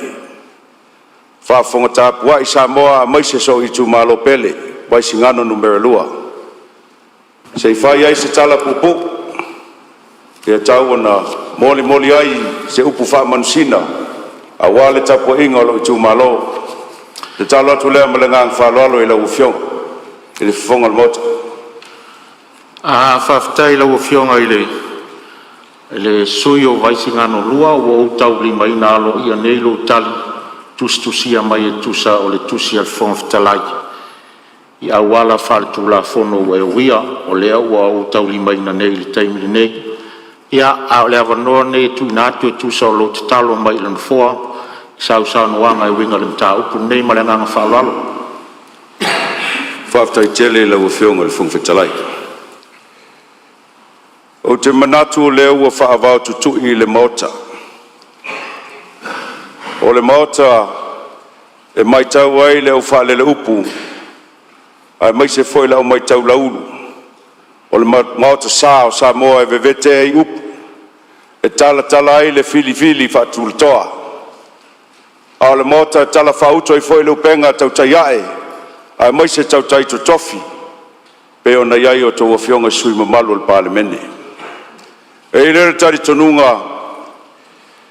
E le tau toi fola le fala. A wa lewa ta oto ai tupe o tau le fonga. E le toi tau tala foi le siapo lau tele o Samoa. A wawa mai o na mamanu whaatite tūla toa maponao a maise le whale upolo to whinga. Ta oto la I le whale upolo to tofi o Samoa walo la to whaivatau si lea. Ai au ao na whapenao na si le viinga ma le whaftai le tua. E velo foi le tia maa walunga o le tia e matau tia pe o le tala na whai le tia o tia talanga wale tua pule tisele. O le tua pule whasoifua leo mafua eo na sopa utu. Ia ma sopo langi lo toi soifua a maise lo mātou wola le nei fo I la sanga o le tausanga fau. Ia, le pa ia o Samoa, le palemene mamalu, e ale whafonga tāpuai, o sio i tū malo vai singano lua. E tu sai, manei foi la sanga ua tātou la sia, ona lo tau fina ngalo momoli ma le tau whasa. Pei ona whonoa ai whau papa, whapena ai ona tatala ai le tau wha, ma le whau tautanga i whanua li. Lea ua whatino i le so. Ua moli mau foi, mamalu o le atunu, i upenga ta whailangi. I le aso foi ua tuanai. Sa whapena ai ona whatino le tau wha inga msataua. Ia tainane foi le mamalu i alupit whanua mau whangalilo. Tanga loa, tainane to le foa le mapu. Mani noa mau mua utu ma whaitau ma le nofa i tua inga e whangasa. A se whautanga mamoli foi. Al whetalainga tutasi. O le ua whalanu ma veave lau to whale alunga ma le whale whao taua. O a uso tau au auna. O a uso tau tama whanau no tau tusi lima iai ma tanga loa tusi iai. E whai ma vae ma lima. A se leo e momoli tutono le whanauso Samoa. A lea, ua au toi uia alo le atu, ma mailo tau tofa. I le suia leo le alavaa, e folau wailo tatu sa. Ma o te usitai, ia te utou lo i tu malo pele. Lo i tu malo pele, o lo ai tau malai, lo tatu malai, fau papa, ma whanuali. Ainga masatau. Ainga tupu, ainga nofo, ainga papa, ainga sata whaifa. Al mamalu ia te oe leo mamala satau. Aia le paia le tātou nuu i pai pai. Aia tau mai i le siu papa i mautā ma wharevau. Matua le tuu i whau papa. O le nei aso, o lea ua tau molimau o lea whatino ala le tūlafono. A o ala le tūlafono, o ala leo la mio tonu ma tau foi lea i le tua puri tele. Tapu ai maia, whawhetai tele, whawhetai le tō whasa, whawhetai le whautanga a tapa au. Ai ale moe whawhale upolu. O te ustai, i lo i tu malo pele, i la o tau whātou whāla inga. Whawhetai le ula, sa tau tō te ulai. Whawhetai le pale, o tau whapale ina ia. Whawhetai le titi, o titi ai. Alo i tu malo pele, o lo tau whina ngalo leo o whaia. Ma lo le tapuai, ma lo le whātotoa. Ia, ma Malu el palmene. La o fionga al fungfetalai. Ia ba tu foi le fionga le li palmia o sui palmia. A fionga minista lango. Ia ya foi le tu vai le fio ato le taitai le tuangai. Sui taitai ia ma sui mamalu foi o le tu vai. A fio foi le fionga sa fapito. La tu sa se tolu fionga le tnganga falumavanga. Ia ana yo uso pele nei. Lau to fa longo pa io sa Samoa. E ui o le lo no foia le talainga ia mau. Io atua le o le fawono. Ia ile tali tonunga. Ia fai o se fa le tonu a se lape foi o lo fa tauva. Ia la foane nu le aina. Ia talo atu ia fai malu pe o tatu faiva. Tato whaatua tua i le tua, wa o ia sa ule whasinoanga moni mo i tatou. Talo tu foi lo i tu malo, a o ia isi se ma se whale tonu lo tau atali. Ia tau ana whatino lo tau finangalo. Se tua ngalu, o le nei wha moe, e pe ona ta oto ai ala tu la fono. Ona tatou walo lea, whatino lo tau finangalo, a inga masataua. O lo ustai lea i le tulafono, o lo ustai lea i le amiotonu, o lo ustai tea i le silafanga mamana le atua. Ia le mamalue o le fonousu ia watu fo i le whafonga tapua i Samoa ia ea le o whingaluenga pa ia le malo ulu mtanga luenga ia maise fo i le o whingaluenga malu le fonousu. Ia o lau whasisilanga atu, lau whasisila atu lea ma lau anganga whalalo i lau whionga le whapongwhetalai. Tō manu le atua le nei aso, whamanuia le atua ia Samoa, upoto a maise Samoa lo tapuai. Ia i le anga leo le atua i lau whionga, walta o veine o tiute i le whatino ina, e le whaingofie o le whono uso Samoa. Whamanuia fo i le atua i le whionga le palimia, ma le tūvai, whionga le taitai, ma le tūvai. E mai se le whionga le sau whapito. Anga leile atua se talana, whao atu ma le nganga tumu le whalalo. O whamarosa o hoi lau whionga le sui mamatu. O te whaftai te le atu lau whingalo maamla mai tūsau ai a inga whatu la whono le neimu tā upu. Ia upu e masani ai le atunu e le tau ilo le tupu. Whaftai te le mo le nei asu. Wa taoto lau saunoanga i le mota. Ua whafonga le palemene ma ua whafonga fo i Samoa lo tāpua i mai. Te talo, la lafo la ia i le tua lo wha moe moe, ma atou te talo ma tāpua ia lo walu whaiva. Tu sai o ia inga o le tātou ngā ruenga, o le a o tātou tau mawai, a e wha wau ngā ruenga le palemene ua whatulanga mo le nei asu. Lo whangia fo i le tua lo wafio atu, ma tu teleina, manu teleina, foi toenga le nei aso, ma lo whaaloalo, whaftai, le mai tau atu, le tu lai mai tai o malo, ia, tu atu le manua lau whionga le li pārmi. Whaftai tele i lau whionga i le whamawhetalai mo lo ua wanoa. Tu lai lava, ma le ava, ma le whaaloalo tele. A ta lofa ma whawhiloa i le paia ma walunga o le whono usua Samoa ni Taeao.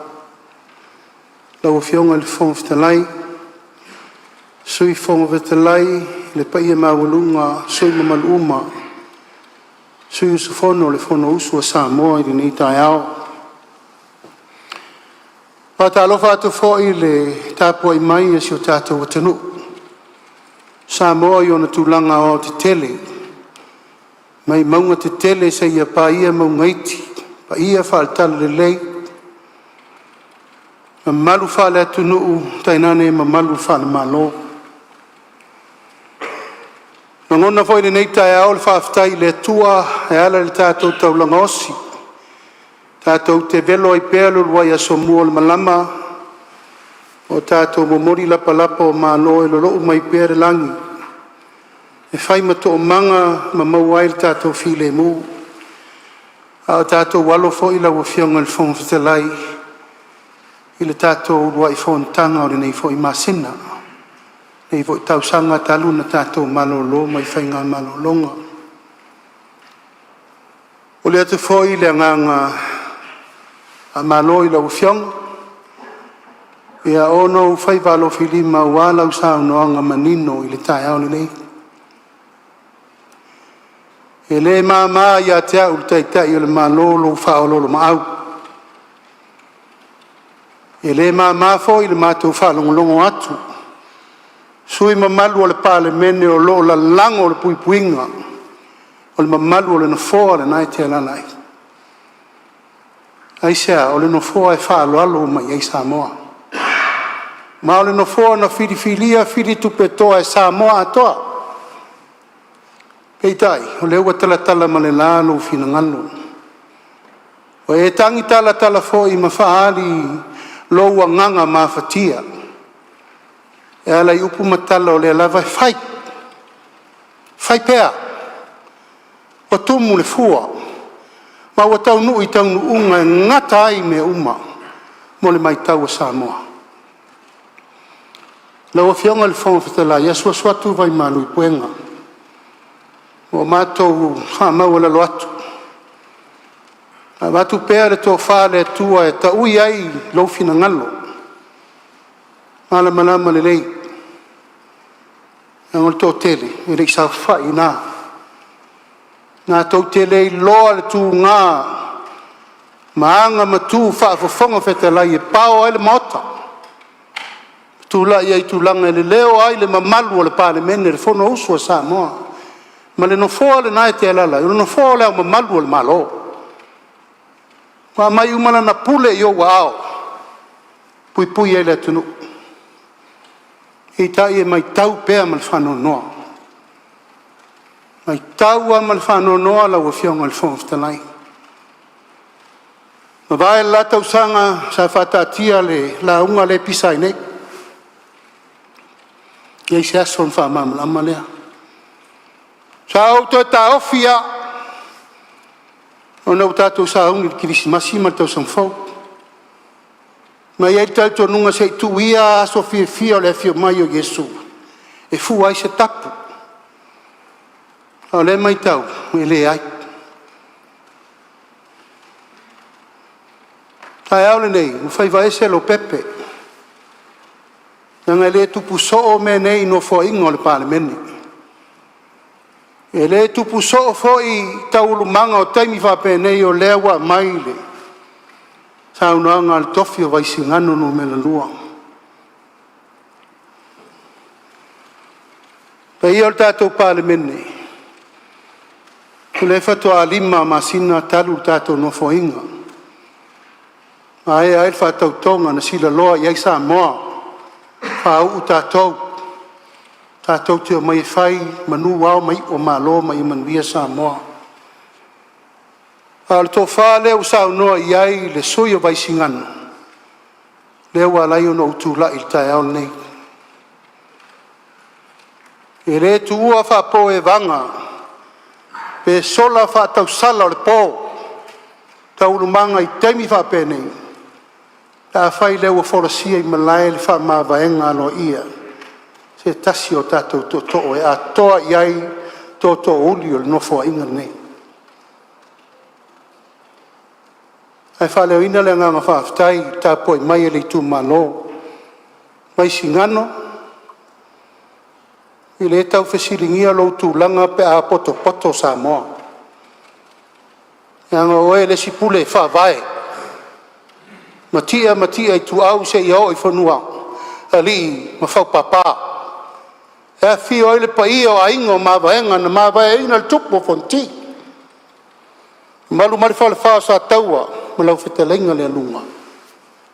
O leo tau tino lo tō whawha tupu ma lau tō whata mali. E a ngā i mai lau tō sui e la lango whai ngā malo. Ai ngā malo whiwhilia e Samoa tau awe le tunu uri teimi nei. E oi le tele o nganga whaasalavei. Ma le tau whaaleanga ma upu whai. A lea e mauri tau vai. E maui umaya. Ai sea. E lea vea le whaatau vao le tau tasi. Ai a whaina umai le tunu atoa. Whai ele nei teimi o te momoli atuai le nganga whaatei tele. I le tu malo vai singano numero lua o na ola o tau tō whawha tupu. Ma le tō whawhata mali i sa tātou whesila wha iai. Ma o tō momoli mai iai lau tō tama whasau. Whionga ia moto pua. E la lango le whina ngalo le whainga malo whiwhilia Samoa. Ma e le tau wiso ina tupu ia. E le tau wiso ina whalau polu. E le tau wiso ina a inga. A ingo tupu, a ingo nofo, a ingo papa ma a inga te whaiwha. O le ute leo whai ngā mea. Ina iaua ne i whalo lo le tu malo. Aua ne i ainu mea mai tua pe ai tongtongi. Pe te whaatali se i pau atu le lao ai na maua leo se mea mo le tu malo. A leo wa e whiri. E te sau whai le laina la poto e whai ai tonu le manuio le tunu. Le nganga whaaftai le nā.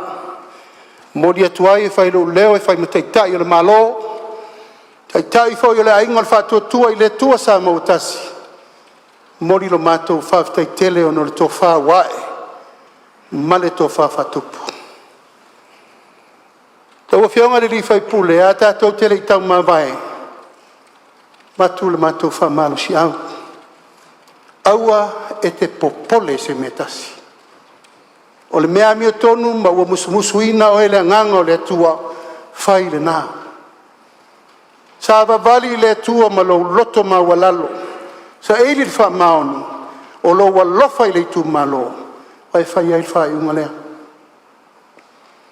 o uma no sa vali do ngā sami na uma la le talia le tua le ua u tai le malo tai o ele ri le va mu e te ta oto ai o ma le tua ma lo tali tonunga e le oe ai e lofa i lo tu malo ma Samoa o le matou fa manuia le na alo yo fai va manaia apo lo foi ma lo le masar salo ma ye tali tonu lo wala wina ta pena fia fai ngā whiriwhiringa le tunu ta pena fia fai ngā whiriwhiringa lo tu malo o tu whaatasi le vaenga whai mātou te atu le lango ina ia tau lau o le wha moe o le tātou tu malo ina ia e tu e tūlai mai e tau ave o tō whinga moni rumanai a tō wha manui atu o e msi o tō rua msi au whanau te whaingo fie taimi whapenei te whaingo fie whai unga whapenei sio a inga o tu te whai langi fia wa Samoa tō loto te tele o nai sanga tonu la wal fō e ala i lau whai unga i le so o ata inga tau lumanga tā penanga tātou tā pena fia tātou tā pena whatasi i le tua whaftai tele lau whionga le whonftalai mo lo wamanoa manu te leina le nei aso mfufonga umam por kalame whata tia ale tātou pāle mene ai mai se whafonga tāpo i mai a Samoa so i fua mai manuia ia malo whaftai sau noa lau whionga le taitai on malo lau whionga le ri pālemia tu sai foi o mta upo tātou tala no inga o no le whai unga ale suyus fono vaisinga no lua malo whaftai malo sau noa ia ua whafonga le pa i o le pālemene ia mai se foi le whafonga tāpua i mai a Samoa tu sai o le mta upo nei ia fo ia le tualo na vi inga i le whaingo fie ia whai unga whapene ia ui o lea ia o lea o sau noa le sus fono vaisingano lua ia le fo e whafonga ua tali le taitai o le malo sau noa atu taitai o le malo ia ma whaamanu ia atu nisi ala waa ma nisi whaamoe ngā lau whionga le sus fono vaisingano ia o le whaamanu ia atu fo ina na fua ma le palemene fia lava wanga ia i lo finangalo whaatamari ia ono o lo manatu ma lo finangalo i le tu malo ma lana tāpua inga ia ma le anganga whaloalo ia wa mai ai fo i lea mata upune nei Taeao ma le anganga whaloalo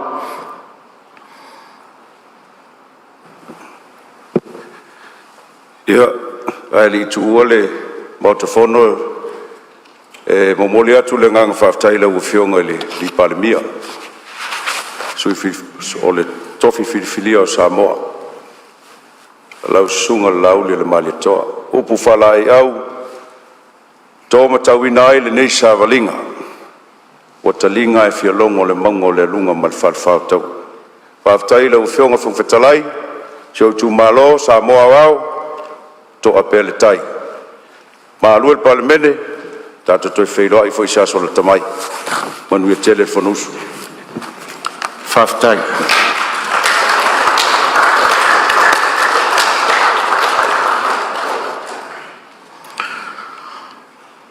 saunoanga o maliu. O te whasisi la atu le paia o le palemene, e tu malo ai o le afionga ia ono po lau matia manu Ringo Matthew Pesao. I le aso se furu ma le tasi o Januali luafe luas furu ma le ono. O le afionga ia ono po lau matia manu Ringo Matthew Pesao, na filifilia ma whātauto a vea masus fono re palemene, mo le tu malo palota o sa whata lua. I le paia inga lona se fulu ma le fitu a le palemene, mai le tausanga lua afe luas fulu ma le tasi, i le lua afe luas fulu ma le lima. Sa to fia o ia a vea ma min sta lango lango le mtanga luenga o ngā luenga, whela ua inga mati na SS. Na muli muli ane to e tofia avea ma min star kapeneta mo le matanga luenga o ta alonga Malanga oa mo le fiafia o tangata i le tausanga lua afe lua sfuma le wha se ia o atu le lua afe lua sfuma le lima. Sa avea foi o ia ma suusfono o le komiti o tupe maua ma tupe tutongi. Whapere komiti sue whapitoa le pale mene.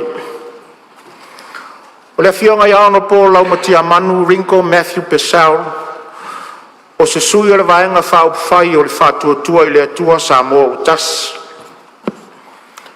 E ave aile nei avanoa tāua, e whai aile leo le fonga whatalai, o sui o le pale mene, mo mori atua i wha maisenga ma wha mawhana whanmanga, i le fionga i le wharetua.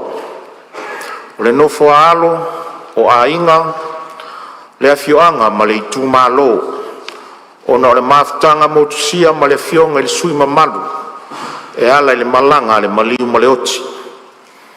E tu saoanga masani o le tatu maota nei, o te vala ua tuai ma le anganga ma ua lalo le poia o le nei pāne mene, nei o tatu tutula i whatasi mau, mo se minute tasi, e whailoa i lo tatu whalo alo i le afionga le sui ma Malu, ua whai ilangi le fōlaunga.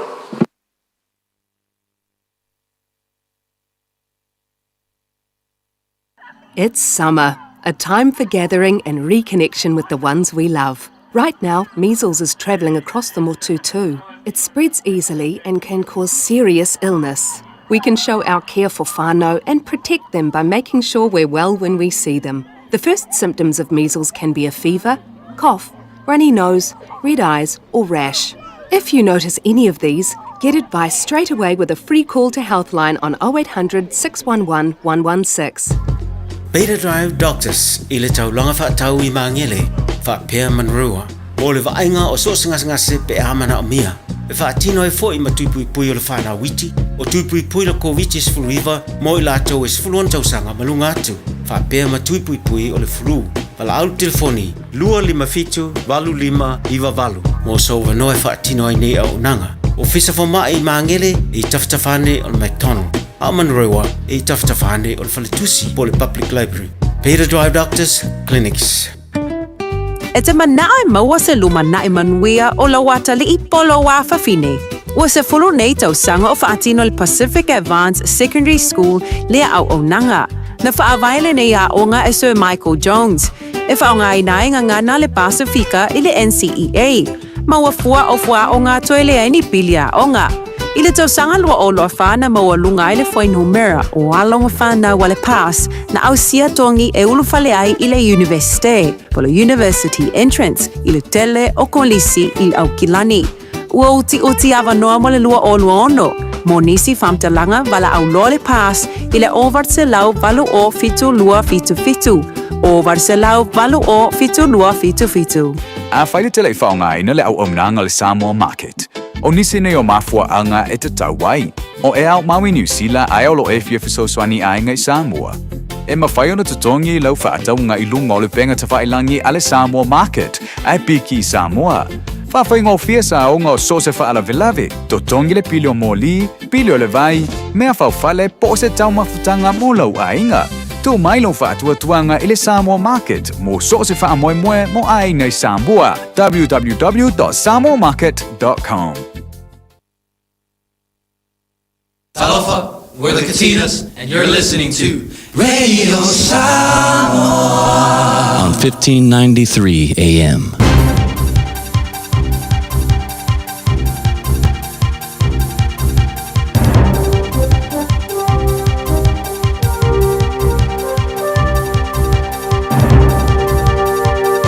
In this update, falling trees have cut power to hundreds of properties in Northland as blustery wet weather hangs around the upper North Island. Severe weather watches and warnings cover rain-soaked Northland, Auckland and Coromandel until early Thursday.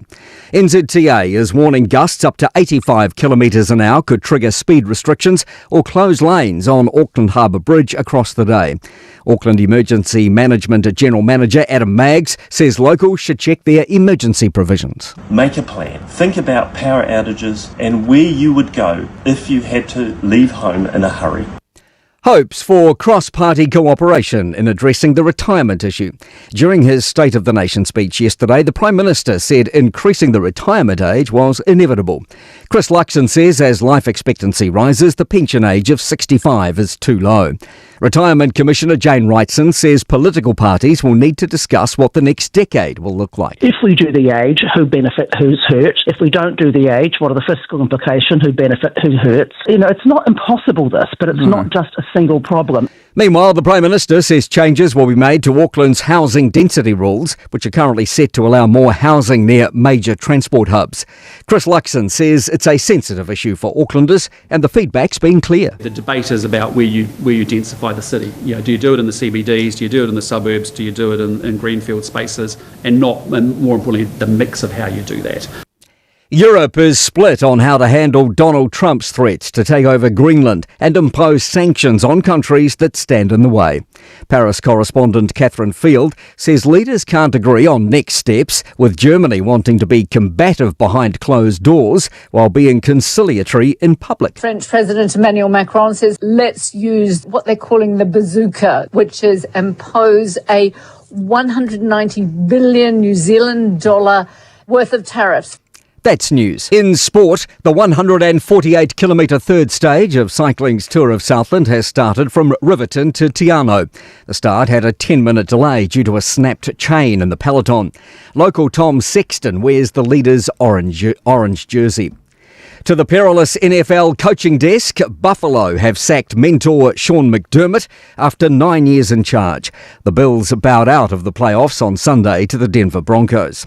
McDermott is the 9th NFL coach dismissed this season, while Mike Tomlin was given a more gracious stepping down exit after a 19-year tenure with the Pittsburgh Steelers. Bournemouth lead Brighton 1-0 in the second half of their Premier League football match. That was a short time ago. That's sport. I'm Malcolm Jordan.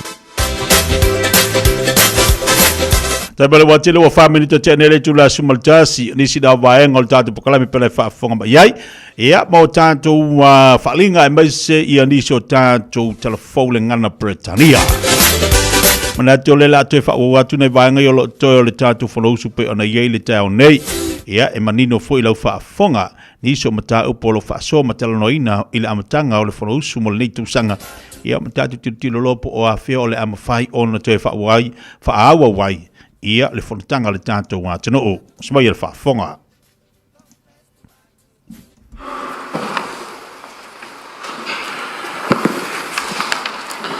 Tui nātou pepa. Mua pepa le palemene loa filosu lima loa filosu fuluono numero ono se fulu. Li poti fale tausanga le Universite o Samoa mo le tausanga fale tupe loa filosu wha loa filosu fulu lima. Lua. Pepa palemene lua filosu lima lua filosu ono numero ono sfutasi. Li poti fale tausanga le o nango va Samoa mo le tausanga fale tupe lua filosu wha lua filosu lima. Todo. Pepa palemene lua filosu lima lua filosu ono numero ono sfululua. Li poti fale tausanga le kampani o pulenga fa aputunga tupe teu fa fainga luenga o mawainga tausi Samoa mo le tausanga fale tupe lua filosu wha lua filosu lima. Fa pepa palemene lua filosu lima lua filosu ono numero ono sfutolu. Li poti fale tausanga le pulenga tupe fa vao malo Samoa mo le tausanga fale tupe lua filosu wha lua filosu lima. Ma le lima pepa palemene lua filosu lima lua filosu ono numero ono sfulfa. Li poti fale tausanga le komisi le toe futa ingo tu la fono Samoa mo le tausanga fale tupe lua filosu wha lua filosu lima. Faloro lo fio. Tu inato li poti a komiti fa palemene. Tasi. Pepa palemene lua filosu lima lua filosu ono numero ono sfulu lima. Li poti al komiti o tupe maua ma tupe tutongi. I le tu la fono tau fa au fiu teu teu ngo o aia inga ese. Ave se o tu sao noanga o la fonga mo kampani fa Malu lua afe lua sfulu lima. Faloro lo fio. Lafo al komisi fa palemene. Tuna mai lo fionga al sui te telefono al komisi fa palemene la o fionga ile sui fong fetalai.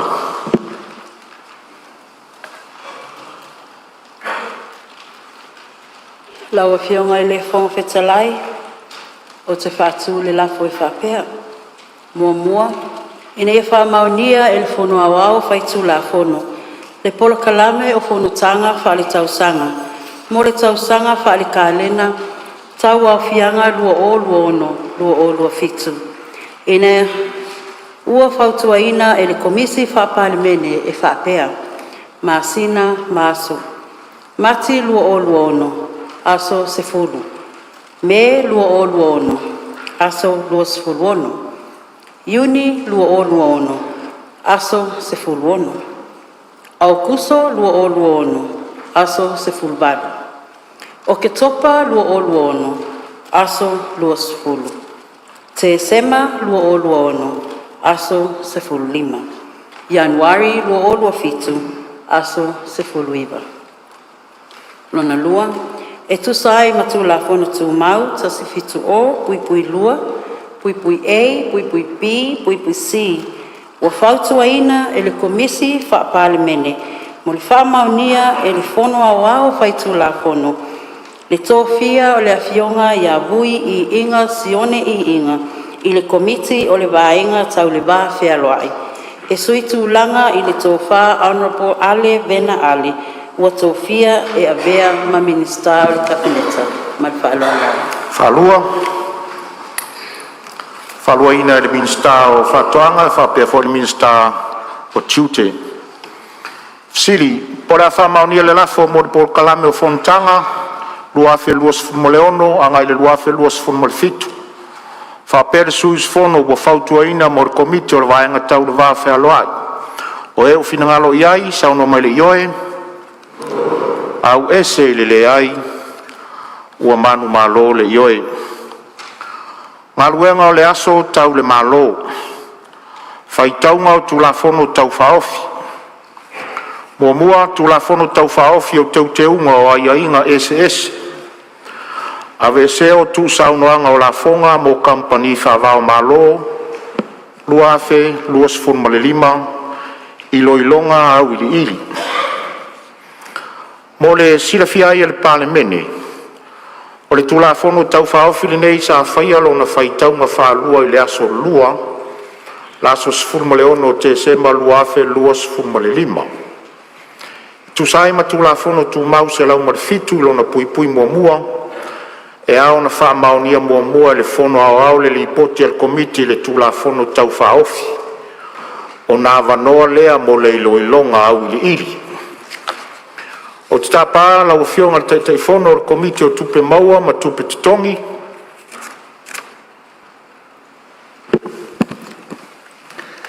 Lau whionga I le whonga whitalai. O te whātū le lafo. Ina ia whamaunia le whono awao. Le li poti a le komiti. O lo whautua ina ai. Ina ia whaangasoro tu la whono tau whaofi. O teunga o aiainga SS. Ave sea o tu saunoanga o la fonga mo company whawao malo lua lima whatasi ma le whasaonga. Whalua sui minsta o aonga whapea fo I le sui minsta o tupe. Sili, po la whamauria le lafo e whina aisa o no mai le ioe.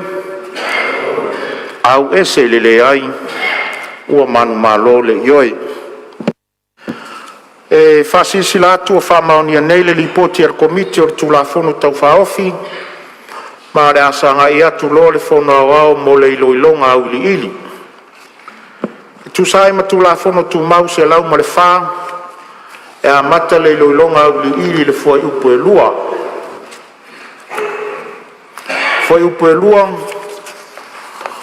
Ua teuwina le tulafono company whawao malo. A feva se lau vadus fun ma le vadu. Fesili. Nau vionga fun vitalai ane. Malanga whaalo te mosia manu fesili ai. Ia, o leo a tulai mai le sui teitai o le I tuangai ia, sauno e tu sori. Ia e mua ana whamauina whawhitai lo fionga fun vitalai ni Taeao. Whawhila I alo I atu I wapewhoi lo fionga ni pāle mia malau kāpeneta. Ia vionga mistala ngolango ma le sui fong fitalai. Ya, atu fo ina whionga taitai le tua ngai a masui manu mo nei tu ya. Fa malo soi fua manuia tato fonga mua nei hoi tau sang fo. Ya le wasi i tai o tato sa wa tato fo launga nei tau sang. Ya talo ai ya. I mamao ne peaulanga. Ngalu fati o man, ngalu fati lolo. Tato vaulanga, tato tau manuia si uia ne hoi tau sanga ma tato ngatwenga. Ewa tu lai mana ngango whaalo alo e fisili. Whaaftai le fionga te fono le komiti. Matongo fiel li poti. Aar fisili. E lau manino mai le li poti o lau fionga ma tau komiti. Ngā whapasene o kampania le stala tato sifa e kampani mai Europa. Iwa sulono pasene o kampani Asia. Ia le fōlinga mai. O le lisi uli lea. O se mana oga mai atunu Europa. Ina i pasia tu la fono to te utaune. Ia ona vese leo le ngō Samoa me lisi uli Europa na whapasene e kampani. Ia le stala tatou. Ina e tatou sifa. O kampani Europa. Advisiri e se ni se uli atunu Asia. O tere tupe tatou sifale mo me atunu Asia kampani me atunu Asia. Iwa suono pasene le pena mai lau li poti. Loa. A faila o le la avesere nei la fonga. O pe le la tongi a la fonga avese ni fa manuia. O le ase e fia se tupe fua. Se tupe o le ale to e mau al tatou sifa. O le ase si sira tau komiti le tūlanga lea. Awa le a mai lau li poti. O le a tele company Europa ia la ti register. O na winga la le to e listala ina la ese ma le stala. Le to e mau ala tatou tupe na. E ma tupe o la isene. Fia se estimate nga to si sira le ale to e mau al tatou sifa. Mai te unga leo tu la fono nei. Whafsiri rea mai whalalo lo fionga e kongitalai. Ma lo whaftai, sao noa lau fionga le suiti tai le tuanga. Ia po whafonga mai le tau komiti, lau fionga le te fono. Tulai mai e tani mai. Lau fionga i le whongtalai. I le tau whai e tali atu le whesiri mua. E mo ina le whapasene. O company mai i Europa. A tono company e ono avese la to le stala i tato pulenga o le sifa. Sa iei fot pulenga i fatata noanga ma le tato pulenga o le sifa. E ono iei a company Asia. E ono le to le stala ono le fia Hawaii i ni atunu o lo le lisi uli o le uni Europa o le fatusa le fisili rona lua lo fiong fons talai ia ia se fatino se analysis ale committee ai Fiafia ele Malu o Mauta talu ona whaawaenga pulenga i tau sanga i luafe ma le fitu. E ova ma le fase lau miliona lo na sao o tu ina mai. I talo tupe alo tatou malo. Lo fion fontalai. Ta tonu fo e reo toi po ma le sa toi sea le nesu isfono o na si ngā mai atunu i fafo. O leo te talo sanga tua i sui mamalu o matou komiti. Sui te taifono e mese le isi sui e fse soani e tali pe ale a toto tali o le ni fatau va ma le whaaloalo te le lava ma lo whaftai ia lo whafonga le sui sa whaulawe tu so Whongtalai. ia tu na mai lo fionga i le te le tuangai Whamalo foi ni Taeao ma saunanga ia vape foi ma tāsanga tuatu i le tua. Malo fo i le palemia ma kabinete ma le lato ngā luenga sa whatino.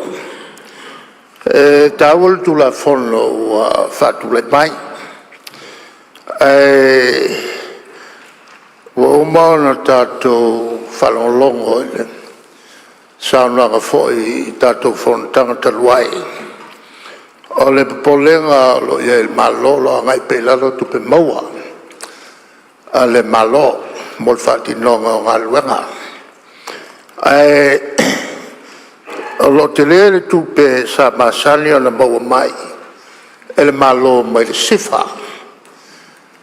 Taluai la lea o le pasiel tu la fono le nei. Ma o mo foi o na fongaila le tatou pale bene. O lo iai fa moe moe o la tatou mulmuli whainga o lo whaifo i e Vanuatu ma Cook Islands tau kawaile me lea. O le tu ina maile lalo la fonga a company umai le ngato tātou Clever Company a company for Fiafia whale mai i Samoa mai le 2% ne lea o lo iai nei i lalo le 2% ne lea o lo iai i a tunu ia e pe o Vanuatu a whaia le tu ua lalo tātou la fonga o lona winga e le to e whaingofia na tātou whatosina mai i a kompania e te tongia lato le stala ma mawaia tātou tupe e whatupe ai le pakete le tātou malo o le whafisili atu la e Yesu whamoe moe e whatino ai le melea e se teimila ta mai e na ia tau fo ai whale tonu leo le atu lai mai i le tulanga e ono anga i lalo tupe maua mai sifa o le sida tu na mai whalala Ia, po maua mai e lau fionga te teifona, mai se tau komiti. Ia, se on sai marawa lau fionga le te teifona o komiti o lo tula mai te tai malo. Siri lo so ni atu langa o le fato ala la mai le te teifona o komiti e le iai le teimina. Tātou soa i le pure na tāu pure nei. Ma wa umana tātou whasoa. E reto e asa foi leo ngā sami wa umana asa. O le whamoe moe o le pulenga o le sifa. O le ingoa tau le leia o Samoa. Me mo mua nana mai tu la fono nei nei. Ai sea o lo tau vale ina le ingoa Samoa. I le lisi uliuli. O la tau nei wawe i elva ingo le sifa. O i ele to mai ato toa ia i la tau e fautua ina i le malo. O le mea le te tau na whai. Ma ua lewa na ele lea le ngō Samoa le mea le pepa le pisai nei. Tau sanga nei. Wa mai fautua ngā le sifa. Tau na whai ni mea nea. O le atungalu ele tai o le tuanga i tupe maua. Ua te popole. Ele tasi se vaenga le sa ili ia le malo filfiria.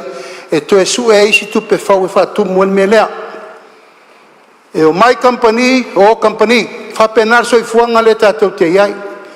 A le me pito i siri na whamomu el malo. O le ingoa tau le leia o Samoa le tau fufuru atu o levan parpalar tau tengi. Me nai tau whamanino. Ma lea ua whai le whai uma. Pau leo lea wala. Tātou te o e kiria e se uma meia. O aini company e to e fia o mai, a fia mai. O aini company e le to e o mai. Tātou wheloi se teimu. Alfa mo mo nga autu na tu la fono nei nei fa mama ese le blacklist le tau la mua ile tau fa mo ino le tatu ta ma le so upunai la fono meftu nai la fo mai e la vai fetu nai ai ingo tupe fo ai ingo fo te nga tupe fo me mo wai tatu tupe fo mo le tina ina paketi el tatu fa mo mo le tina ino le tunu Chef Sosonia tu le marangang falal. Malo sa uno lo fionga te malo. Ya sei molo ya sa uno molo no molo. Lo tu le ya tu le iai le palmia i. Ele teimi sa tala no ilai le tu la fono nei. La le sa tu le tu ai o te sia mamla ma pole alta penaga o ye nei. Ai fai o le sa no palmia ya o le Wala valia. Malo whaftai fisili. Po le aver foi upulua ma vaenga o tulafono o e ufinangalo iai sau no mare ioe. Au ese le ai ua manu malo le ioe. Foi upo tonu. Ua teuteuina le tulafono insiua whaavao malo a feiva se lau valu sifuru ma le valu. Fisili. O le aver foi upo tonu ma vaenga o le tulafono o e ufinangalo iai sau noa mai le ioe. Au ese le ai ua manu malo le ioe. Fai upo e wha. Ua teuteuina le tulafono o teu ngā tupe whaavao malo lua afe ma le lima. Fisili. Po le aver fai upo wha ma vaenga o le tulafono o e ufinangalo iai sau no ma le ioe. Au ese le ai ua manu malo le ioe. Fai upo e lima.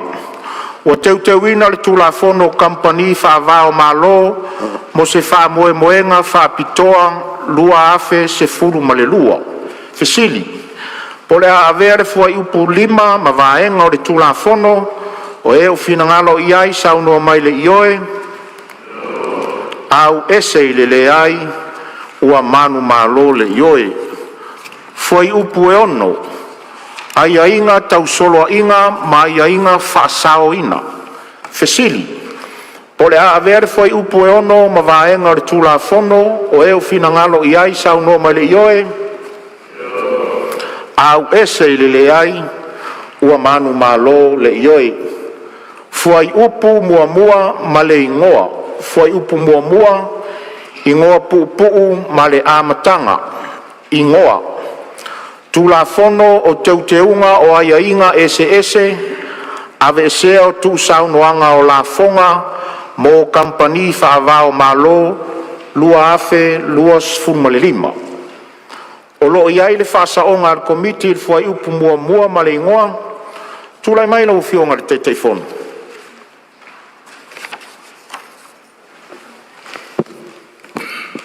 Lau fionga i le fonfitalai o te whatu le whasaonga i le whai upu mua mua ma le ingoa o le tulafono e whapea.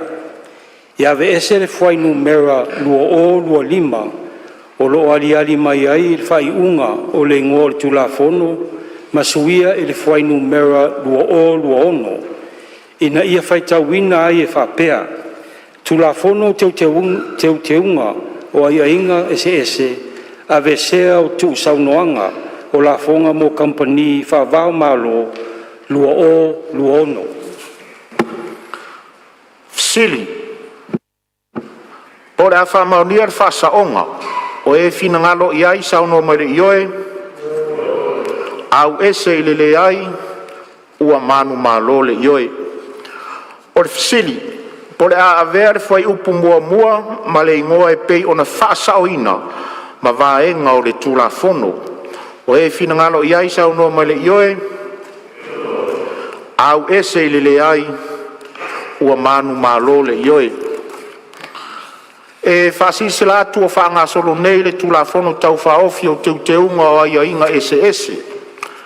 Ave sea o tu saunoanga o la fonga mo company whaavao malo lua afe lua sifuru ma le lima whaatasi ma le whasaonga. Lafo mo le whaatatia ese o tulafono tu mau. O te tāpala o fionga le pānemia mo le lafo. Aftai lau fionga le fonfitalai, tulai, tu le lafo, ina ia whatati ese tu lafo na tu mau, se lau ma le valu, pui wha, ma vano ai whaitonga whatolu, o tu lafo na tau whaofi o teu tengo a inga i se ese, ave sea tu saunoanga o lafo o company whaavao malo, lua afe lusu wono, e peo na ilo ina ili le Taeao le nei. Whalua le fionga sui parimia, le fionga le minstao tupe, minstao talonga, malanga o mo le fiafia whapea fo i le minstao o whamasnonga.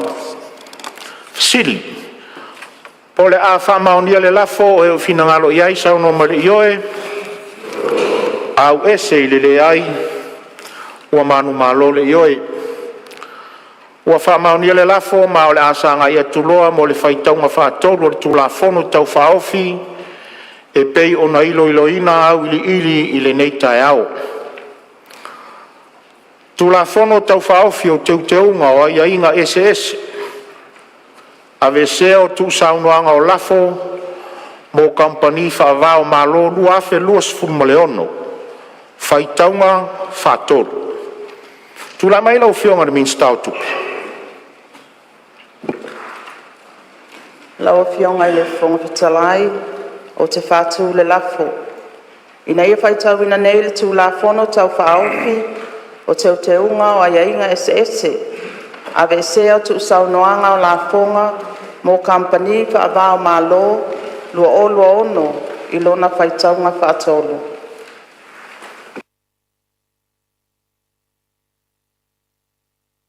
Whalua le whionga suipan mian min stau talonga malanga or Fiafia tangata le whionga le min stau whatoanga whapea foi le whionga le min stau o whamasnonga.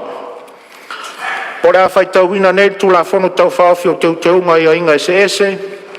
Ave seo tu saunoanga o la whonga mo kampani whaavao malolu afe luas fumaleono i lona whaitaunga whaatoru o eo finangalo iai sauno male ioe au ese le le ai ua manu malo le ioe stula foto i te wetu la whono SS ina ia ave se ai whainga whaapitoa tau la whonga o tui nātui kampani whaavao malo ua resta laina il pūlenga tupe whaavao malo Samoa ma mom ta upe so tai ai e whatatau i la veseo Samoa mai le lisi le Uni Europa lea e au fie tunu e le langolangoina ma ta upe tau la fong. O te whasil se la atu wa mai a o na whanga sola tu la fono tau whaofi o te uma o ai inga SS a veseo tu saunoanga o la fonga mo kampani whaavao malo lua fe luas fulmaleono le palemene ua poto ma ua whapea o na pasia le mota.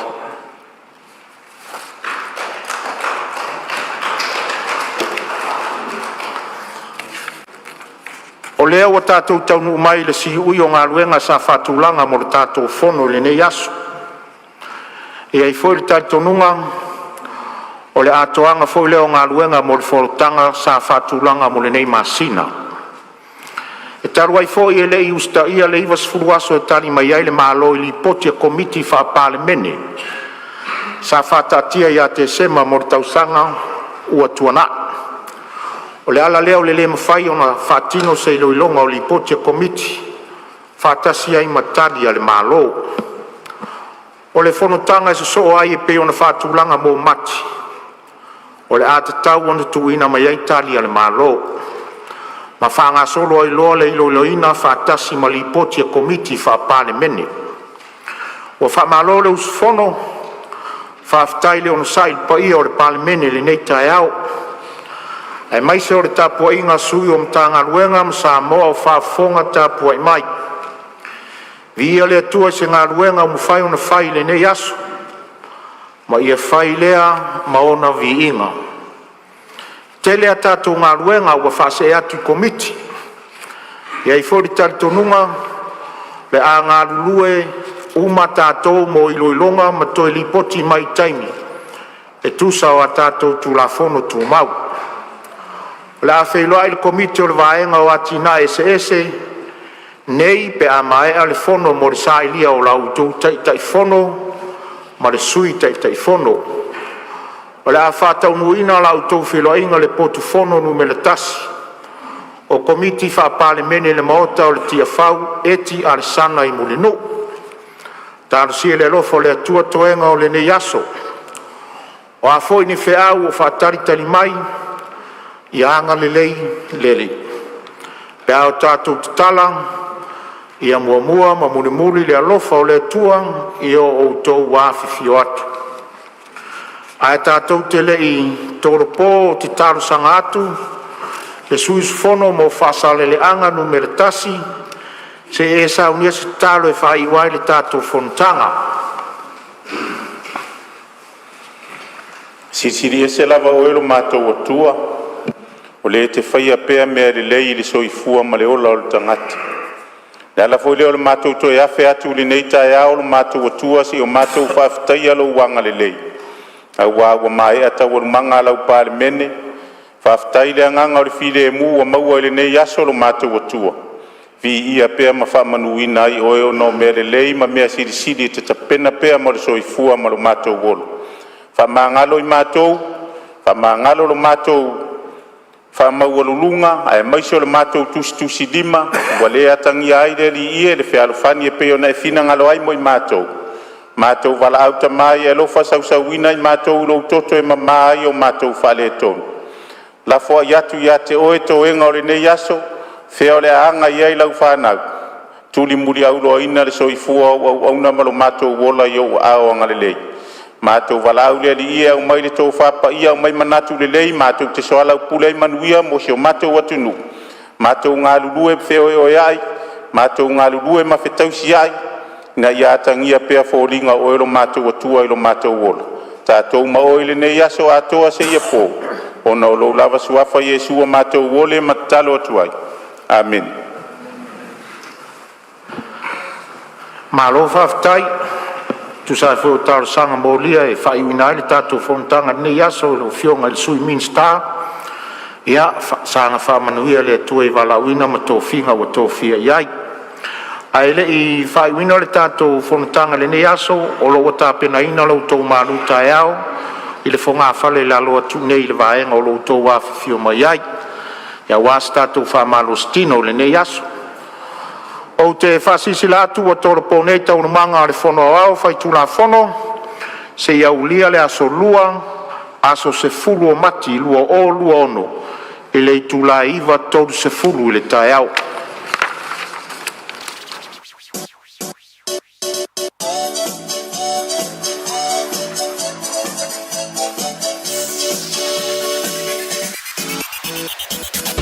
Ia e whātutu atu tō o manatu.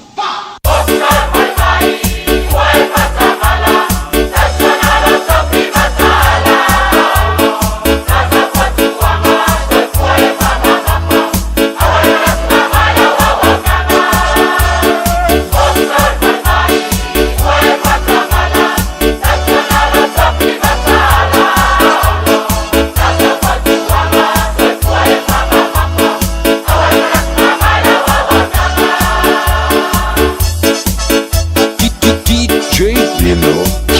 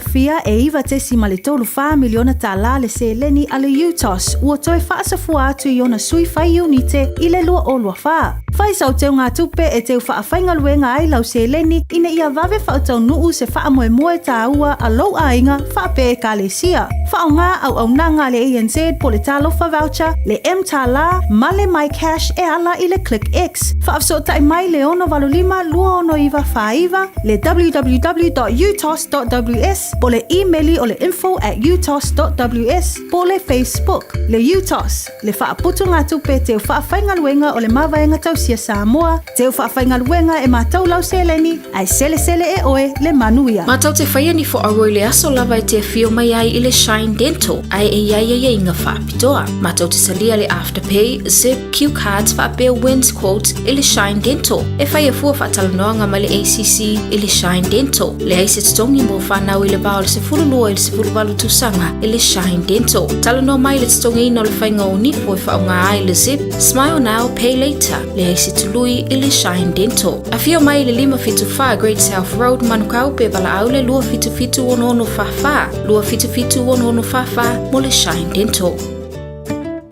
E te manae maua se luma nae manuia o la wata li i polo wa whawhine. Ua se fulu nei tau sanga o whaatino le Pacific Advanced Secondary School lea au o nanga. Na whaawaile nei a onga e Sir Michael Jones. E whaonga i nae ngana le Pasifika i le NCEA. Maua fua o ngā toe lea ni pilia onga. I le tau sanga lua o loa whana maua lunga i le whainu mera o alonga whana wale pass na au sia tongi e ulu whale ai i le universite. Po le university entrance i le tele o kolisi i au kilani. Ua uti awa noa mo le lua o lua ono. Mo nisi whamtalanga wala au loa le pass i le over se lau valu o fitu lua fitu fitu. Over se lau valu o fitu lua fitu fitu. O da safari vali atu ai leo le uati le nei Taeao le toi lua se fulu minuti ana talo le Julai se fulu vale lua. Sui foi lau whaafonga le nei Taeao po kalame le Fiafia mai. O na o le fono usu a mata o le nei tu sanga le parmene o le tātou atinu o Samoa.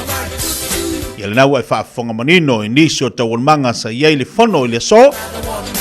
Ia ama le whaamoe moe o mama lama lo fina ngalo.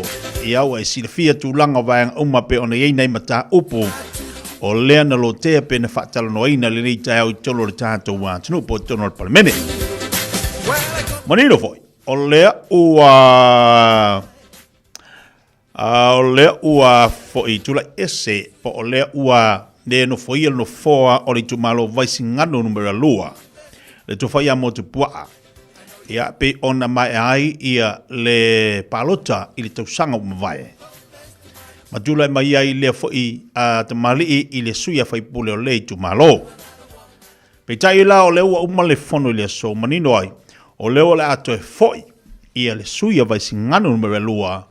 E toi tā pena lana whainga whiwhilinga. Aisea, ia o manino le whaafonga le tātou wa tinu, ia le tula whono pe on tuna mai, ia o lena tutuatasi, man tua fwoi lena tutuatasi, ia le suia whaipule vaisi ngano me le lua. Ai o lena mamoli alo ia, i tu tonu, o le vainga whai al whaatuatua i le atua Samoa tasi. I lona fia awai e lango, vainga ale whainga malo ua tūla i mai le nei taimi i le paia inga i le 5 tausanga le wa iai. Ia manatua fo i lau manino ala le tūla fono e le mawhai ona e alu sao i le vaenga whai. E te toi fo i lai whai lau palota. E te toi fo i lai whai lau palota pe a wha pe wa iai sau wha unga ma sau whiringa. E te fia awai i se vaenga whai. Le ala ana iei la le vaenga lea. O lea uma mai ana mamoli ia le sui. A fai pule. Ia le tofai amo tupua. Vaisi ngano numero lua. I le vaenga whai e whatuatua i le atua Samoa tasi. Pei tai. Iei tu la fono uma ona iei li tutono le palimene. Mo awala i tau ona uia le sui a fai pule. Le ala ua na avanoa ila no fua vaisi ngano numero lua. I le taimile nei, ia e toi tā pena la tu whainga palota. Ina ia, mawhai, ona toe au mai se sui a fai pule o vasi ngano numera lua. Ia e toe whaawaru na fōa le lantu i tu malo o le neipa e inga leo o iai. Lea fo ilawa a whaafonga manino i le saunuanga le te o le malo, lea whionga i le parimia, whionga i le au le malia toa pola te iwa Force Smith, pei ona iai lana whaamurianga. Lea na i saunua i momoli ai i le whaamurianga. Ia i le sui a whai pule, a o toe tā pena ai ia seisi fo i sui o lona i tu malo. Ia po le wanga ia tu, toe tā pena mai ia le latu whai ngā palo tari titi. Ia male, vai ngā leo le tomu whai ave ese Samoa mai i le lisi palapala po le ngō Samoa mai le atu Europa. Lea fo ina e tau whaafonga iai, ia o whaatata mai le taitai o le malo, ma le kapeneta, tūlanga o loo iai le naunau ta inga ia whaamama mo mua li ngō Samoa, mai nei vaenga umba. Ia ona toi tā pena fo i leo nisi, o kampani po nisi o unanga mawhai o nā ngai atu tono le sifa, e whesoa sani, mo nisi vaenga o tupe maua le tātou wātunu. O nei vaenga na, pe o nei mata upu na pe o nei iai, ia, le nei Taeao le whaafunga maua le tātou wātunu, upe o na iai le tātou whanausu. Le nei Taeao le nuinga la, le wawa noa ia le no foa o vaisingaro numbe lua. Aba noa le no foa o safata lua. Safata lua. Po safatasi. Ia taritali la ia le whainga. Taritali la ia le afoi. Ia whale alili. Pe fōringa mai la i tolu la ia i tu malo ia. Ya olela tau ta penatu elo mo tino fala ni elo mo tino ai o sa fata la wala tau ma singano le ua manino tulanga e to faia la tu fainga paloto po fainga filinga ia i se taimi lo mamau ua tolpo nei le fo ila mal fo uso la tunu ile aso se fulu mati o le ato e tau au fiai ia le fonotanga le palemene ilona solua no nei vaenga na pe ona te avatu mo tatu atu nei aso ia o lene tau whailava le pokalame Fiafia mai e avatu antua tūlanga sa ia i le fonotanga le tatu ale palemene ia i le nei aso. Ina ia mawhai ona e whaafonga le anga o oi o le tama whanau, o oi o lu whaasinomanga, o oi o le tangata nuu o Samoa e te taua ona e silafia. Taua ona e mamalama. Tūlanga o lo iai le whaangasolonga o mta upu ai maise o ni tūla fono o lo tau mawhai ana iai le whtatu Malu o Samoa pe ona ele nei Taeao. Te lo lau manino i lau whaafonga. Le nei Taeao. Ia le pokalame le Fiafia mai. Wa tele nei a tatu tamama nei tatu tina. Ia ele mawhai na whaalongolongo i runga le Facebook. Wa aalua tangata ia. Aalua le tamama le teine. Ia malana telefoni ina rua atuale ai le se whalongolongo. Ia o le toi ina malo matua e whalongolongo mai le leitio. A o le nau ta ingala na le pokalame le Fiafia mai ina ima whai ona e whalongolongo. Pena to e whaafonga. Inisio mta upu manisio tatu whalutanga. Se o te tau whawhango i asola. Asola i kako whongkanga fo ia ale paleme. Ia kau ko inga ia ilanga ari. Ia makakalango i ilanga sadu. O le umakuai se elanga ia konga mawhakau whaalongolongo le leitio wai taimi o wholutanga i la wai taimi. Lua ua umama le kior ko inga wala ukuilanga whaanga. Mai. Kalai maanga ewa waku whawhawhala. Oa, ia waku la i whawhawhala. Eri a kose a whaikula waku koe a mai fo. Nale a mai a whaamaud. Ia koe ki, koe a waudu fong. Lua ka whalongokunga. Ia, leo a whaifo ilano leo la fua umama.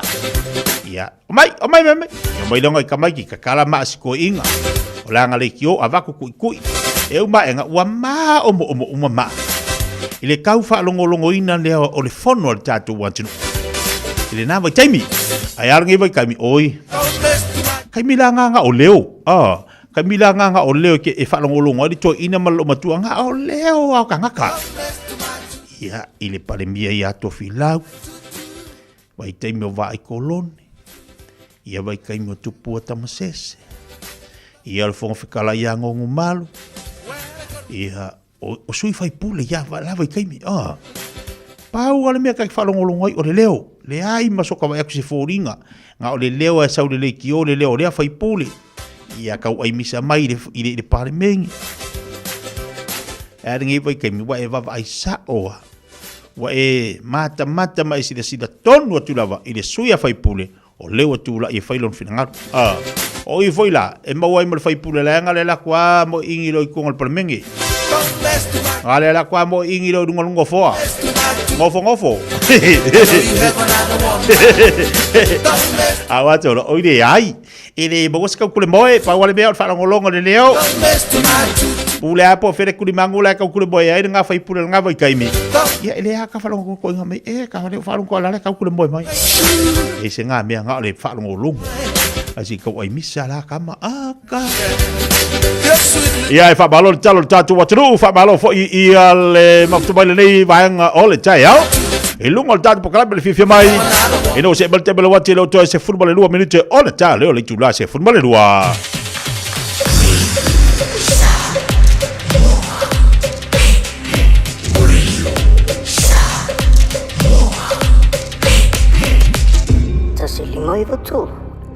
Got something unusual to get rid of? E-waste or a hazardous or random item? Don't just chuck it in the bin. Find out where it goes at aucklandcouncil.govt.nz/where it goes. Tāmaki Turiki. All together, Auckland. Ua mawhaina i o na whaatau wantu top up ale Digicel i lunga o le upenga ta whailangi ale ClickX Pacific. E mawhai fo i o na lafo aise leni i le MyCash ale Digicel i Samoa. Tonga Fiti mawaruatu i le na o le 5 ta la. E le leile reiti aso taitasi ma e whaingo fie fo i o na e listalai. Asisiane i le clickx.com e lafo aisau top up ale Digicel. Pe lafo i fo i sau tupe i le MyCash ale Digicel Samoa. Tonga Fiti mawaruatu. Morisi whamtalanga wala au le olua tasi 5 tolu fafa. Olua tasi 5 tolu fafa.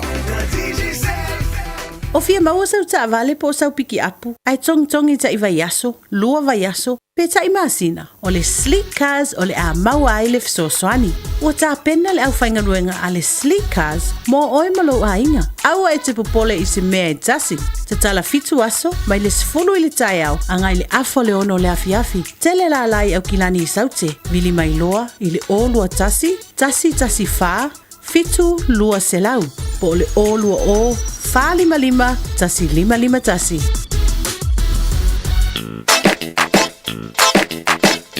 Eva mai pea i the radio kasi 5 i wakolu amo. Au ngā tele sunga mo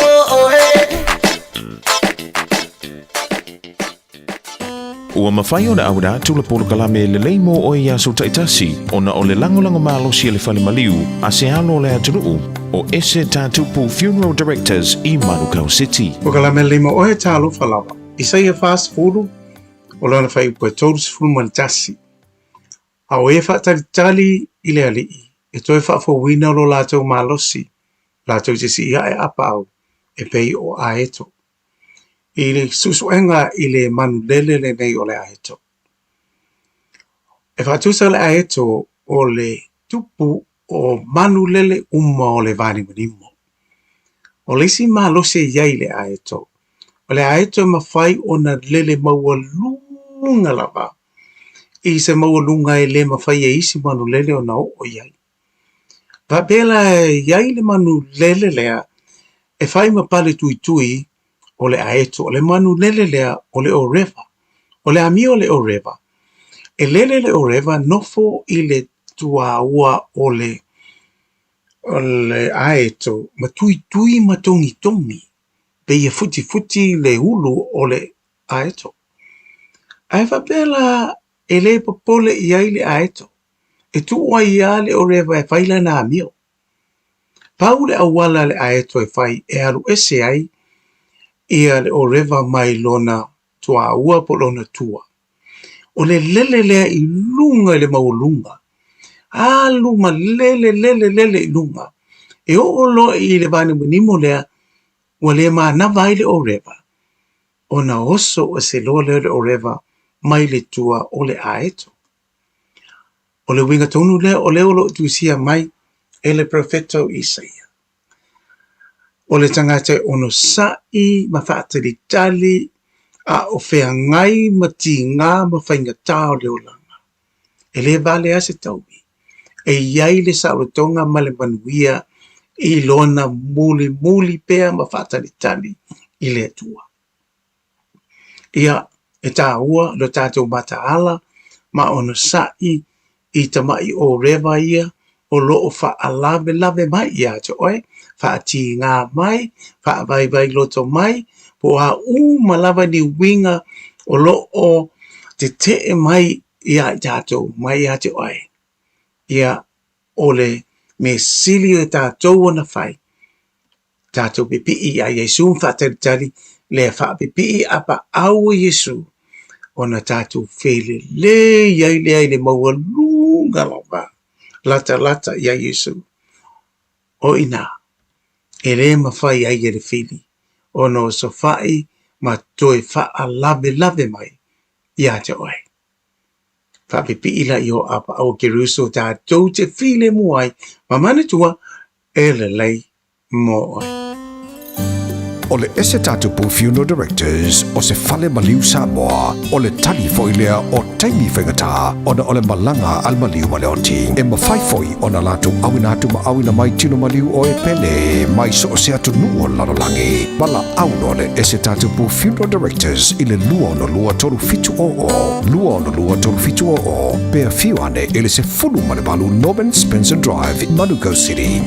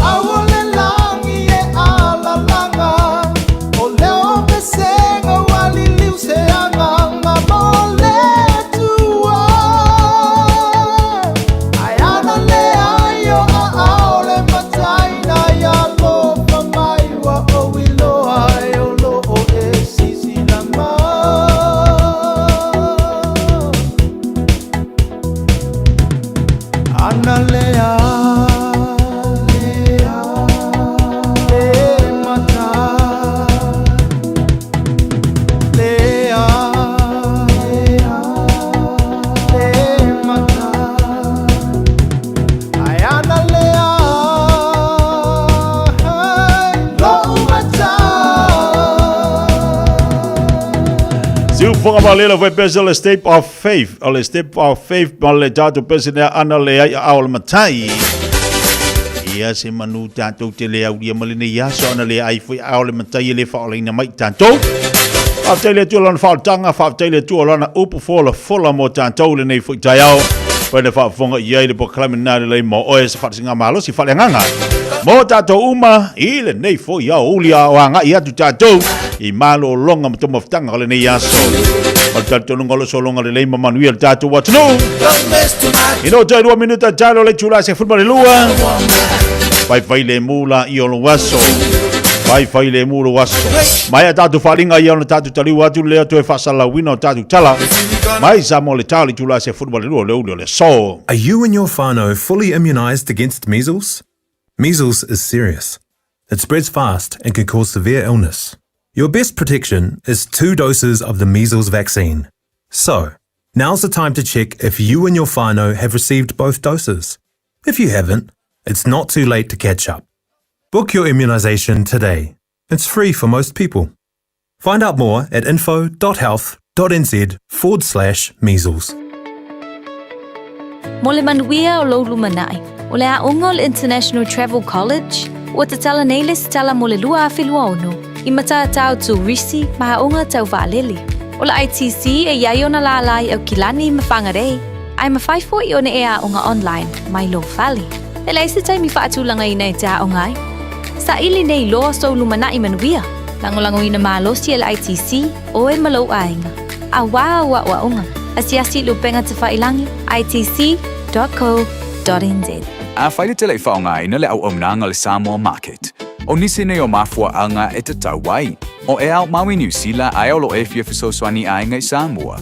E mawhai ona tutongi lau whaataunga I lunga o le penga te whailangi a le Samoa Market, ai piki Samoa. Whawhai ngō fia sa aunga o so se whaala velave, tutongi le pili o mōli, pili o le vai, mea whawhale po se tau mafutanga mō lau ainga. Tu mai lo whaatuatuanga I le Samoa Market, mō so se wha moe mo ainga I Samoa, www.samoamarket.com. Tasilima I Vatolu Amo Radio Samoa. Usi mai alau whaafofonga o le whaapoponga fo ele nei o talafau mai Samoa. Awina sa mai mo oe e lau leiti o whalongolongo le Radio Samoa. Tasilima I Vatolu Amo. O te whatalofo e lo tātou watino o tātou whelo I fo I le nei aso fau. Tala tau longo usi mai alau whaafonga. E te tau na whao umatu I le whaamsinonga I le asolulu o le nei vā yaso. Fola sanga ma whinaunga tusi alo I alo o au fia. I le tangi tau palota whale alilitasi. A o le I o atu I le asotofi o le vā yaso nei lava. O le asu e su e ai lea mata upu.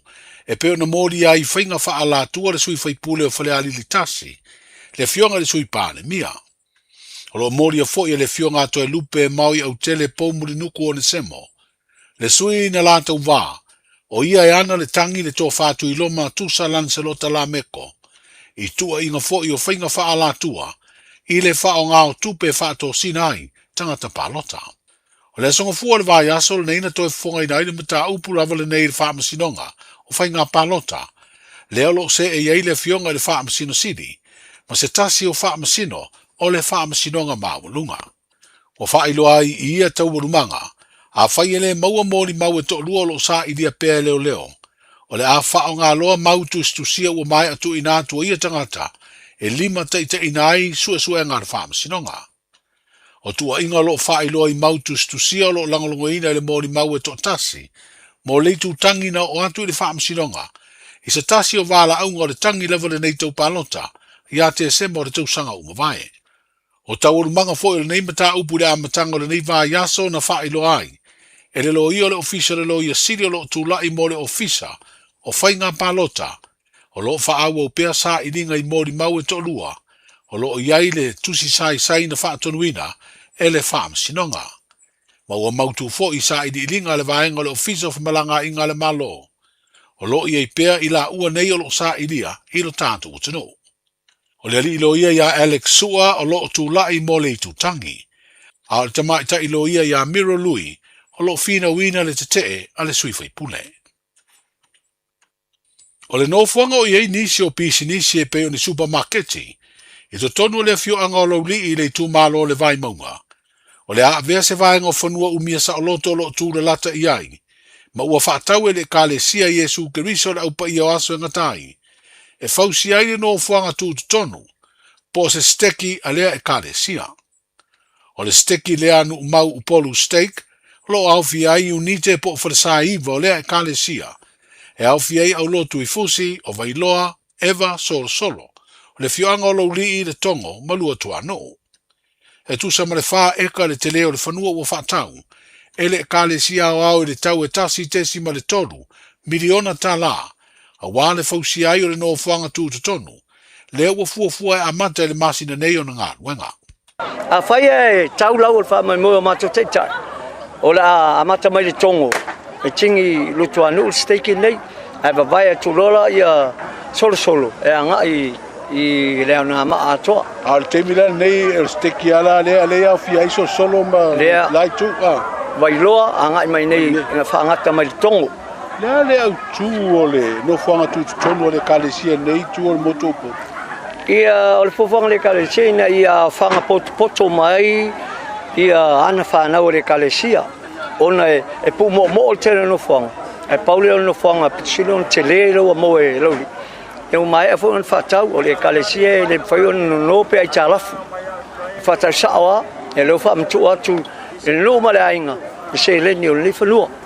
Nare tā ua mo lau tōu a steki a meise tangata lo loto le kalesia nei wha i tua upo.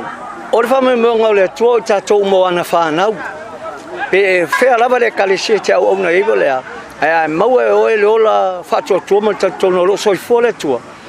E te alula ina nā whatua tuanga. E te awhi mai fo i. E vivi imta, e whape nā fo i mata fo i au aunanga.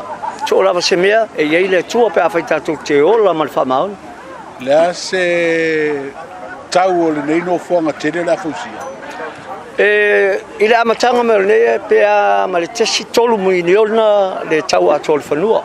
Ia e le i toi mai a ona toi ilo ina le. Le au whainga atua le ua ngotu ai whanua. A le ala le tau atua ma le no whanga le la fausia. Ia, mo le whawsi. La fua i le tau atua mea ia. Ona le i maua mai se tali mautu. Ia na se whaatatanga na o nei ngā ruenga. Lea se teimi e whamoe a matana pa o ai masini? O lea se ruas fulu ono le masina lava leo i anuari.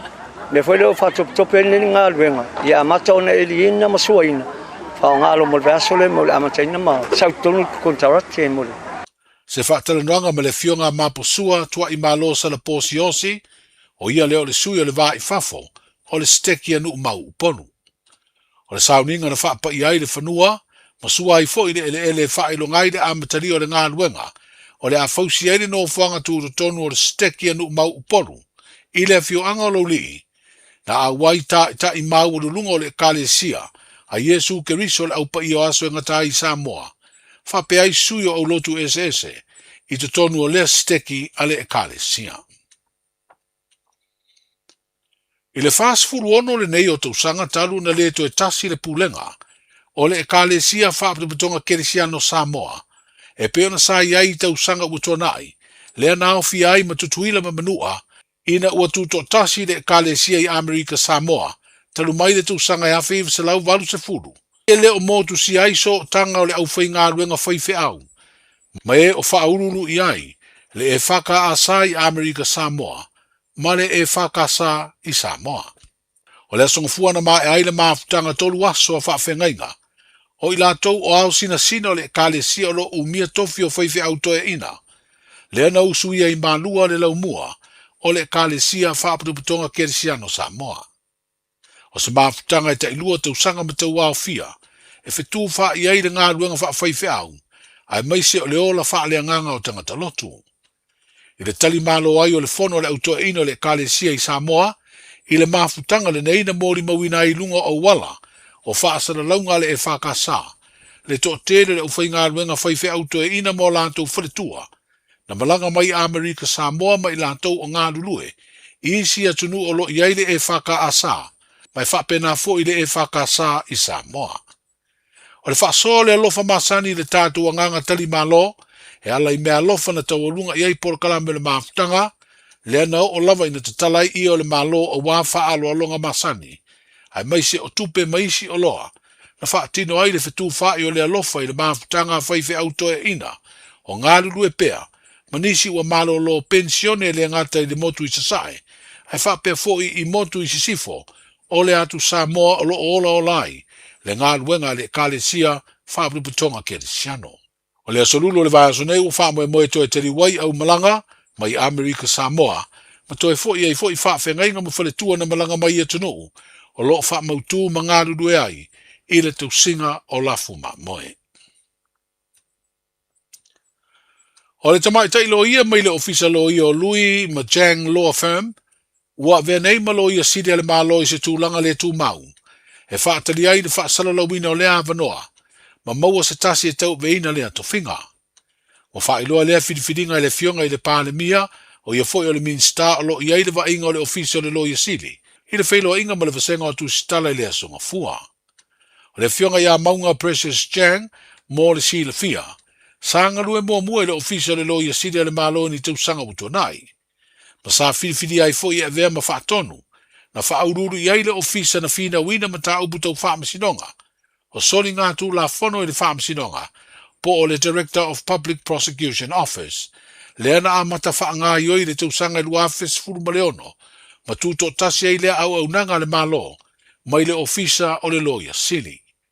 Peita ina tāpunia le malo le ofisa. I le tau sanga na saso ai lu office furu fitu. Ma toe ave ia na ngā ruenga I le ofisa le loia sili le malo. Se ia o mai le teim nei. O le tau sanga lua fe lua, na toe sila ai le malo I le nā teimi, e toe whaatū lea ofisa, pei tai ia o mai le teimi nei, e le I whaatino ina.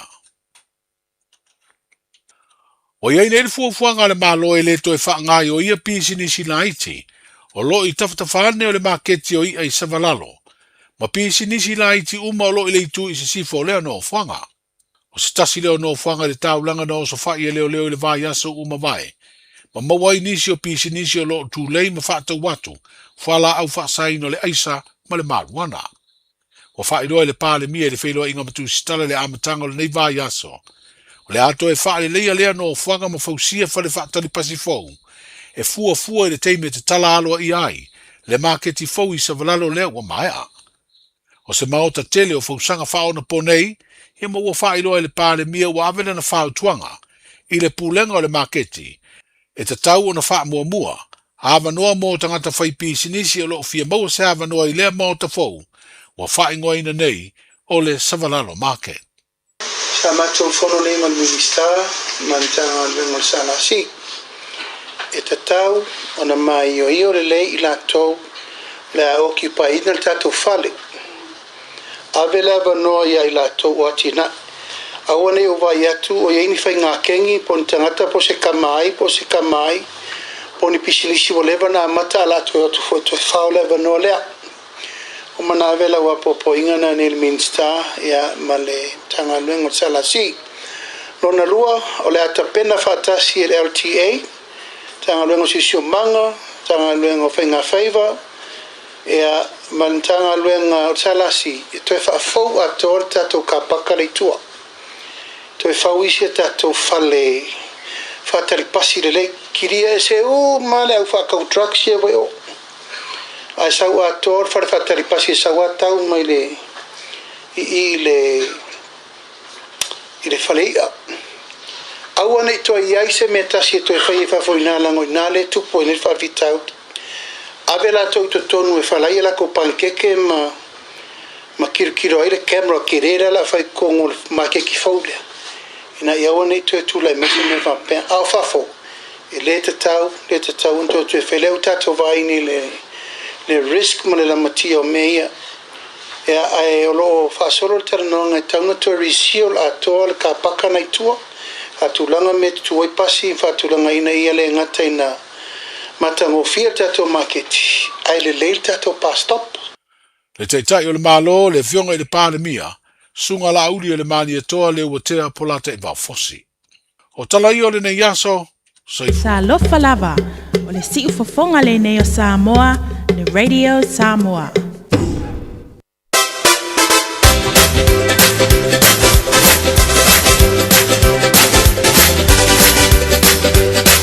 Ole te fasala wina le nao tātou tala mai Samoa pe na ye le tautua male au nanga fa o pe ale fionga ngal mana tipi au tanga vai pe na i tātou tala le nei oli. Mal fa mai moi ola mfai ona to wina tu ya ole tali tu le fitu le fena nei. Pe fa pena misi lau fa fonga le nei oli tātou tala i mai Samoa. Ona tātou toe maua le isi fa poponga i le tau le valu le aso a Taeao le lofo le tua. Ya na umani no le lau fa fonga. Ia iniso melo tupu tiro tātou atunu. Ai mai se iniso mata upu pei ona tau wha amara mala mamai le tai le malo le fionga le palmia. Ia mo le mamalo le tātou atunu. Nela wa vai atu te mela wati sifulu tolu minuto o tia nele tula se futbale lua tolu mai mati munga le nei aso. O ki munga ngofo le ai se mingo i fafo. Fōringa mai ao e whainga luenga. Ngofo i lo whare kewa e koe furu aku o le lewa. Wa manta on le atu tatu fōlaunga ma tatu whainga malanga nei tau sanga. A whapea fo nai te mafuta mai lo whane. Nai fōfua te tawalu te tau ta whao atu sise pitonu. Ai ko uru mai ki munga ia se ferele kako pensingi. Se ferele ia kako pensingi. Se vanga na ave ta vale lunga la tele nai ave lori o ave pasi ave taxi. O ila tau o lo feo ai fi auta tau. I fi auta tau. Ia fa malu atu ma tau tua na mo o ma oe. Ia lo saunga le mu tau tua na fu ma oe ia le sawa te tau ona ia wa ma se ala wala. Wa makwa ma se ala wala kele. Ye ke wa sawa alu waku kau fa ya ku us kai di fo ia fa pe o ka o ka vale de. Ele fa kamala ya se ave pasi. Ye ke le lo nga mea. Ye ke wa masau ko ke ale kuri mori fo ile lang mori lo fia pasi o mori lang mori. Ye ku ki ka o fi ai fai fu su anga marka ko mori la le lo winga pa uta le usa o na le avta vale lunga la tele. Ia matatou i olo ngā halu due pea ele o malo lo. Malo le o na sai. Wha malo atu pokalami a tau tau. Wha malo atu nai tamama nei tina mātutua i mauta malawa. Talo whai malo lava le o na sai tau tapo inga. Lea foi tu ti whalongolongo mai a inga. Ia o niso i lantu o lo whalongolongo mai tona whane mai. O i lantu o lo whalongolongo mai whalo tangata mātutua. Whia lava nai ki mai ilau rei tio. E whaatalo whaatu po kalame ma whaamalo atu tautua are Fiafia mai mo oile ne yasu. Wasongi ole le sa whaapopo a makua whaalo lolo la. Aso kimu whaapengei. Aso whaakimu ngei. E leo ngala ko inga ale sa whaapopo fo ie pie whaamaveve whaapopo ai de ai. Ia ka ilo ia te oi. Al ko inga aso whaakimu whaapengei. Keilo ko inga ale sa banga ia. Kama fu ipi pi vale le fe marco mal makua ia koi le chafa popo ia ale lei a fu ala le polisa kusa kasi le polisa a lua ipo vai ia uangi i pala a ia la ku pe kangolola ia le ole ngai kangolola ia le pi ku fa ale lei e tau samia kula ko inga mal makua le sanga e mulinga fo le manga i ol pakeka i ol kamara nga ale leila nga kui le ia kau le ia le sa fa popo nga male pepe ai lu waku loa ai pi fa se ko le au ka fa mariki koko anga manga kadio lo su le uli ngi kamara nga pi e kere ku ulunga e pi ki fa kafa fo ile pe ki fa sa wapa fo ile le sipi ile pikol ngofo ia ngofo ala ile masi se ikau fa solo aku le lolo le pepe man lolo koko or kamalanga e fa moya oi ia nga baya kwale oi fu ila lo maka ku sape tapo lo maka e oi fo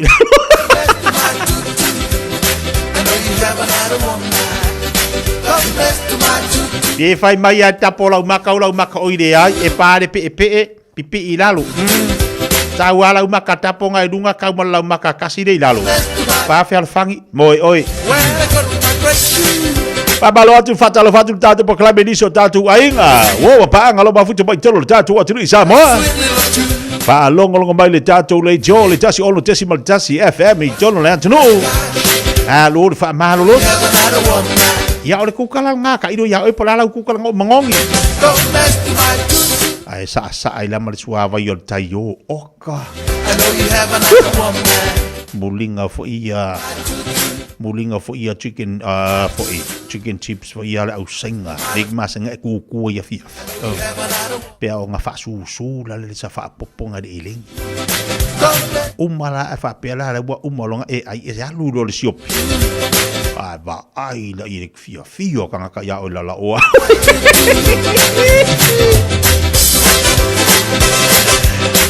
Se football Malu minuto c'è le giù la Malua. Tu sei mai di soltanto fa Fiafia con filoi. Ali yo tani ngasua. Ali yo tau maftanga. Ia pa fa Malu tu la kuka pola ngasese. Fai mali le uli. Asolu lo tato ia lomi lo.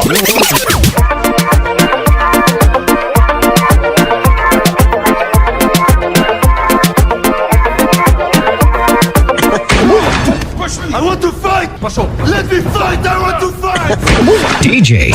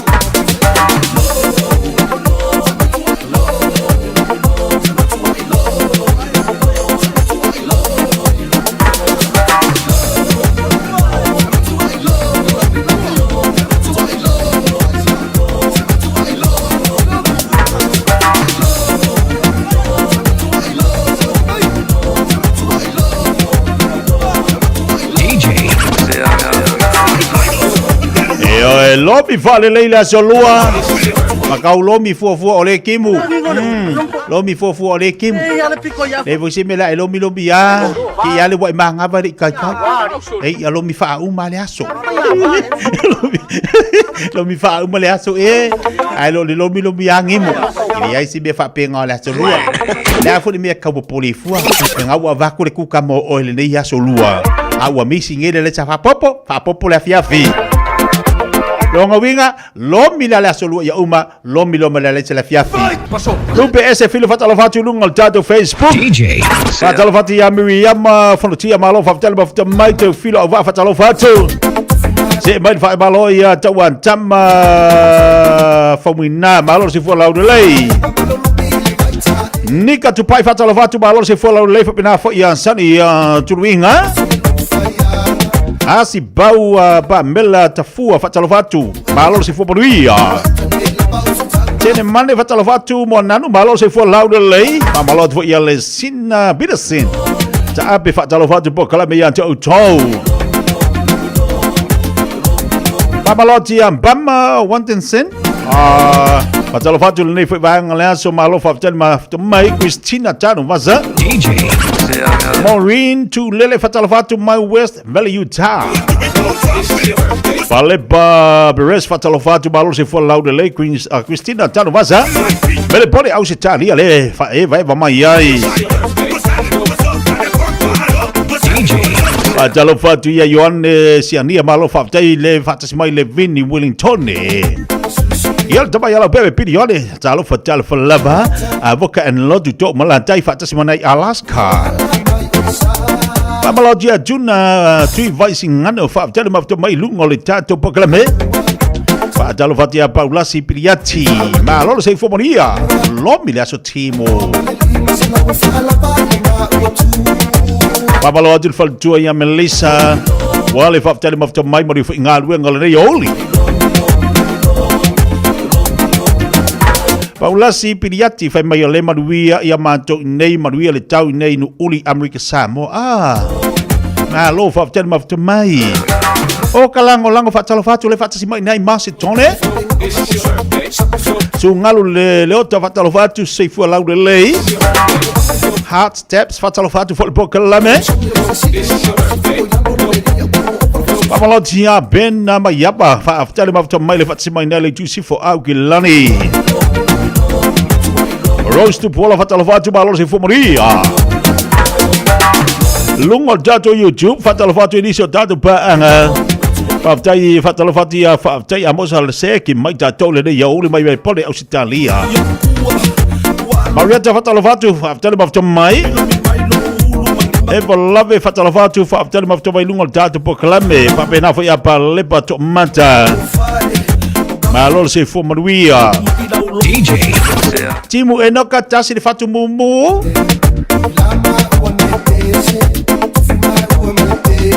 Pamalo tu ai lo so ya pesami mangadu ngadunga la tele brada lo fatu mo oi manuia fo ngadu ngai loli.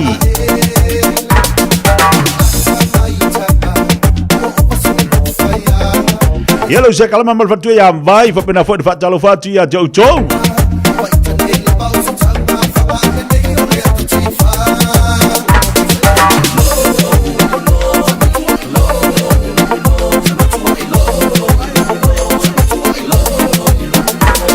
Aso timunga lo ye tanto pa malo atu ya tilanto umalavale na lo onga pati tu te mangalu nga tono forma pa malo atu nga lu malo fa malos pai se lanto leo lo mafuta mai lo fata otoli ngase lo ti ya ma fa malo atu ile ya to le na lo mafuta mai to lo fa pui malo la valo sai o te popole tatu fa mai lo tatu e o lo tatu no fanga e tatu o tanga te pango tasi tu lo fa fonga la tu ele ai awa tatu te pole ele stanga te atotoa e ia le sasi tangata ai tau ona to e foto de ma fa mo to e fa ton fo lau de savalinga i me tu pole olanga no winga o te pole me tu pa wale me tatu va ai le limva tatu fa tu ile tua ta pena le lisi amatanga fo mo tatu I want to fight! Lua se fulfitu minuto te nei ia lei tu la se fulbale lua. A fanga solo per iso tato musika su filoi.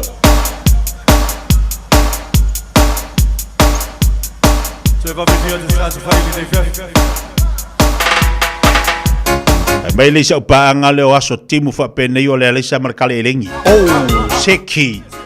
Pa sama fo le aso lua la tu kali. Pa le manga ya. Pa la o kali. Sama. Eu mai nga kau de varia ka kola nguku sama de. Kau fai kiki ale alo ku pele vali ya ai vali de kali.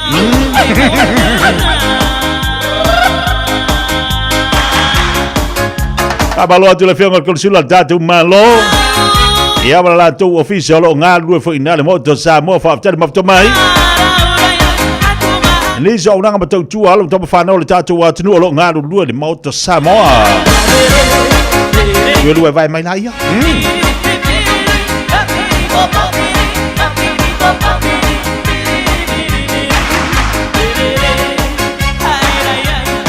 Olo molo faanga pen mai ava mole atolo faanga mole asfana ol tina ya ta fa mapu.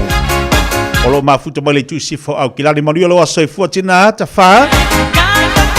Elo fole tu fa poponista usanga stele mo oe.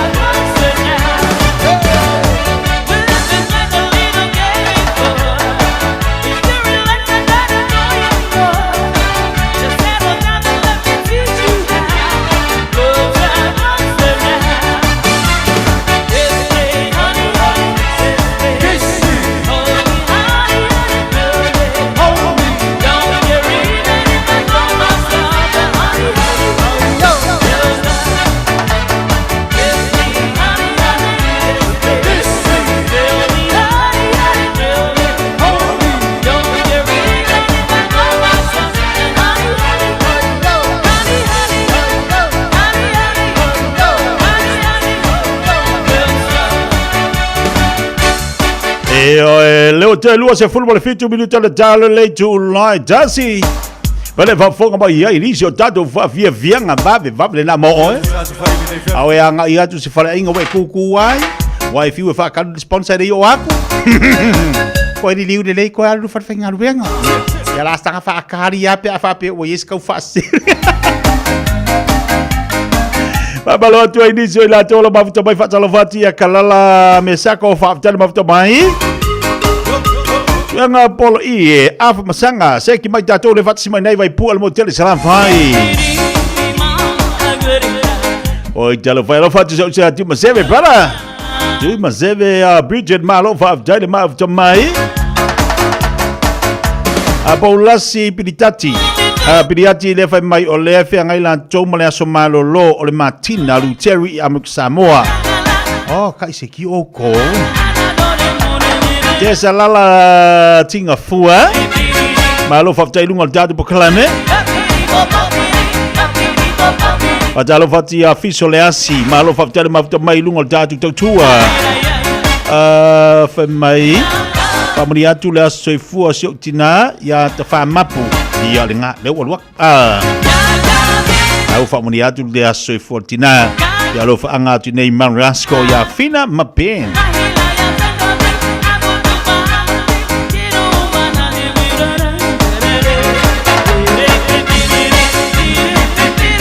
Babalo tinisio tanto wa stentexi fo ye Samoa le mawan to telu la tu wa mafuto boy ngol tatu pokran ia wa fanga ina fo tatu le tio io tasi ono tesimal tasi FM Samoa fa longo mai ai tatu si filoi ia matatu musika tu ina tu le holi male holi ia mas hoi pokran mal Taeao le to fa ia fonga mua si pa ia lava le avia talo fa Malu lava le mafuto mai ia fai le mu auto avita vali kasi dia mbele na maua mai nei pa anga malang mai Samoa o avita bat ian foi ele itele ni fa vlave na tutupu la matanga o sanga male fa ngol sanga ia ai fa mai ole ave masawi o kangaka o kai masau kiro ko vai ia lono winga tatu avita vali Samoa fa mali Io le tu alalo lava nal pokalam Fiafia mai a fa fonga mai ole ave taxi ole ave tavale tolo le tatu atuno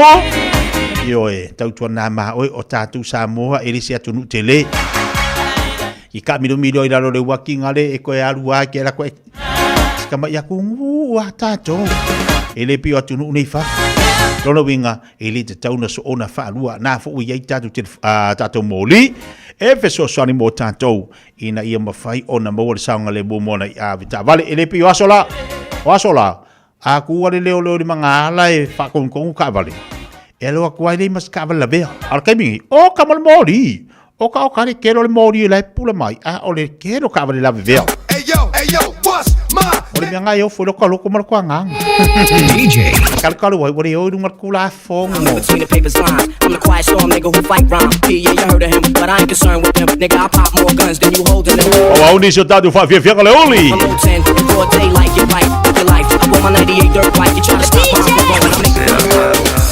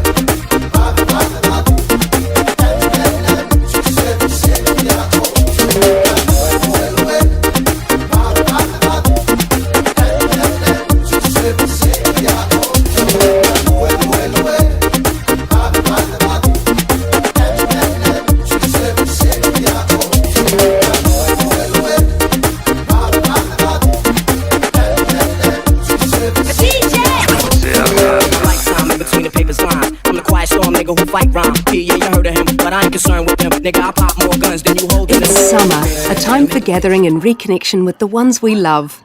Right now, measles is travelling across the motu too. It spreads easily and can cause serious illness. Before you visit whānau, make sure you've had 2 doses of the measles vaccine. It's the most effective way to keep the ones we care about safe from measles, especially if they are too young to get immunised.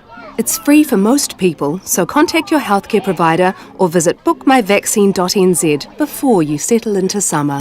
Mo tupe fa momoli Samoa mana tua loa le Pacific Easy. O lo fa wau pea le tatu fa pitoa e nao le $5 le tongi pea e fa ngaina le Pacific Easy app. E fa tino ai o tupe fa momoli mai lau telefoni febe ai. O lo avanoa fo le tatu direct transfer. Ti posi mai ai au tupe le tatu account. Ma fa mali aina fasili lunga le telefoni. Ma fa tino la fo ina lau tupe ai inga fa pitoa. Mo le tongi no video le vai mo li te ngā tupe so se fa le tupe Samoa. Pe te tongi ni no ngā tupe le nupi fa Samoa House Corporation po le Samoa Land. Ma so se au nanga Samoa, o loa mawhai na whātino o ma ile tātou au nanga le Easy Pay. Manatua o whāsapolia so se vahenga o New Zealand i o tātou lala. O loa whanau fo i o tātou ofisa i o Tara Mamangele. Pe whaunga le Pacific Easy App, po le Direct Transfer. E whāsao i lu teimi, ai sido na whāsao i na i o tupe o taunga tāle penisini. Mō nisi whamtalanga, wala au le telefoni o valselau o tasi onono. Po nu mera masani au kilani o le lua fitu ono fitu iwa fitu wha. Ma le lua fitu ono fitu iwa waru wha. Pacific Easy, o lau pa anga, mō tupe wha momoli Samoa.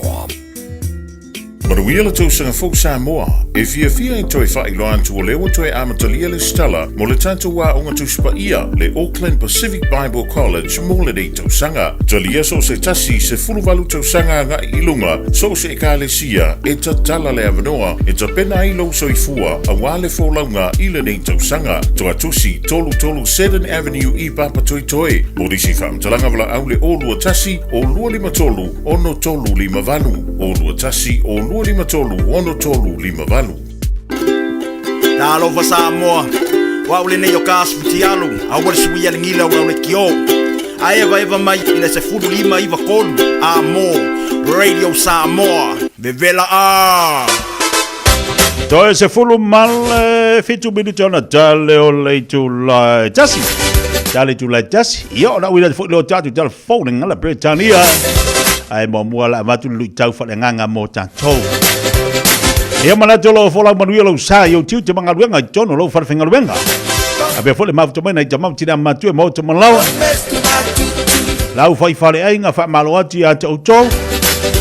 Fa malo tu se usi atasi mana unang mal tu al Pacific Easy Money transfer ina I Otara.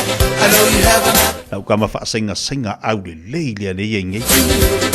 Patalo fatu foi niso I lanto leo lo mafuta mai na la unama tautua tatu vai le polai pa malo ati ante uto yo ai to ina mana ilo matua sunga fa fengai e anga ia tu lava la tu tau ma fale vai awar so fo malo ina I sunga fa fengai vai se mal fatu apo mane ia ina I Otara fa pe fo li tatu vai al to fene ya liam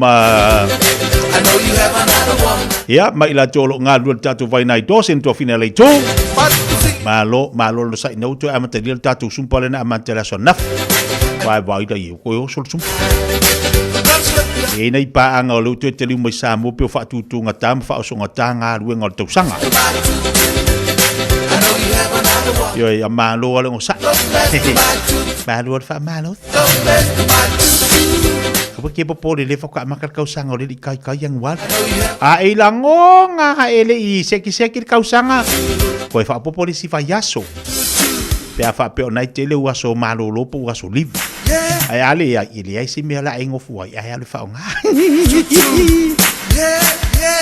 Dei batai fa talo fa tu dado po kalame le lei mana ia fa mai o le aso timule nei o le ele ni fa lai ka pisi manelaisa kai se kuri paling Lupe Piriati fai mai le nei fo iaso o le ua vela su poesi o le su poesi la ua vela longo winga a color su poesi o ye mar pepe ai le se suka ai mo ele na wa ifi wa vai mai lau tautonga ri ala tu ma se lanchu lo ia ongo sa ilu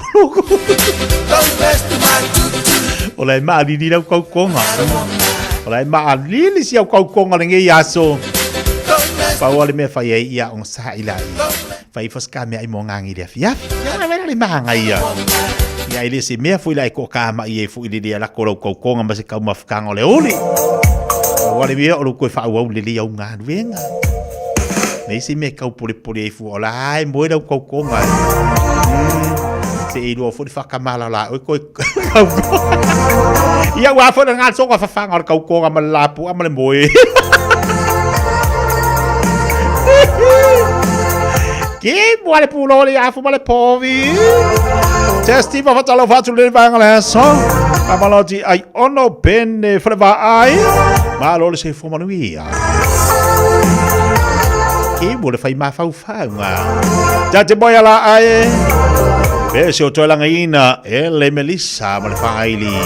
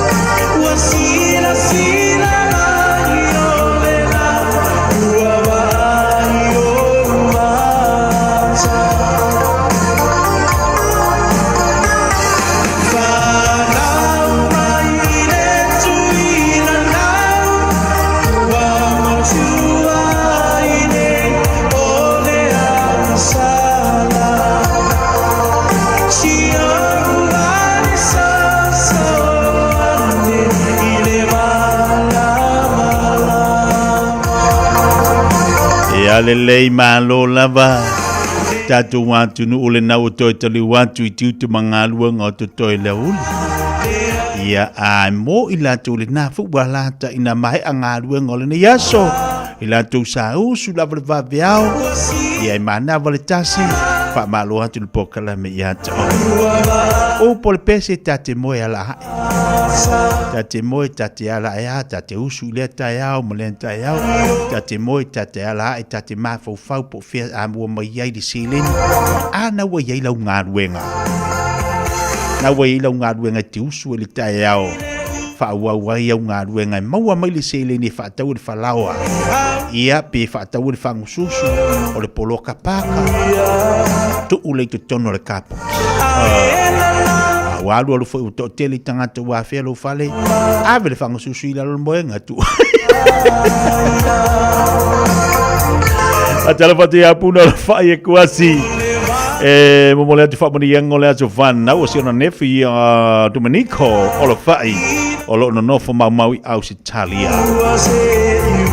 Atala pati so Michael, hello pati brother. Ya, malai ngolo mafuta mai nai ma Wellington fa tale mafuta mai.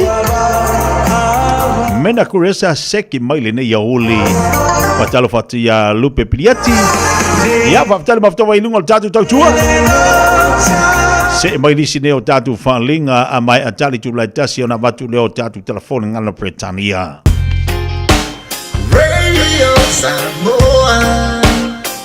Tasili mai batolu. Radio Samoa. Tasili mai batolu.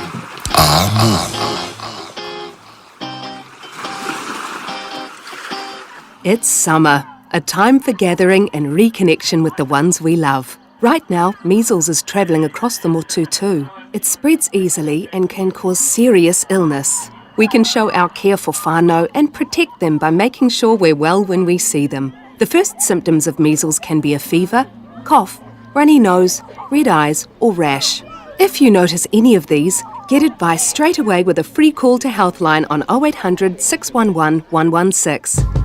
Beta Drive Doctors i le taulanga whaatau i maangele, whaapea manrua, mo le vaenga o so ngase pe amana o mia. E whaatino e fo i matupui pui o le whanau witi, o tupui pui la COVID is flu river, mo i lātou is fuluan tausanga malunga atu. Whaapea matupui pui o le flu. Wala au telefoni, 255-25 mo so wanoe whaatino ai nei au nanga. O fisa fo mai i maangele i taftafane o le McDonald. Amanrewa e taftafane o le Faletusi po le Public Library. Beta Drive Doctors Clinics. Mo le manuia o lou lumanai, o le aunga o le International Travel College, ua tatala nei le tala mo le lua awhilua ono, i matatau tu risi ma aunga tau vaalele. O le ITC e iai ona lalai au kilani ma whangarei, ai ma whaifo i one e aunga online, mai lo valley. E leise taimi whaatulanga i nei te aungai.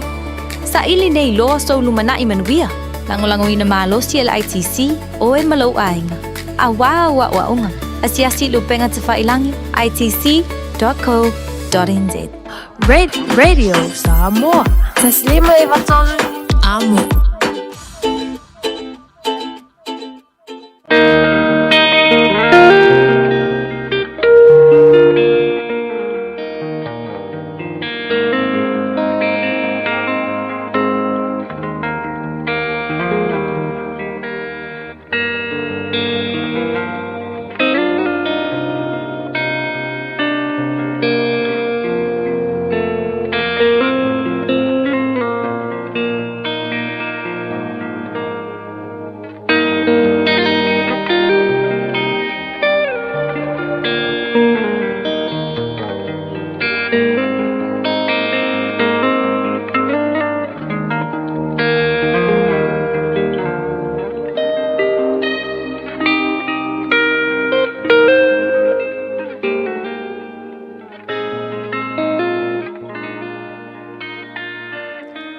Tau mo le aso. E whaamaoni a fionga a le atua. God's words are just and right. Lautusi o salamo es fulu maleiva. Foi upu e valu, ma le foi upu e iva. e sao le tūla fono a lea li, e wha fo isia mai ai lea nganga, e wha maoni polo a inga lea li, e wha poto ina ai le ua whai ngofie, e tonu fe aua lea li, e wha Fiafia ai le loto, e ma polo a inga lea li, e mā lama ai mata. E wha maoni a fionga a le atua. God's words are right and just. O se tasile nei o pese lauiloa, na fatuina e tā vita le tupu o Israelu. O le whaamanuina, o le mamalu ma le siri ese o le atua, ua whaailoa ina i ngā luenga a ona a au. Ai le ngata i lea, o le mamalu siri ese o le atua, ua whaalia i ana a fionga, ua whaalia i ana upu ma ana whetalainga. E sao ma wha maoni a fionga a le atua. E maua ai e le tangata, le ola Fiafia. Fai mai le taritonunga o Tāvita. E tolu mea tā ua e foa ina e le atua i le tangata. E sa vali i ana a fionga. Mua, e foa ina e le atua le oli ma le Fiafia i totonu o lona loto. Lua, e foa ina e le atua le lama whaaleanganga i ona mata. Tolu, e foa ina e le atua manuia e o lava i le whaavavau. Samoa ia e savali ma ia e matau ia fionga ma upu a le atua. Awa e manuia ai ma le lei ai o wala uma. Savali ia fionga a le atua i lau whainga malo. I lau e ka lesia, o lou nuu ma lou lava a inga. Whai mai Tāvita, a savali le tangata i ala o lea li, ma ana a fionga. E fōa i e lea tua, le oli i le loto. E fōa i e lea tua, le malama whaaleanganga i o wala. E fōa i e lea tua manuia i ate oi. O manuia e o lava i le whaavavau. Whai mai Tāvita, e ese le whaamaoni o a fionga a lea tua. E oli le loto. E malama o wala. E te manuia e o i le whaavavau. O a fionga a lea tua. Maana whetalainga. O le sulu lava lea i o tātou vai. Ma le malama i o tātou wala. Manuia lau whai ngā malanga. I le nei tau sanga fau. Tātou te tālo. Whawhetai le atua. E moni ma wha maoni au a fionga. E maua ai e i mātou le oli. E maua ai e i mātou le malama i o mātou wala. E maua ai e i mātou manuia. E o i le whaavavau. Tātou ma Samoa i lana malanga o le nei tau sanga. E tonu malelei ai mea uma. Lou lava suafa Iesu lo mātou alii, ma lo mātou whaola. Ua mātou tatalo atua i nei. Amene.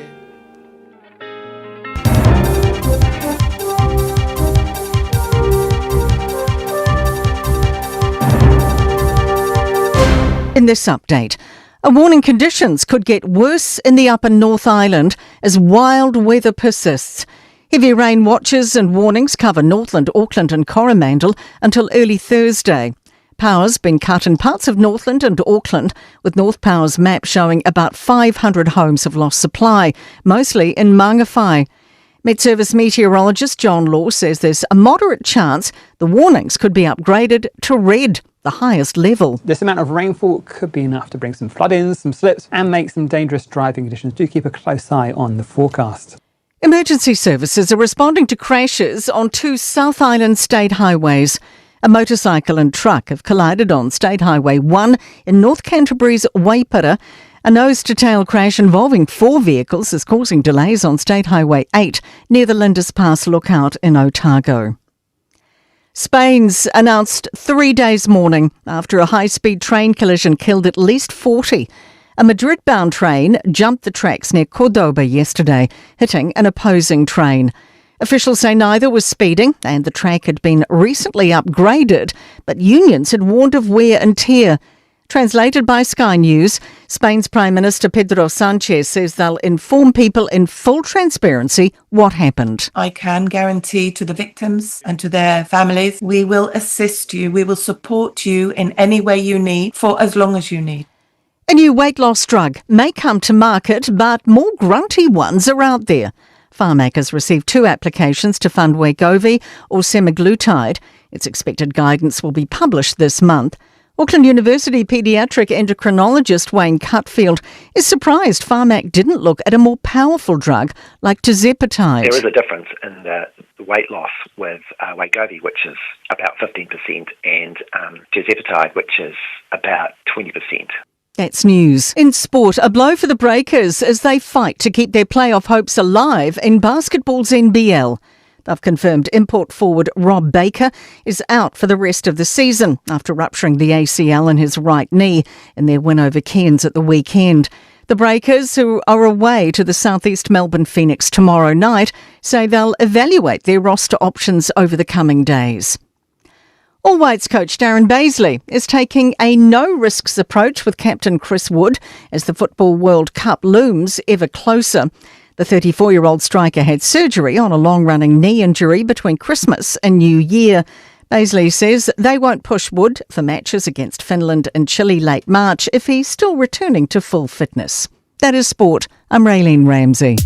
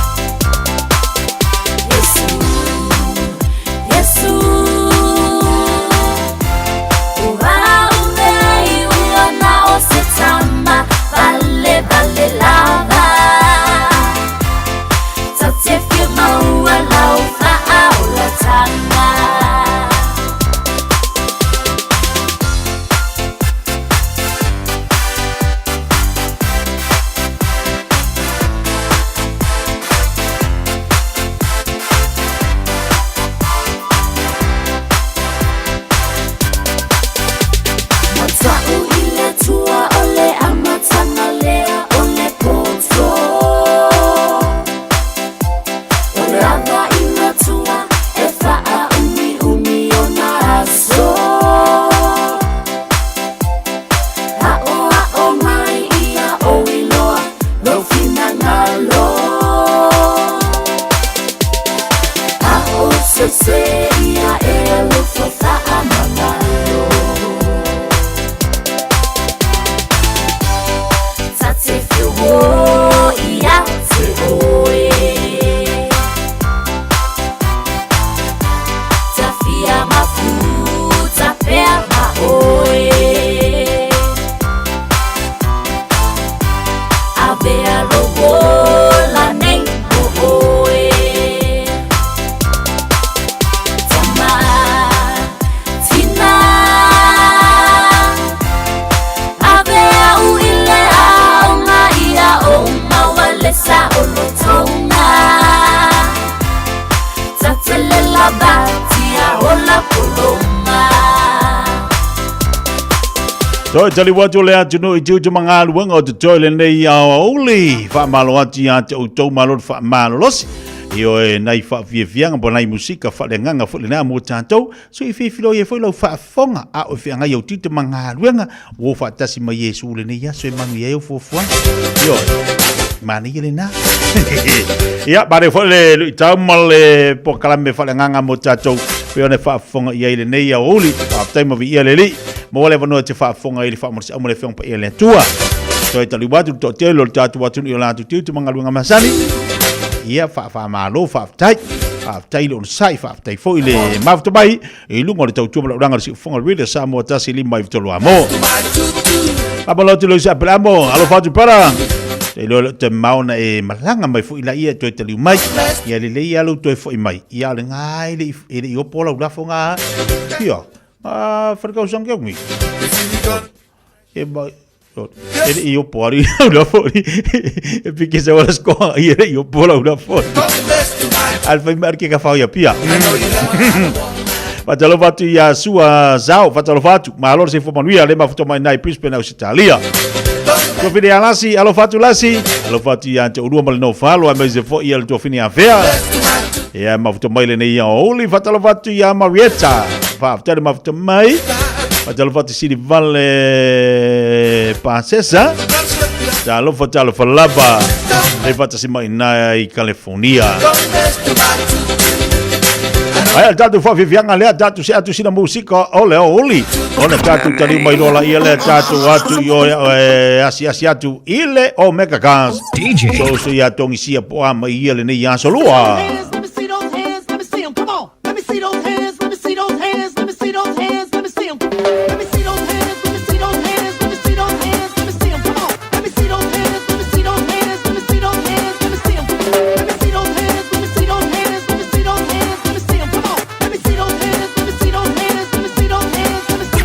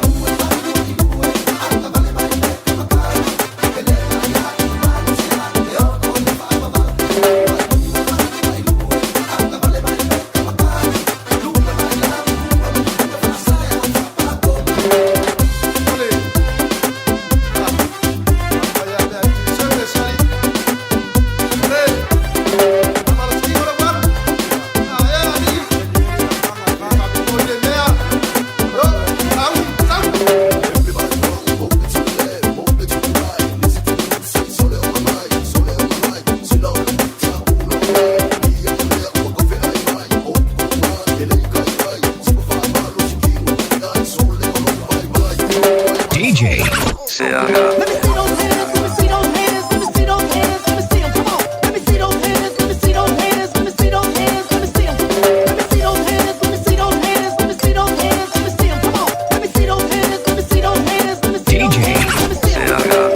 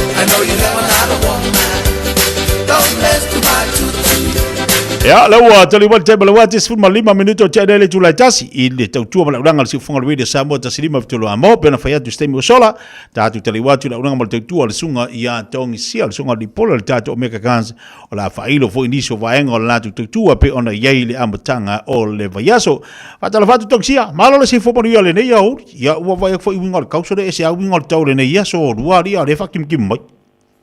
Ya, se fue mia lenga lai da malenga falualo o lenga mawalalo e fatalo fatela sunga por totai for tat pokala del fiche mai.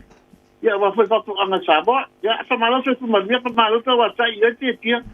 El mani foi le o le fa susu le la se fa susu la ele la tovia. No e. Que o foi me cola coia fa fa fiche la o pai le ko de banga foi ele tola to Atu kon mo vegetables. Ia. Para vaina. Kau ngalilingi basi suole. Pala to yetia. Ave ese la lo pulo fatu ta vale e fa pela o tangata fo ile fa fatu anga. Ile la sa tilo to ingata o le ase. Fala o ina pito silio na ta ua e to toia so timu fa pene. Ole lau kapisi. Lau kapisi. Ia. La mo esa uma mela kapis e ka wore mangel kapis e mael kapis le e o lo fiek la kapis la kota mo family wala mera ko be mana to e family family ia te le me foi le ia me ka ko Samoa yang ale marka ai solo fa ku ia pulela ia pe o se me pere ai me sabe no mon la to e ka family pa le ia e fatula out ia tu mela ia pa quasi fielo la ia. Ala. Ya tengo tudanga la toia yo au la toi fi tol mero katisimo tomato Samoa. Tali mai la me tau fai talo tamu o la se kamanga ko le mafaiona mangi lo ngola ya sukimu fapi. E aso fape nei ma nei a to ile fatal marketing ka kia. Fatal marketing. Ia. Ke mai mama ila lu fai. Okay. Nga winga la aso kimu fa penge ia le ngar fa imale kamu male markalo. Ele ngasi mi kawan makiki. Nga winga la ka ko ku le pol makiki saudo. Mangaya fu ia ka kala ngwa wale wa vesingelo pulo falta ta vale.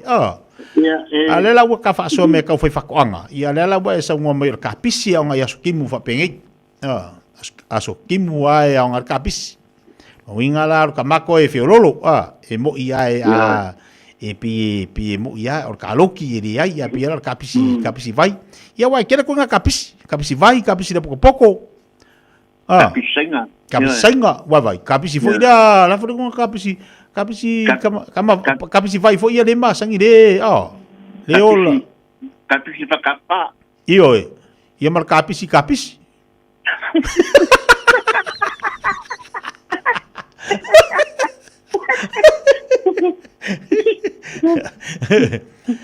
wa ko aso kimu wa pengi ia wa ka ke fu ala ile tangata fai fatoanga kaulanga ia wa dia nga ile ko se kamu ile ko se fa ia tatou se kalo ai pi o ka pisi da lo ka kalngoi ia longa pi o fa aina la dia la wa nga fu la wa nga ka pisi ala nyangi ia umera ko ngai uminga to paola yani ora foi dia o balkengi akam ve fengo piwa me fengo tinga me ka foi fengo foi dele penga ko ngro moka ia e ka do me ko ami ki ia aka mai la le fa ia kalo kamu ia o ulan makeki ele mai mawa so ko me ko se me ngan mangisul me mawa kulo mo pa pongo sam ia marisi me Marisi me ako ko le kalo ai ko aku le kalo longa e sa o le ufi ko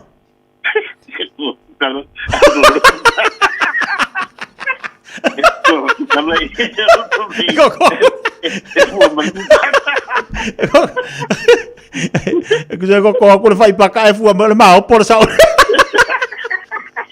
Menga bawa yo.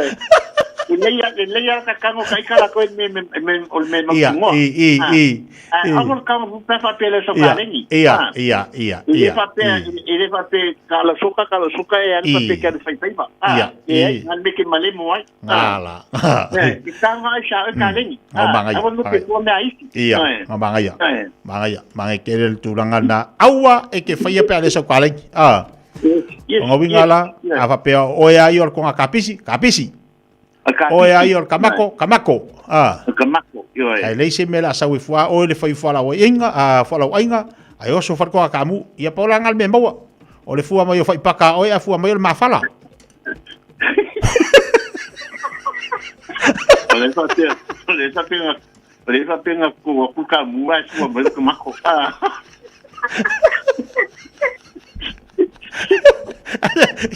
Seu fofo. Ei, seu fofo, ia ko kamu fa mai. Ngalo waso ku mo kamu. Vai pela número penga to pai lang. Vai bakule la tamu, bakule le for example ore something inga fa fiusia ipo ile mango. Le mango malesi. Ia. E bakule la le mango. Ekipi ese le la le a foi. Oi le sa e fa piva kasi. Olesi, bakule la le esi. Ekipi ese le pico le mango. Ia. Yang akule ye ole a foi le angisenga. Le como de. Io ole angisenga male fiu.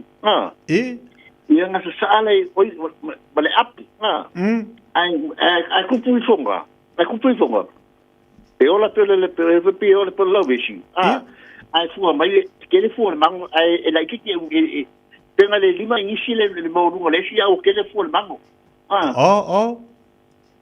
me senga ye ke ba nge pi sa Mangai kau ka sa idi kurang nga. Mangai ya foi ai ku fa kasi le fiu malianging senga mar kipolo. Ia ai foi. Ai mingo fa kasi de mar kabako. Le pe ke wa fu mai wa fu res.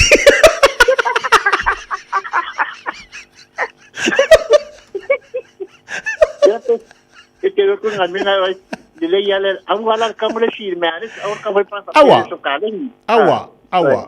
awa ava pe olo wa vala winga kamako olo wa vala winga kapisi anga ia kapisi kapisi ava pe olo wa vala winga ole ai kamu veu ongo sai wa veu ya varaya ta paso fo ile nga ta u fo ile mo ta tu le fo ta tu ti faso ma ta ta no ali tungsia e ta u fo ile mo ta tu ta wana ta tu wanga i tu tona me tu toi au ta fo fale fo la waina e fa ngai di timu e me se tonga la au fo ile lo matua ma to ina se au ke io se losa o le ala e ta ta no i ala fa pe le mangi fa kimu le fe ko ngala u tungsia sa le la me se la ia papel fa tinga papel o kero singa venga papel kero singa venga ia o te mito langi ka kero fa ala skai ia e pe tu ai tolu pe fa lima vai aso wa al kapisi ia tu langa pe ngala tolia le yo na fo ngala pa tu ai le fa na to kapisi ma kama o su so malanga la bolte le Samoa o ke alma ana o fa na avele la kama fenga venga le Samoa e o fenga le Samoa in kule family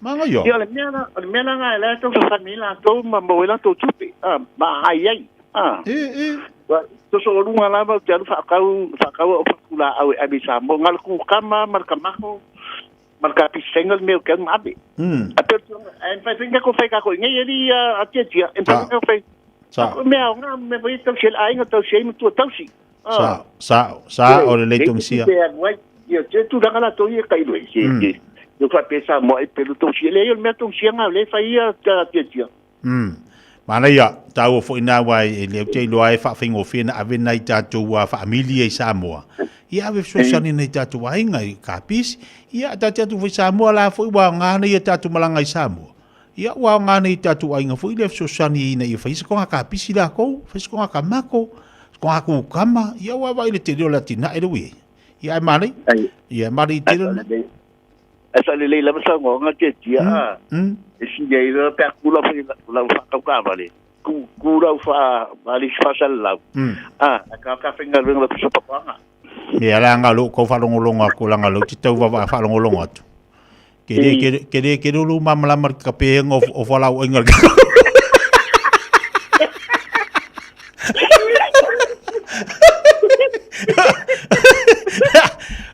le foi fa fonga la tu no ka fa lo so ke le lo ka pe ngo fa la ingal ka ko e dei ma se calma ko i do fu ma meri o lo wala ka pe ka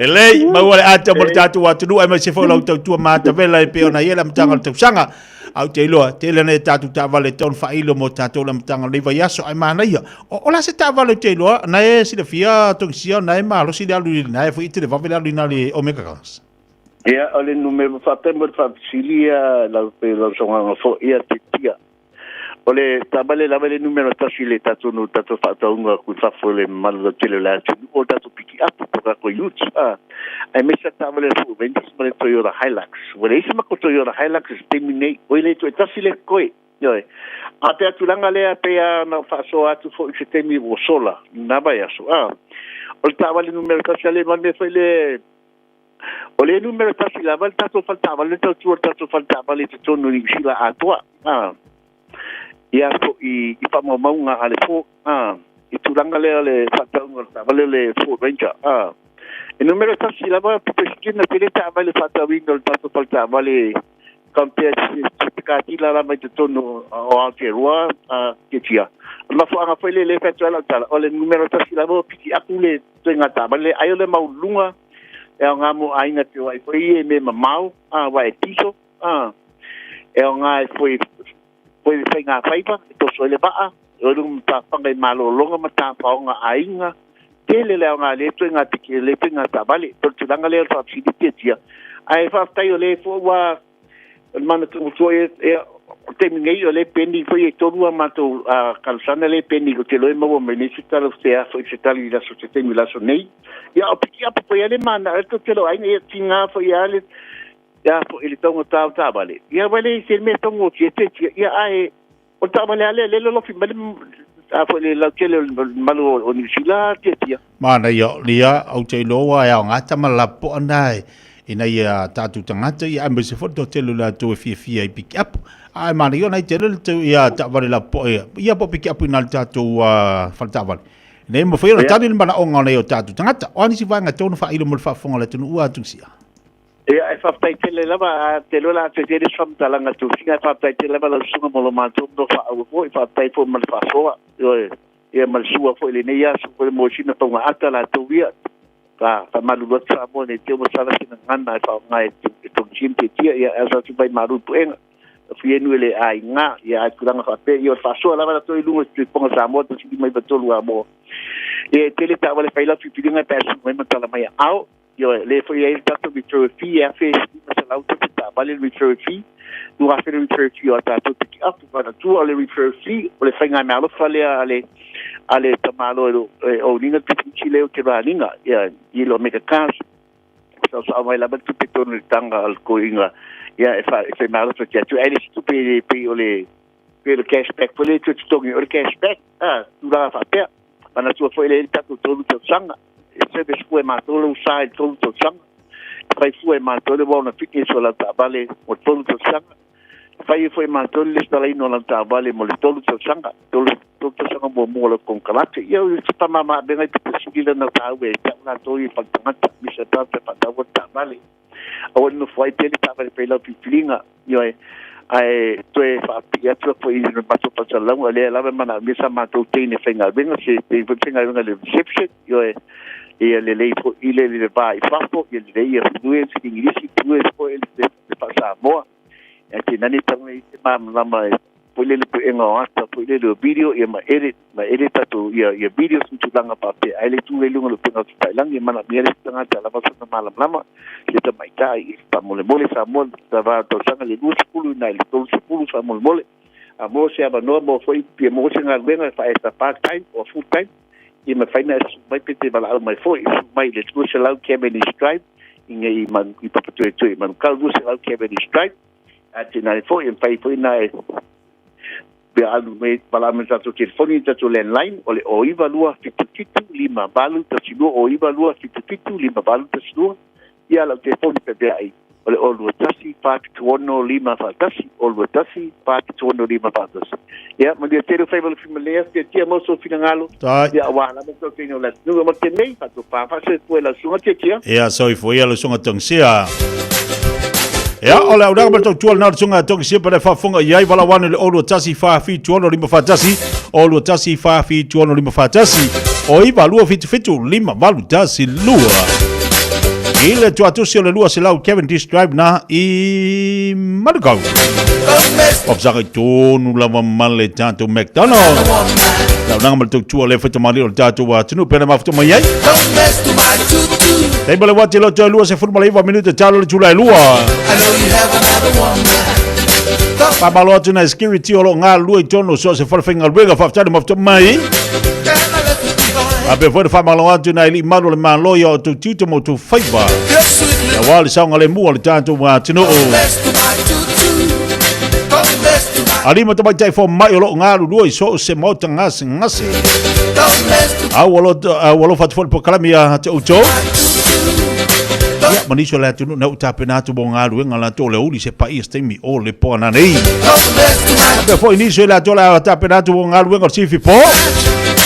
Malu ia tele ngal wenga.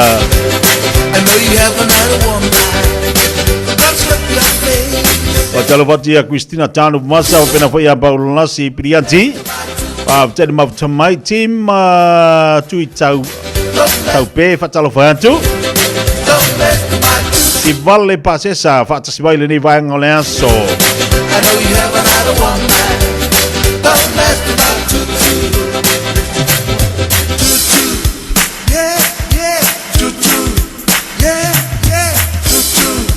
Ai fa fianga mo tatu wa tinu. Pamalo te launanga mo tatu le sunga ya Steam my friends is all primary finance. Ya ma toi fa malo to ina a vita amvale le nei oli. Pai si ma se o lunga le tele tatu na ma o le sanga le mo. Fa utau te le usa. te la velu sawa. Ai te sanga le mulo fau tau tamalu manta la idunga la tele. Ye le poto fa le tua ya to e tau tai ya yo fu fanga le ya so. Sangina ua e alu. We'll never find enough for my self tu. Tele upu matala wa etalina.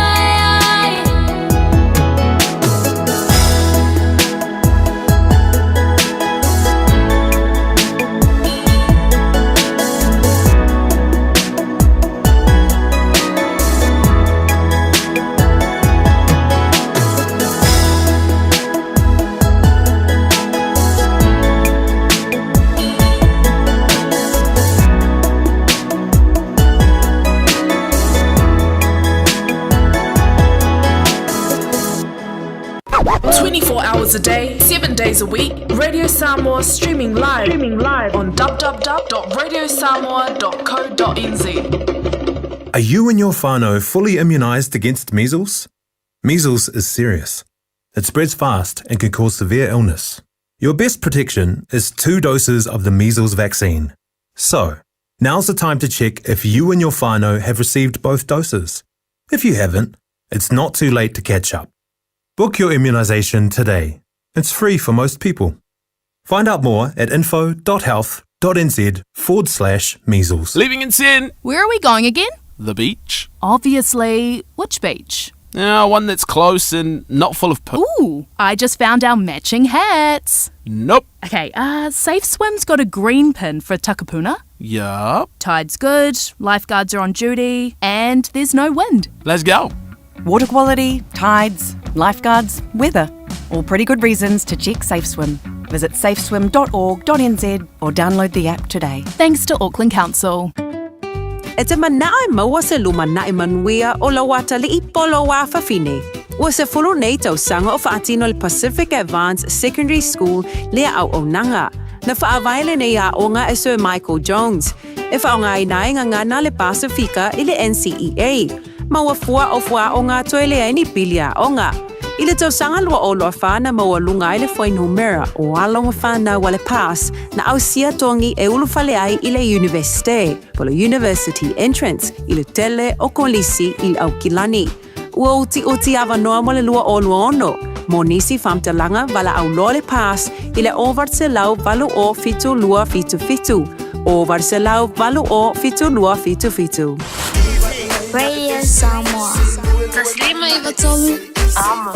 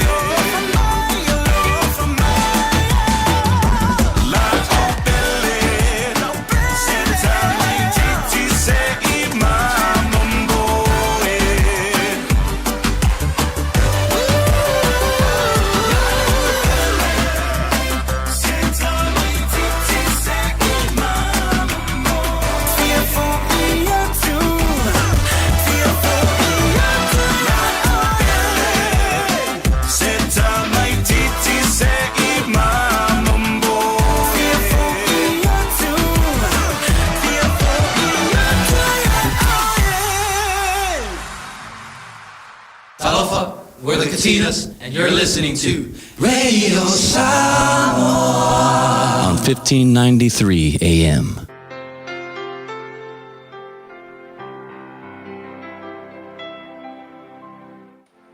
ai le tatou por kalame o le arito le ola i le nei fo yaso te fiafia e whawhiloa ai tatou tunu ia i le suafa manu malo le tatou wali i whaola o Yesu i le amatanga o le nei fo yaso.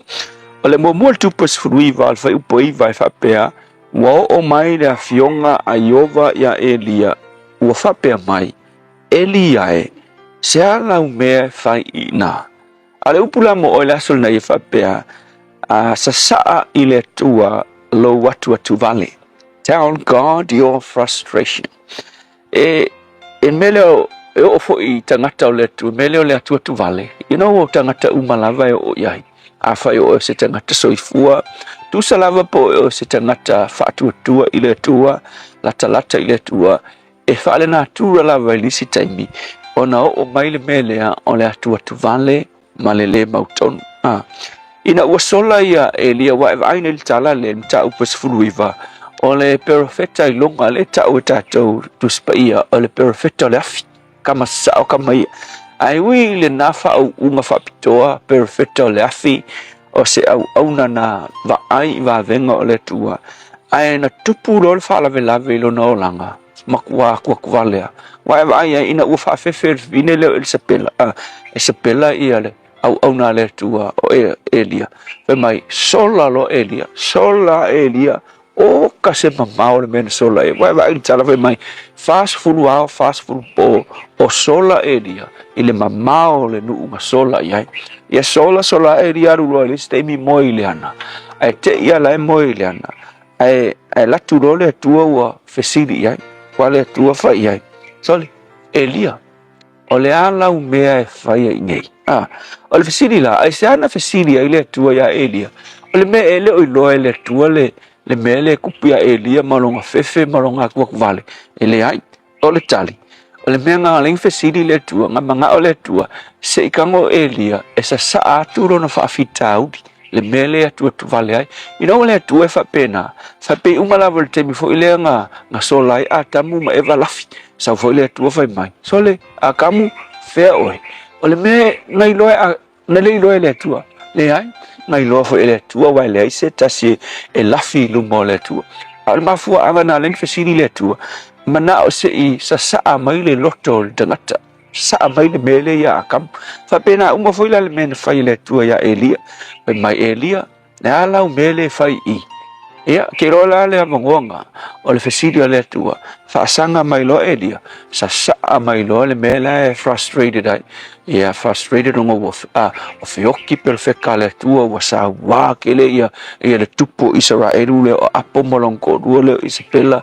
Ia, ua le ainga kangaka mia tonu, ua le aingi se whaasanga sanga i le atua. Le la e makua, ua sa saa. Ngala o le tāua, po le songa. O le fesiri o le atua, ngā mga o, ina ia sa saa aku, ia le mautonu ma le atua tuvale o Elia ia te ia. So, o le upu foi lama le sona mo oe, ina oe le whaasae le tua, o ngā sa saa lau atua tuvale ia te ia. Lau fefe, lau le mautonu, mea ngai ke popole ma atua tuvale iai. Kangwe sa saa i le tua. Noi wa aile au na whaileu tā vita, e tumu tusi salamu o tā vita, i meo salamu o tā vita, o lona loto le mautonu, e sa saa i le tua.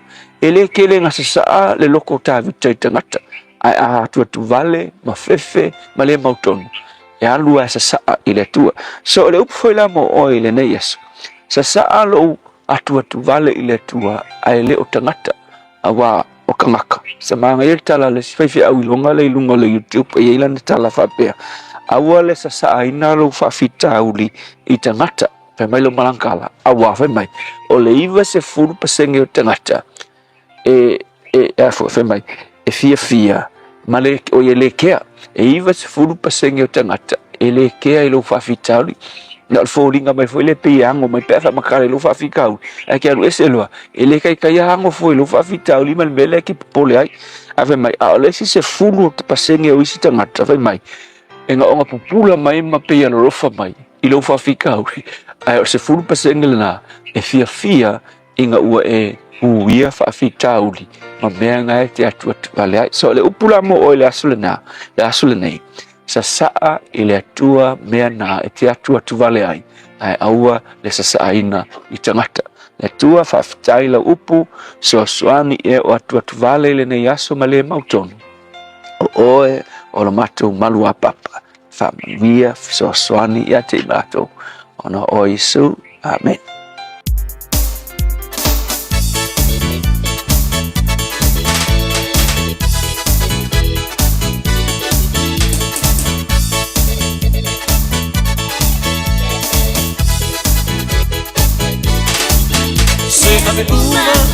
Se ave uma, no ora tua, mole tua, awa, awale fatamala, talo, mama tala. Se ave uma, no ora tua, mole tua, awa, awale fatamala, talo, mama tala. Talito nei papa atutua ile atua olo o soifua o ia e pule i mea uma foa i mai o le manuia se ave uma logo lato o le atua awa le fatamala talo mama tala.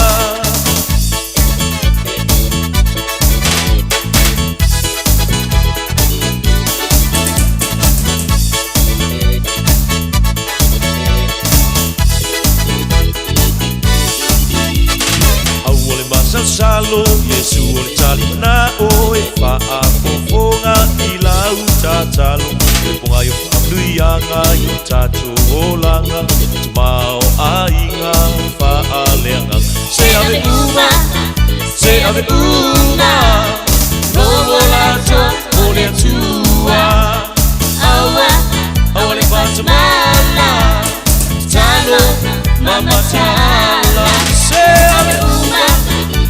ave uma, logo lato, mole tua, awa le fatamala, talo, mama tala,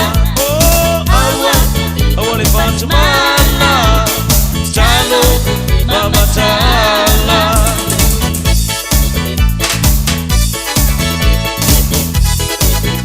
Sunga lama mua manai Fiafia whalenganga le pese whangoina ave uma mo Yesu a tau waluma tuai ia le tatu poklame le nao la reto le ola o tau maftanga whalenganga mo tatou le ne yaso ia ai le tual no fua i le manatu a mātango fia le whaasoatu le upo le atua mo oe e se le manaia o avanua mwhaiana e whaafonga mo whanangolongo ai i le upo whaawina le atua whaamalis au mo tatou o le taimi ama whaafitau li o taimi whaasosonga o taimi marutau tatu folau mo ile aso mo le aso e fo itemi tatu te langona ai ia o mai ia me tupu o mai mai o tino o fa ososoina oe ia alwatu ala upo le atua e fitau ile lei ma le mele na e mafati ai yo ile ai asi so tatu e ato toa le ia asi so tatu e alu ai sa ola savali le aso mo le aso ia fa le ton e ia fo ila per tatu folau ai fa vitai Maua lea banoe te whaafonga i le upu whaawina lea tua. E fisoa sani lea iat o e fisoa sani fo iat. Whaaftairi tari eino le nipo kalami whaale nganga. O le areto le ola i tono lo maota, o tono lo lawa, tono lo tawale. Ia, maso se vaenga lena e maua mai ele tatu pukalami whaale nganga nei. I eile anga leo lea tua, so sani atu lo na nganga pa ia, whalau tele lana upu fola. Ma ia fisoa sani mo tatou. Ina utulai maltebele wati leo toe valu minuta na talo leitu lai lua. Tale tu lai lua ia ona famtaria fo le se tautua masa una ngamo le malu tatu wa tunu ta pena mai le ole a pionga ia le anta wa savea el heritage mo tatu ia wale tautua ino tatu wa tunu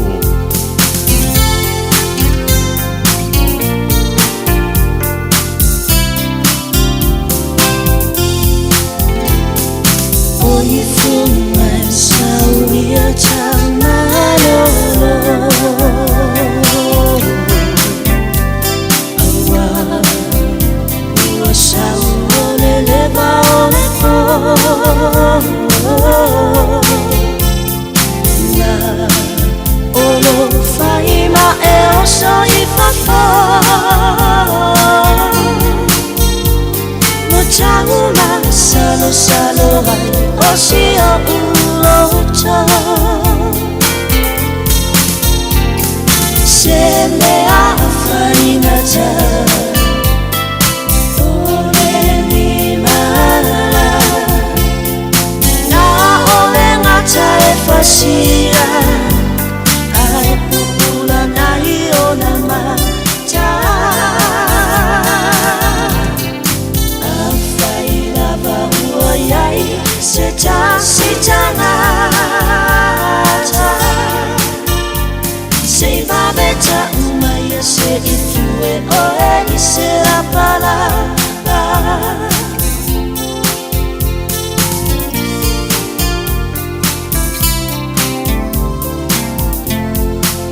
e oli ise uo ae fa'a mauni ne I ave chau I le oti e oli ise uo ae fa'a mauni ne I ave chau I le oti ta la la la ta la la la la la la la ta la la la la la la ja te musu I se uo ae fa'a upu ne I ave fa'a se le mutu ja te musu I se uo ae fa'a upu ne I ave fa'a se le mutu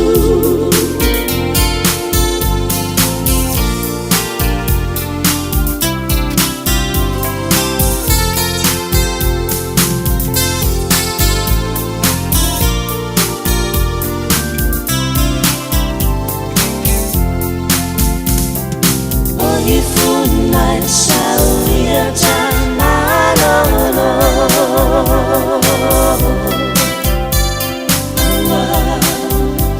Ua sau ole leva ole po Na olo fai ma e oso I fafo Pau to tasi a suao ina ua tule balte balawati lo te fa biduta le tan leo leitu lai lua. E awa tawa lunga tuai masau tau tua masau nanga mo le defo iaso le tau tuai no tatu wa tino. Pau te tere lavo mo le tatu mafutanga ile nei fo iaso lua. O ile fa mo mo le tatu tuai fele tatu tuai mafuta le aso Taeao le ngatono le fa iaso. E se le vave le ado le vaiaso le afu la tatu o atu iaso lulu. Tapena mai ia le whionga ia le ataua sa vea El Harrington la vea. Fa wau le tautua le reader Samoa se pa ifu stemma le Fiafia. Ona taua lunga fo I lea o po kalame whanga solo le iaso. E niso la whinga luenga o le apena foi o na hai mai. Ia ai manuia lava le ia oli.